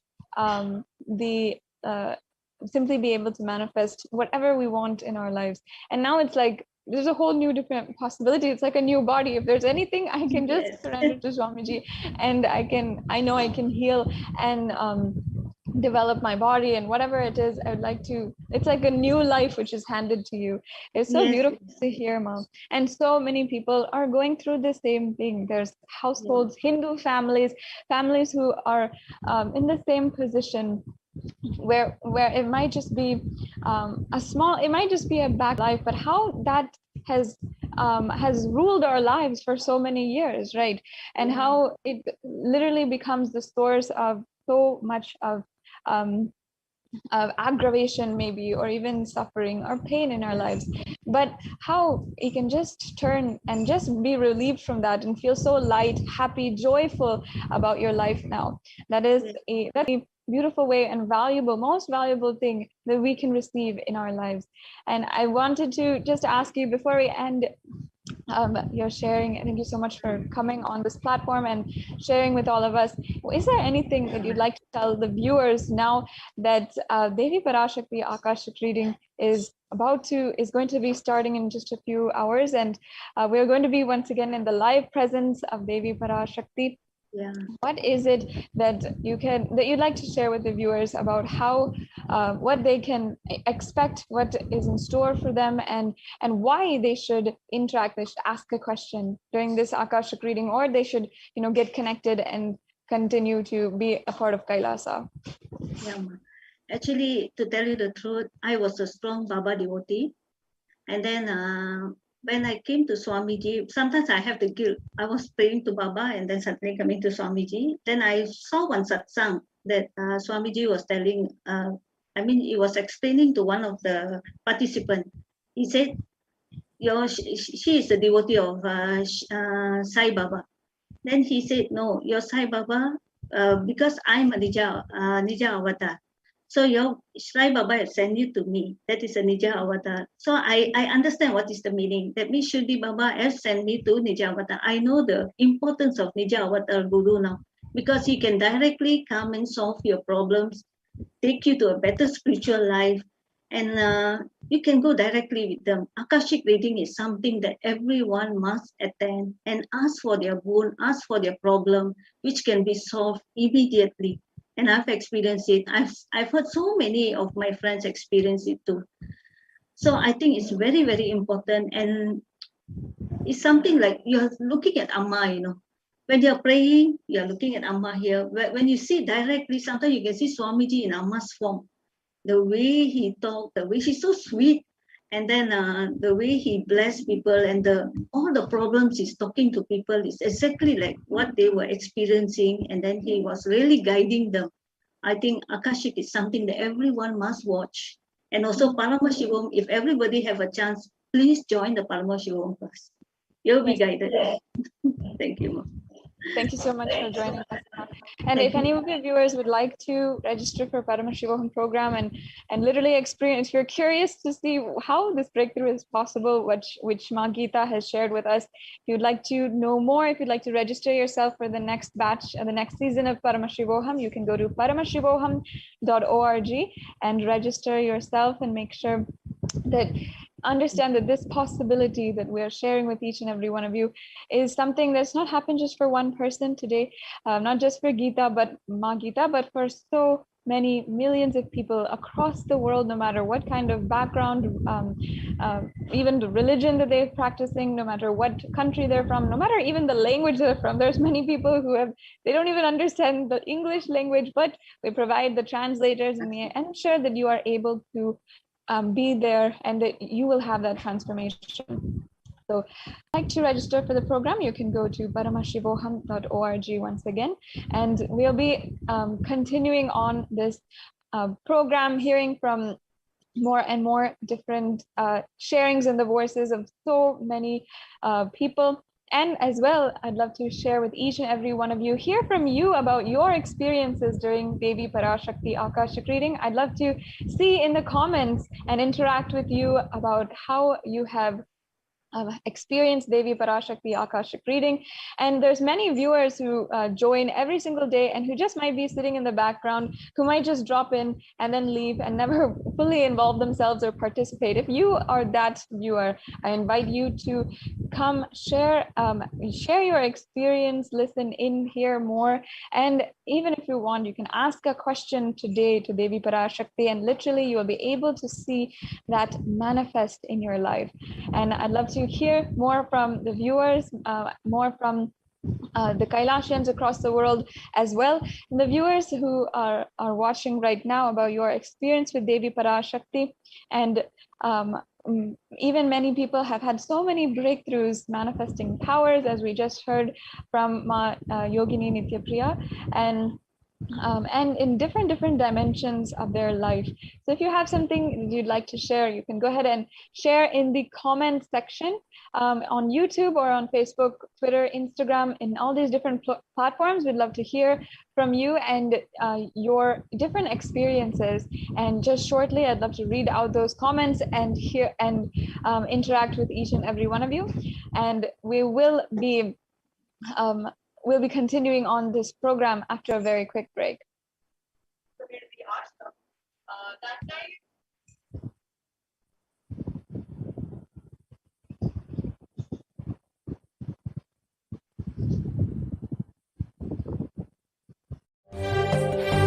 காளியின் ஆட்டத்தை ஆனந்தத்தை ஆனந்தத்தொடு ஆடிய ஆட்டத்தை கண்டோர் உயிருக்குளெல்லாம் இறங்கி குண்டலினி உயிர்ப்பிக்கச் செய்து மாய மனத்தின் இருளை அகற்றி மாயம் அழித்து மங்களம் தந்து குரு பக்தியும் சிவ பக்தியும்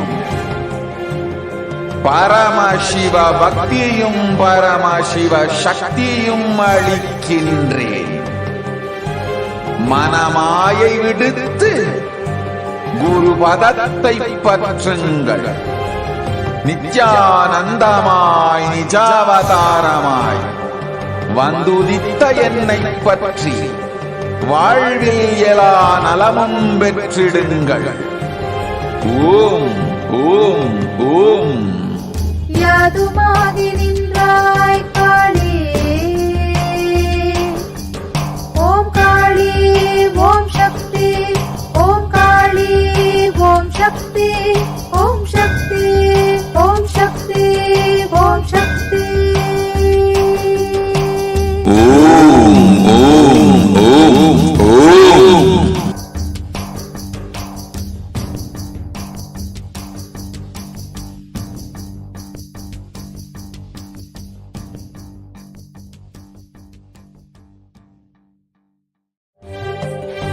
காளியின் ஆட்டத்தை ஆனந்தத்தை ஆனந்தத்தொடு ஆடிய ஆட்டத்தை கண்டோர் உயிருக்குளெல்லாம் இறங்கி குண்டலினி உயிர்ப்பிக்கச் செய்து மாய மனத்தின் இருளை அகற்றி மாயம் அழித்து மங்களம் தந்து குரு பக்தியும் சிவ பக்தியும்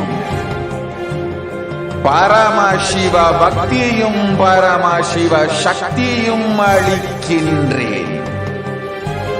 மனமாயை விடுத்து குரு பதத்தை பற்றுங்கள். நித்யானந்தமாய் நிஜாவதாரமாய் வந்துதித்த என்னை பற்றி வாழ்வில் எல்லா நலமும் பெற்றிடுங்கள். ஓம் ஓம் ஓம். யாதுமாகி நின்றாய் காளி, ஓம் காளி ஓம் சக்தி, ஓம் காளி ஓம் சக்தி, ஓம் சக்தி ஓம் சக்தி ஓம் சக்தி. ஓம் ஓம் ஓம் ஓம்.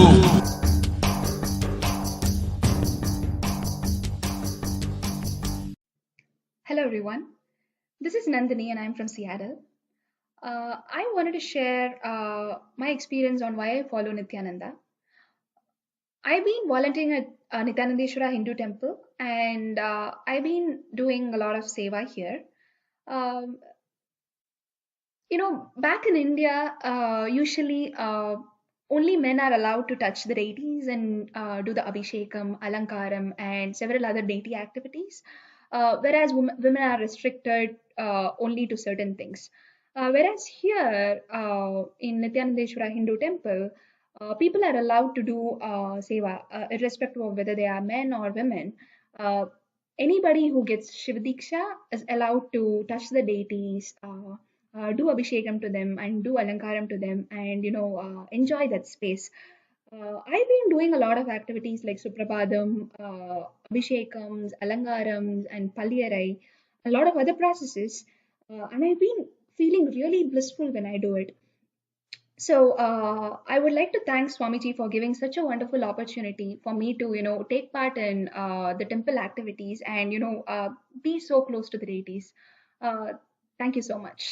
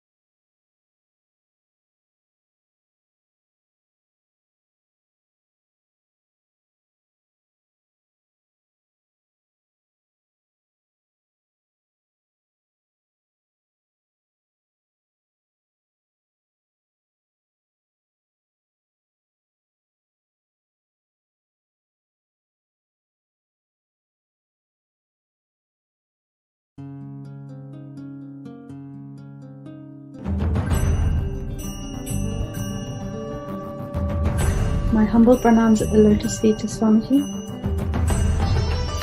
My name is Anjali Oza. I'm from the UK. This is and I would just like to share from a Norway. small snippet of 27th of my July, connection I with did Swamiji. group puja. In this So puja, it began earlier this year, allowed in January. to write 4 family My mother members. was So due I to write have down her my Dali husband Avatar name and my parents and to I was witness to her to phone pray call, which the was projected healthy. on a television screen. Around 2 o'clock in the And morning, It was puja is finished in Norwegian time. a pretty normal watching After Swamiji through 5 Zoom, hours, which is we something eating everyone's become very breakfast accustomed to. and we go to work. For me, it was But all still quite new. Before we eating breakfast, But my it was husband used captivating from to the take first, some very first medicines moment. and using spray I was to listening to him his speak, nose and listening drop to his him eyes because answer he questions, listening to him is make very jokes. seriously And for at some allergy. point after he finished speaking to my mother, He is I'm nearly 30 years. not sure what it was, but And something if he inside don't me just use clicked. that, he is painful. His There eyes was a couldn't sudden open, sense of complete, and nose complete is surrender, maybe is complete bleeding peace. sometimes. And it was using this a medicine peace that also was over 1 all-encompassing. year It was and something couldn't stop. I still can't describe But to this just day. the same days, It wasn't your in that normal morning before complete breakfast, silence. It was he didn't doing the same it was action. almost blissful. There was nothing I'm else to think surprised about in except that for just time this, because this he is a wave of Norwegian. peace. I didn't telling him I did And I've puja always been for someone him, and I also didn't ask. who's always So believed that in order to feel just, something, go, to feel go connection to, job. something or to I'll go something, back home, you need to see and something in happen. the evening we or, have you know, a you very need talking. to I asked him, understand how things today work. you forgot And that, using your that medicine evening for your just allergy, proved to for me your, that that's for your completely nose and untrue. eyes. He said yes. So today morning, when I wake I up, know for a I fact that suddenly if someone decided like me myself, I who don't want using my medicine. has a tendency to shy So, away from whole day I not didn't believing feeling unwell. in things before you can see them, well. So I that, quit it. that In my cognition mind, has I been think, completely wow, shattered this must be and turned into one of the most beautiful feelings I can't even put into words. Participated in the ritual, Going in the forwards, Swamiji of us. To I mean, get from that day, it blessing. was just, I wanted to be a part of everything Swamiji was offering, satsangs, workshops, etc. And this program today, this Ganas program, has been an absolute blessing in so many ways. I can only hope that it helps me to expand and grow even more than it has done in the last month, and even more so as it has done from the beginning of this year as well, before the program even started. Just knowing Swamiji's grace, having his blessings, has meant the world to me. Nithyananda.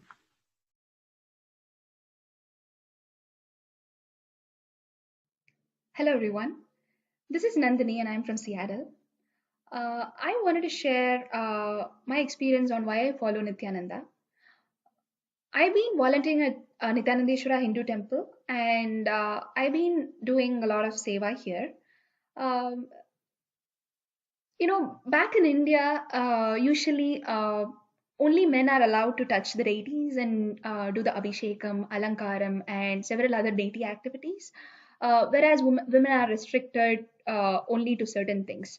Whereas here in Nithyanandeshwara Hindu Temple, people are allowed to do seva, irrespective of whether they are men or women. Anybody who gets Shiva Diksha is allowed to touch the deities, do abhishekam to them, and do alankaram to them, and enjoy that space. I've been doing a lot of activities like Suprabhadam, abhishekams, alankarams, and palyarai, a lot of other processes, and I've been feeling really blissful when I do it. So I would like to thank Swamiji for giving such a wonderful opportunity for me to, take part in the temple activities and, be so close to the deities. Thank you so much.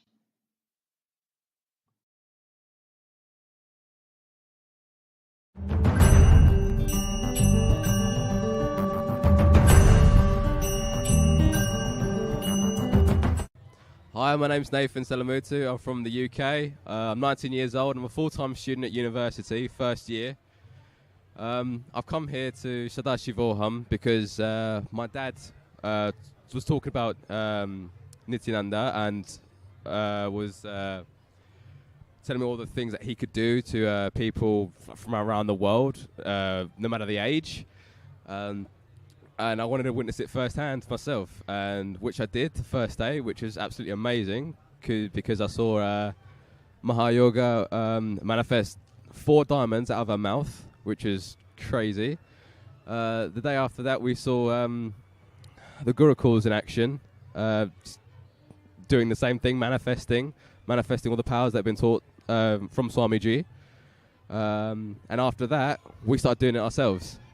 I was able to manifest some powers as well. I was able to body scan, read from the banyan leaf, read from the yantra. And I've been able to do it successfully and repeatedly.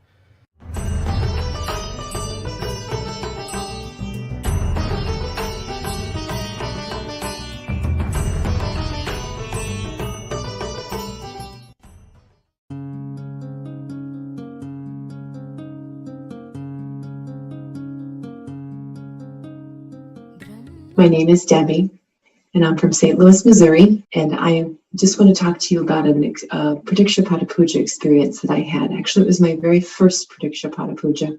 I was in Varanasi in October of 2015 for an Inner Awakening program, so I actually wasn't too far from Swamiji's feet during this puja. I just remember being really excited. Yay, I get to do my first Pradikshapata Puja. This is awesome. They give us all the puja items and get us ready, and we're sitting there, and Swamiji's sitting there on the chair. Ankles are crossed. You can see his feet. So then the puja starts. I'm thinking, I'm going to be in such a state of bliss, which I was. But the tears just started coming, and they just kept coming. And I was basically just sobbing during the puja, through most of the way, probably 3/4 of the way through the puja. I finally got myself together towards the end. Such a release. I mean, I had no idea that I would actually have that reaction while doing the puja. I had never experienced anything quite like it. And it wasn't tears of sadness at all. And it's just such a beautiful place to be, beautiful space. And hopefully you can someday enjoy that as well. There are many opportunities to do Pradikshapata Puja with Swamiji via two-way video conferencing, which is still very powerful, even though you may not be physically at his feet performing the puja. It's still very, very strong space to be in. And that's what I want to share today. I just want to share that it's a powerful ritual with the divine in that space of gratitude. And I just hope that those of you who have not offered Pradikshapata Puja could actually experience that. Thank you very much for letting me share this. Nithyananda.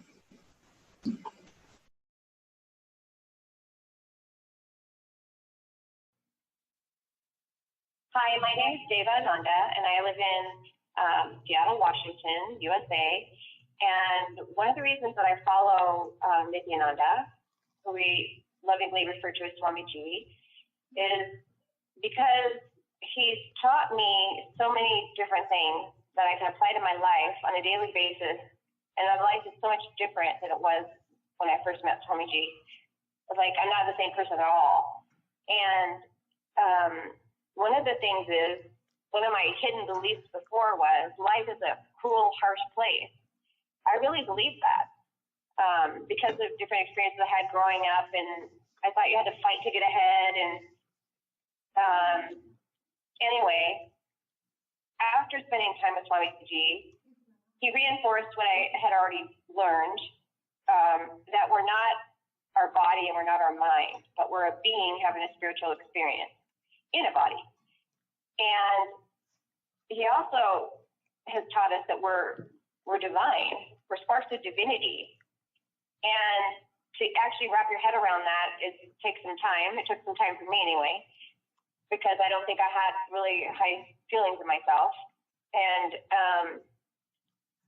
so, just constantly rethinking the way you think about life, the way you think about yourself, takes some time. But once you start thinking about things in a different way, your life, you create a different life. And another thing Swamiji taught me is that existence is showering on us every moment. And that's another thing that was really profound. I was like, existence is showering on us every moment?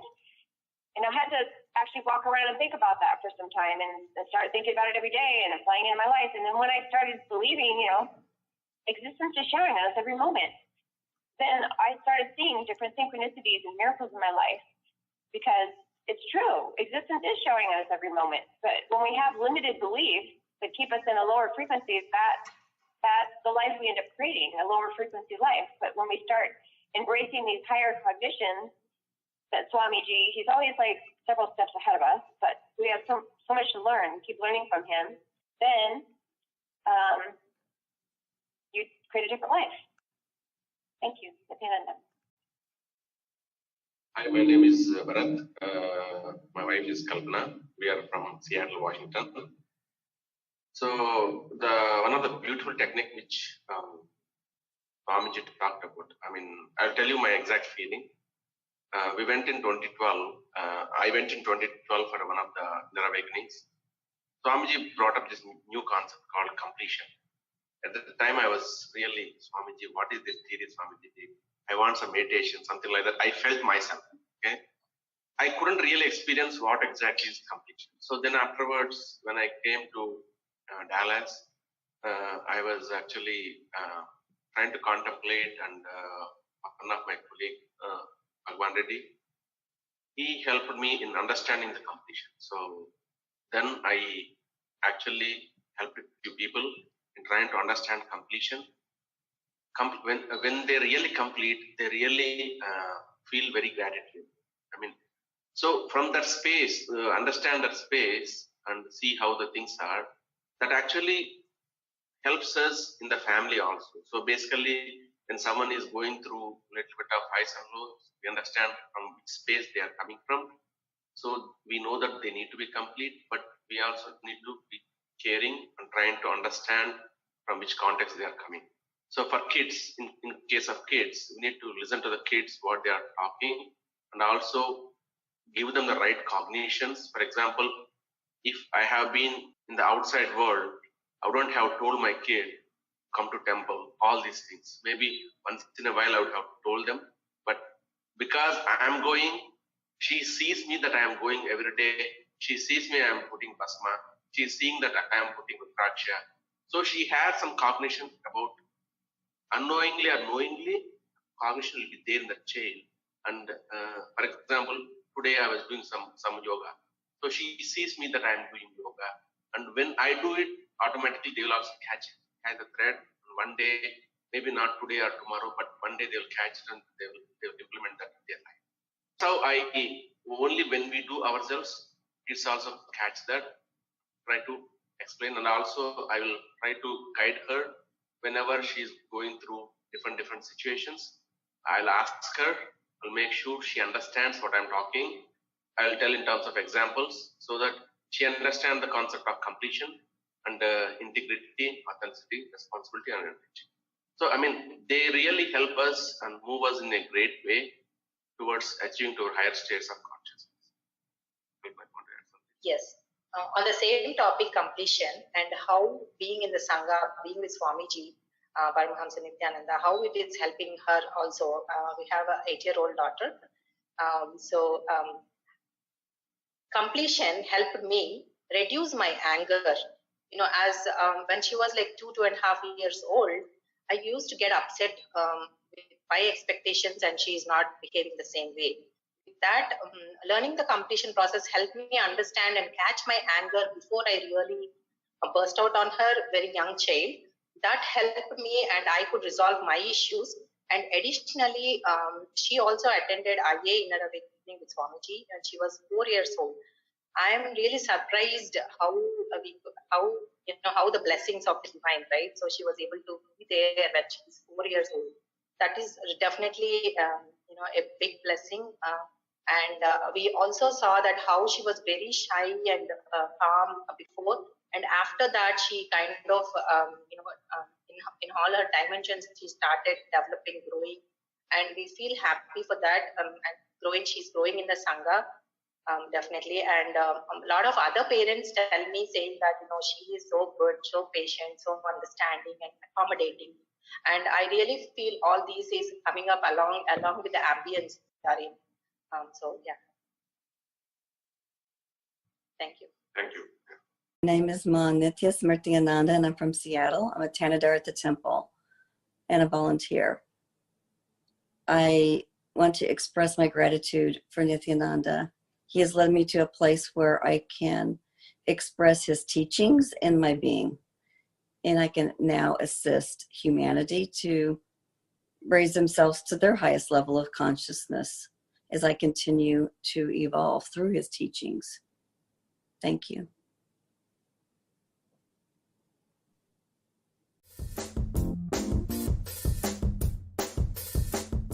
Doing the Pada Puja with him in the morning is something very special, very unique. You know, being in his breathing space and being so close, just the radiance. You know, I did it on Chitra Purnima, and the radiance emanating from him is something that you could see it on the camera a little bit, even during two-way, you know, satsang. But being actually physically in his presence, it's just like almost like moon rays. It's so bright, but it's so calm and gentle. It's really indescribable.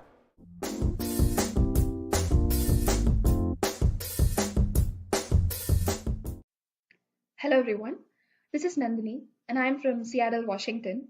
I basically wanted to share a few of my experiences on why I want to follow Nithyananda.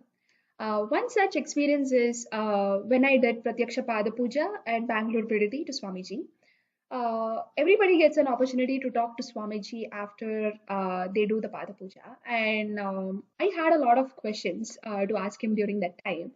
I went there, he was right in front of me, and he asked me what I want. And even though I had a lot of questions, at that moment, I felt like I had everything and I didn't have anything that I want to ask him, because I felt really fulfilled at that moment. And when he asked that question, I also had that intense feeling that anything that I asked this person who is in front of me, he would be able to grant it to me at that moment itself.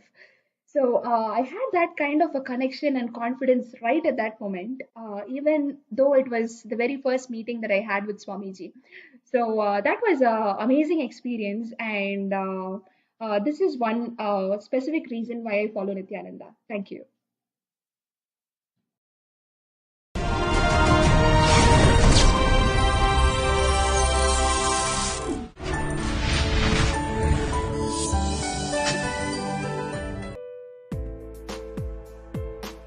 But I wanted to share this amazing miracle that happened yesterday.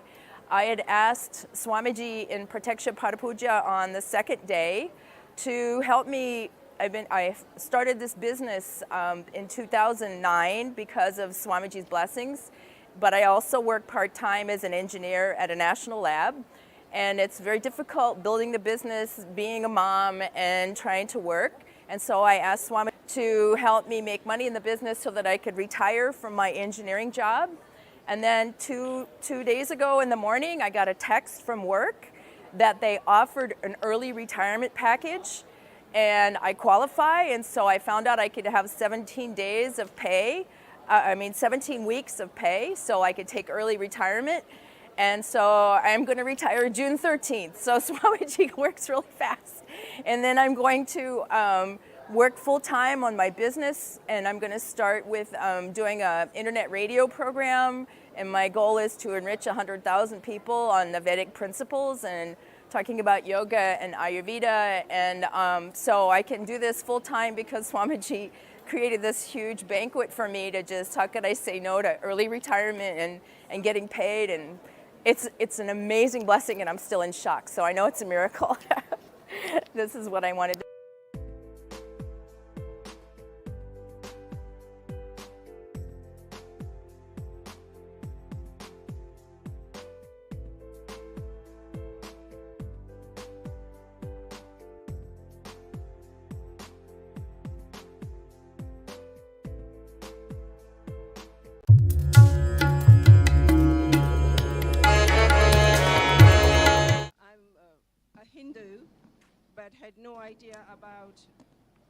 I'm a Hindu, but I had no idea about the puja rituals and the sacred Rudra Abhishek rituals that we were requested to do in the mornings. A rebel in me had to be overcome by total will persistence, and it helped because I didn't manage to miss a single puja day. However, what I noticed was that it's not a routine puja. Even while you're doing the puja, there are little occurrences either with you or around you that can really annoy you, nag you, and it doesn't help you to have an enjoyable, wonderful experience. And with Swamiji's grace, I had a breakthrough 2 days ago and managed to create a space within me about Sadashivatvam where I said to myself, no matter what, I am going to have a wonderful puja experience every single day with integrity, with deep reverence and devotion to Swamiji, our Guru, and Sadashiva himself.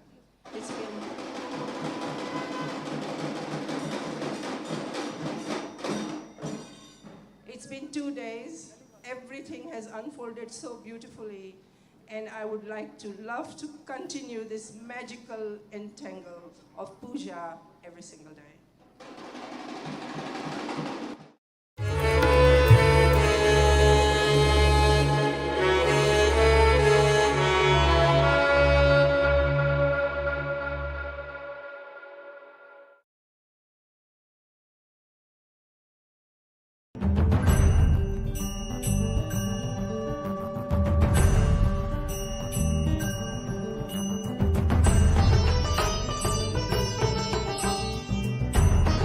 This is Beilingao. I from Norway. 27th of July, I did group puja. In this puja, we allowed to write 4 family members. So I write down my husband's name and my parents to pray healthy. Around 2 o'clock in the morning, puja is finished in Norwegian time. Then after 5 hours, we eating breakfast and we go to work. But before we eating breakfast, my husband used to take some medicines and using spray to his nose and drop his eyes because he is very seriously for allergy. He is nearly 30 years.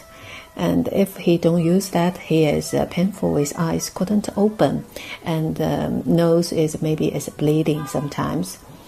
Using this medicine also over 1 year and couldn't stop. But just the same days, in that morning before breakfast, he didn't doing the same action.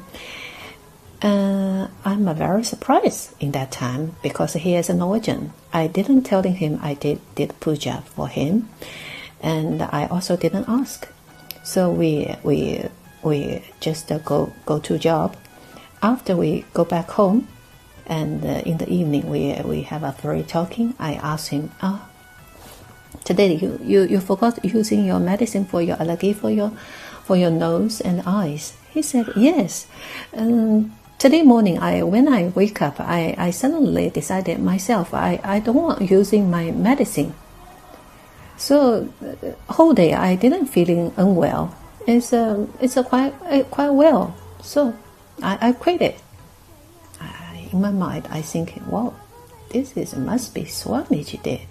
And strongly recommend everybody to participate in the ritual in the Swamiji of us to get blessing. Nithyananda.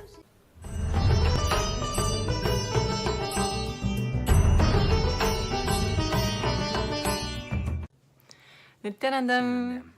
So thank you for being here. Today is going to be a very short but straight to the point video, and I'm here with my father.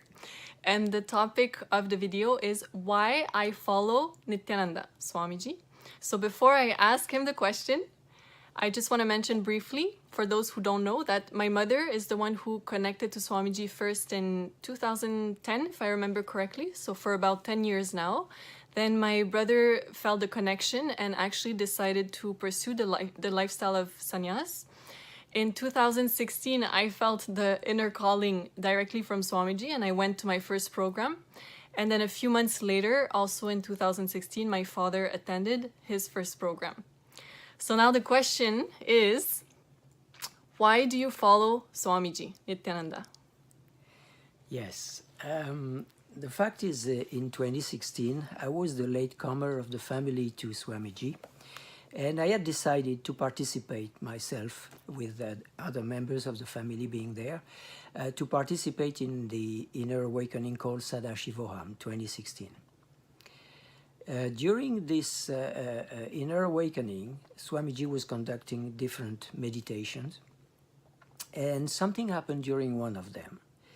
Very simply, the story is very simple. We were all together, sitting close to each other, and he said, if you see you're not fully awake, you can have your eyes open, you can have your eyes closed, but if you see your neighbor is a bit weak at that level, wake him up.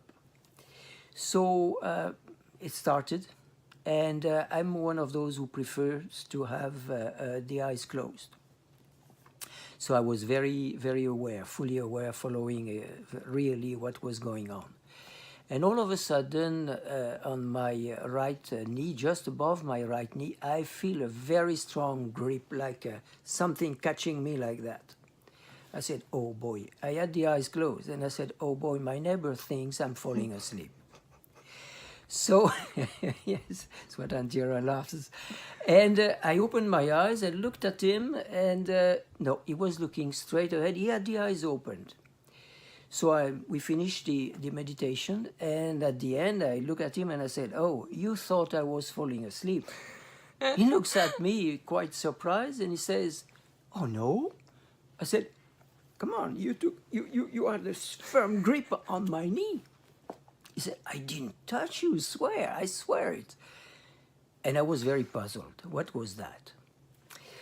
So the day ends up, we're going back to the hotel, and at the time I was going to bed, I was checking my legs, and I look at my right knee, which had been for years swollen, let's say, a good third bigger than the left one, because of a disc which blocked someday, quite a few years ago. I look at that knee, and it is exactly the same size as the other one. That was really a startling event for me. I did not understand what had gone on really, but I was obliged to admit that I had received a healing.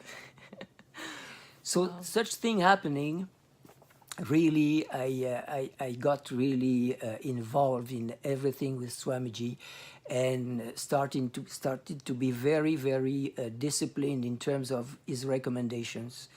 Puja every morning, very early, at 3 o'clock in the morning. Yoga, session yoga after that. In between, I even added myself to my routine the golden light exercise to help awakening the third eye.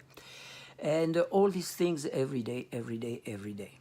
This is the way I really started to connect with Swamiji. I had first been impressed by what happened. It was unexpected. It was unexpected, totally unexpected. And then through this regular, in my daily life, through this regular discipline of doing the puja, the yoga, and this exercise I mentioned, slowly but surely kind of a connection was established. And to the point that I wouldn't miss anything. Even when I wake up maybe a little bit more tired one morning, there is no way I would miss the yoga, there is no way I would miss the puja. And you wake up before Brahma Muhurta. You wake up before 4:30 actually. Well, I have a special way to conduct my life, and yes, honestly, everything starts exactly at 2 o'clock for the puja, to tell you the whole story. So, and then I go, of course, for my daily activity, as I'm still, I'm going to turn 75, and I'm still active professionally in the health business. So this is the way I really connect myself every morning, very early, with Swamiji. Now, what has been particular is that as this process, which has now lasted for quite a few years, as this process has slowly but surely established in me, there is a kind of connection which I was not suspecting to arrive, which really came out. And this is what I would like just to explain in a very few words. When I'm working sometimes, or when I'm in a more or less meditative mood on weekends, on periods of rest, let's say a little bit, there is sometimes a kind of, I just evoke the Swamiji. And there is kind How of... do you do that? Do you chant Mahavakya, or you think Oh, about him? I can do that, but it happens. It may happen even in my office while I work, while I'm at work, you know. And all of a sudden, I start that installing itself in me, about like this. Great peace all of a sudden, even if there is a bit of turmoil activity around me, and kind of a joy. I feel all of a sudden very joyful. And when this happens now, I know he is just there. I cannot say anything else. I just know he's there, and I just know I'm connecting even without knowing why. So this is my real story about my connection with Swamiji. Every night before going to bed, I chant the Mahavakya. That was a recommendation made by one of the Balasans during the Akashic readings, and I speak to Swamiji. I speak to Swamiji, and I'm now like, you know, with this joy which is there very easily when I'm in such a situation, I start to tell him what are my projects. And I remember what he said one day in one of his satsang. He said, instead of exhausting yourself talking with your inner chat, talk to me. You know? And I took it very seriously. I have an hesitation where I am upset a little bit. Swamiji, what would you do? Swamiji, what would you do? You know, and then I go to bed on this. After speaking to him, sometimes just to thank him in gratitude, sometimes just as putting on to his feet my problem, I go to bed, chant the Mahavakya, and go to bed. And that's my life now with Swamiji. And really, there is such peace, such joy, and a nice relationship with the people around me. I cannot imagine anything else any better. And when you wake up in the morning after telling him about your problems, what happens? Do you have some clarity? I always ask him. I always ask him to inspire me, even if my body is at rest during the night. So I cannot say anything about that really as a particular things which happened, but I know it's very easy for me to get up. First thing, very easy for me to get up. I even at the time I get up, I don't even need the alarm clock. I would say 50% program is there. But no, I cannot. When you ask him like a specific question, or what would you do, like if you're facing some kind of problem? Great peace is coming in. Great peace is coming in me right away. And sometimes I remember one particular problem which was a bit bigger than usual, and the word came out from I don't know where, unclutch, and peace came right away. That's the kind of instant connection and experience. That's very useful. And it's not coming from the mental. I can tell you, the mind is totally quiet. Yeah. Wow, actually, you shared some things that I wasn't even aware of. I didn't know about many of the things you shared. And I want to show you something. You know, one of the things that I admired the most about my father is his stability. And when actually an instruction is given, like his ability to actually disciplined way and stable manner is something that I really admire. And one thing that I often see him do when I come in the kitchen is he's sitting in front of the computer listening to Swamiji's satsang, and he has this, like all these books, and this is his own handwriting. So you basically transcribe word for word. Word for word. Yeah. What Swamiji says. And sometimes when he doesn't know the word, you know, he'll ask around and do a little research on Google. So what do you get from this kind of practice? You know, I'm not somebody who...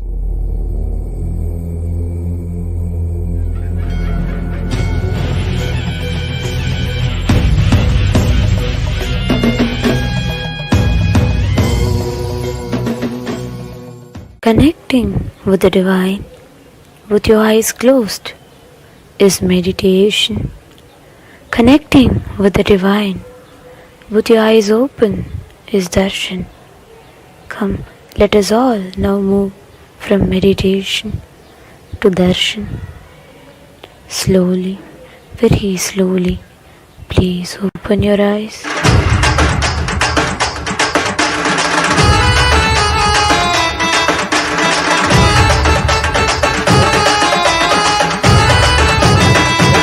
அண்ணாமலையில் பிறந்தான் புவி எண்ணாத யோகமை கொண்டிட நித்யன் ஈரேழு லோகத்திற்கெட்டா ஈசன் முக்தி நேரி அருளவே நித்யனாய் ஊரகிற்கு வந்தம்மை ஆட்கொள்ள தேவர்களை காத்திட வைத்தான் தாயாய் பேரருள் புரிய உடல் ரோமம் சிறுத்திட நித்யனாய் வந்து அண்ணாமலையில் பிறந்தான் புவி எண்ணாத யோகமை கொண்டிட நித்யன் ஈரேழு லோகத்திற்கெட்டா ஈசன் முக்தி நெறி அருளவே நித்யனாய் அண்ணாமலையில் பிறந்தார் திருவண்ணாமலையில் பிறந்தார்.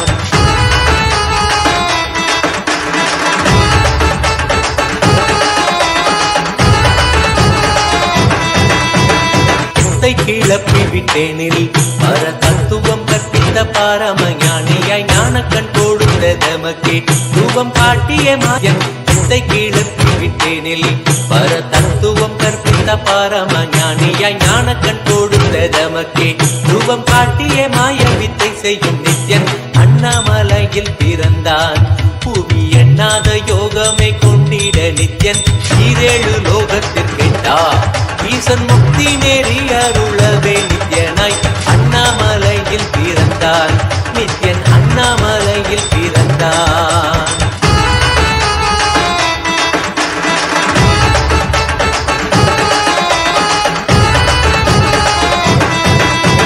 மெய்ப்பொருளான நித்யனை ஆழ்ந்து சிந்திக்க ஐயனின் ரூபம் விளங்கும் தாண்டும் சிவசக்தியாக ஐம்பொறிகளுக்கும் புலனாகின்ற நித்யன் பொருளான நித்யனை ஆழ்ந்து சிந்திக்க ஐயனின் ரூபம் விளங்கும் யாண்டும் சிவசக்தியாக ஐம்பொறிகளுக்கும் புலனாகின்ற நித்யன் அண்ணாமலையில் பிறந்தான் புவி எண்ணாத யோகமை கொண்டிட நித்யன் ஈரேழு லோகத்திற்கெட்டா ஈசன் முக்தி நெறி அருளவே நித்யனாய் அண்ணாமலையில் பிறந்தான் திருவண்ணாமலையில் பிறந்தான்.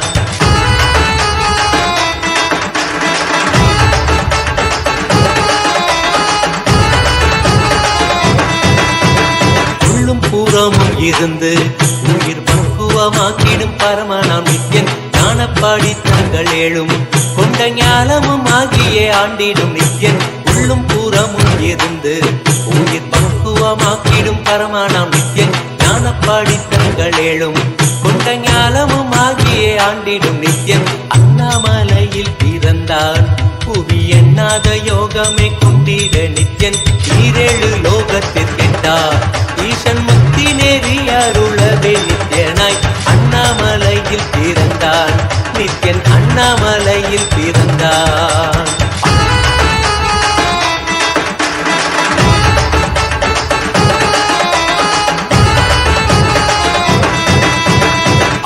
வாக்கியங்களான அருள் கவிதைகள் நித்யனின் மகிமை சொல்லிடும் மகிமை அர்ப்பித்த பின்னே சிவசக்தி ஸ்வரூபமாய் தோன்றிடும் நித்யன் ஆப்த வாக்கியங்களான அருள் கவிதைகள் நித்யனின் மகிமை சொல்லிடும் மகிமை அர்ப்பித்த பின்னே சிவசக்தி ஸ்வரூபமாய் தோன்றிடும் நித்யன் அண்ணாமலையில் பிறந்தான் புவி எண்ணாத யோகமை கொண்டிட நித்யன் ஈரேழு லோகத்திற்கெட்டா ஈசன் முக்தி நெறி அருளவே நித்யனாய் அண்ணாமலையில் பிறந்தான் திருவண்ணாமலையில் பிறந்தான்.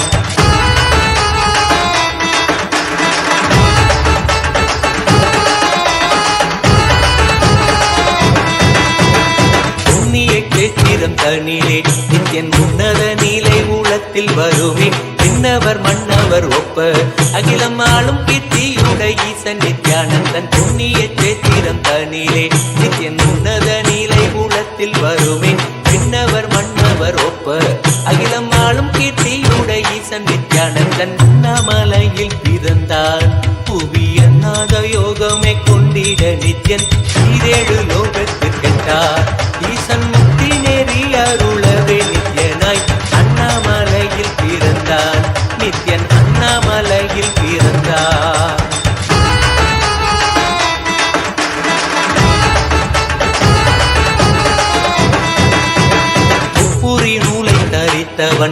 ஐயன் வேதியன் வெந்நீர் பூசிய நித்யன் அண்டத்தின் மூலம் காரணன் முடிவற்ற ஆனந்தத்தை தொண்டற்கருள்வான் ஒப்புரி நூலை தரித்தவன் ஐயன் வேதியன் வெந்நீர் பூசிய நித்யன் அண்டத்தின் மூலம் காரணன் முடிவற்ற ஆனந்தத்தை தொண்டற்கருள்வான் அண்ணாமலையில் பிறந்தான் புவி எண்ணாத யோகமே கொண்டிட நித்யன் ஈரேழு லோகத்திற்கெட்டார் ஈசன் முக்தி நெறி அருளவே நித்யனாய் அண்ணாமலையில் பிறந்தான் நித்யன் அண்ணாமலையில் பிறந்தான்.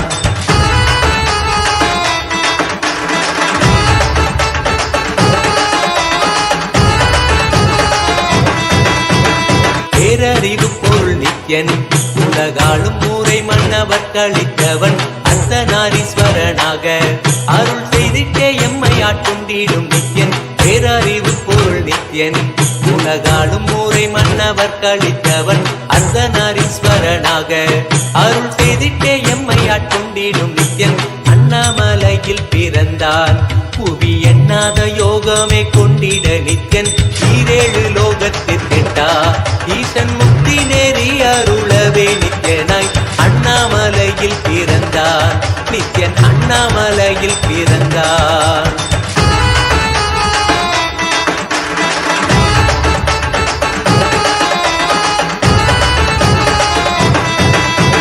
பிறவி பிறவியாய் தேவர்கள் பரம்பொருளான பரமனையை தேட ஈசன் பிறவாமல் ஆட்கொண்டு எம்மை ஒரு தத்துவம் தன்னை உரைத்திட நித்யனாய் பிறவி பிறவியாய் தேவர்கள் பரம்பொருளான பரமனையை தேட ஈசன் பிறவாமல் ஆட்கொண்டு எம்மை ஒரு தத்துவம் தன்னை உரைத்திட நித்யனாய் அண்ணாமலையில் பிறந்தான் புவி எண்ணாத யோகமே கொண்டிட நித்யன் ஈரேழு லோகத்திற்கெட்டா ஈசன் முக்தி நெறி அருளவே நித்யனாய் அண்ணாமலையில் பிறந்தான் திருவண்ணாமலையில் பிறந்தான்.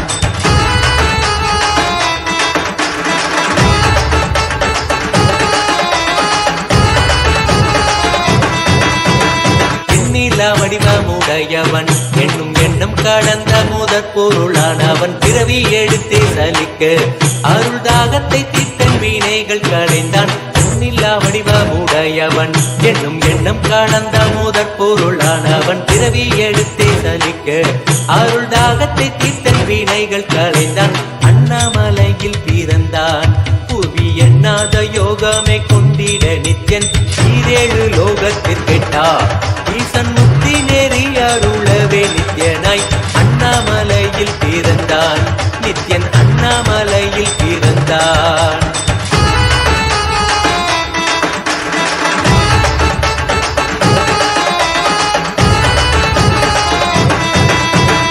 ஆனந்தமாய் என்னுள் நித்யன் முக்தி மார்க்கத்தை காட்டி வீட்டிருந்தருள்வான் மாலையன் காணாத சோதியன் தெளித்தேனாயே நித்திட ஞானம் அருள்வான் ஆனந்தமாய் என்னுள் நித்யன் முக்தி மார்க்கத்தை காட்டி வீட்டிருந்தருள்வான் மாலையன் காணாத சோதியன் தெளித்தேனாயே நித்திட ஞானம் அருள்வான் அண்ணாமலையில் பிறந்தான் புவி எண்ணாத யோகமே கொண்டிட நித்யன் ஈரேழு லோகத்திற்கெட்டா ஈசன் முக்தி நெறி அருளவே நித்யனாய் அண்ணாமலையில் பிறந்தான் நித்யன் அண்ணாமலையில் பிறந்தான் நித்யனாய் அண்ணாமலையில் பிறந்தான் நித்யன் அண்ணாமலையில் பிறந்தான்.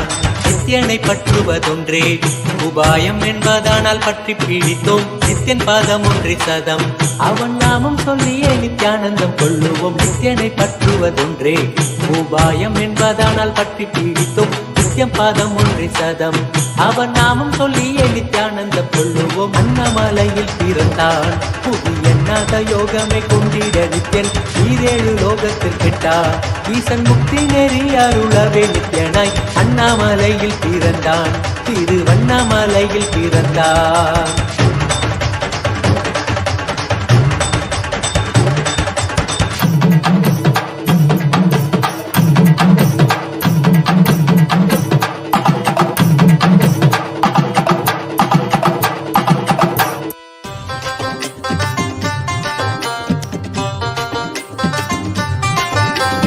ஓம் ஜெய் நித்யானந்தா ஜெய் ஜெய் நித்யானந்தா ஆனந்த கந்த ஜெய் நித்யானந்தா ஜெய் ஜெய் நித்யானந்தா கங்காதரா ஆத்மநாதா நித்யானந்தா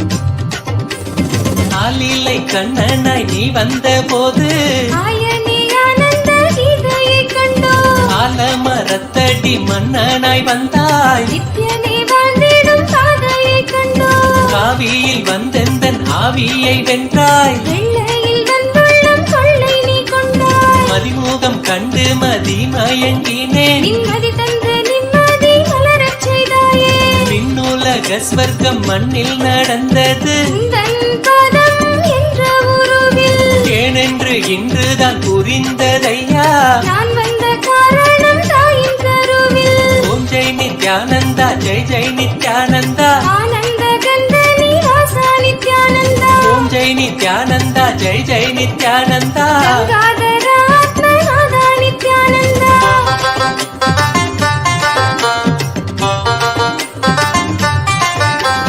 யோகமும் நீயென நித்தியமும் நீயென உணர்த்திடும் தேவாயன் நித்ய யோகேஷா திருத்தினி நான் காணேன் திருந்தினி நான் வாழேன் பூமியை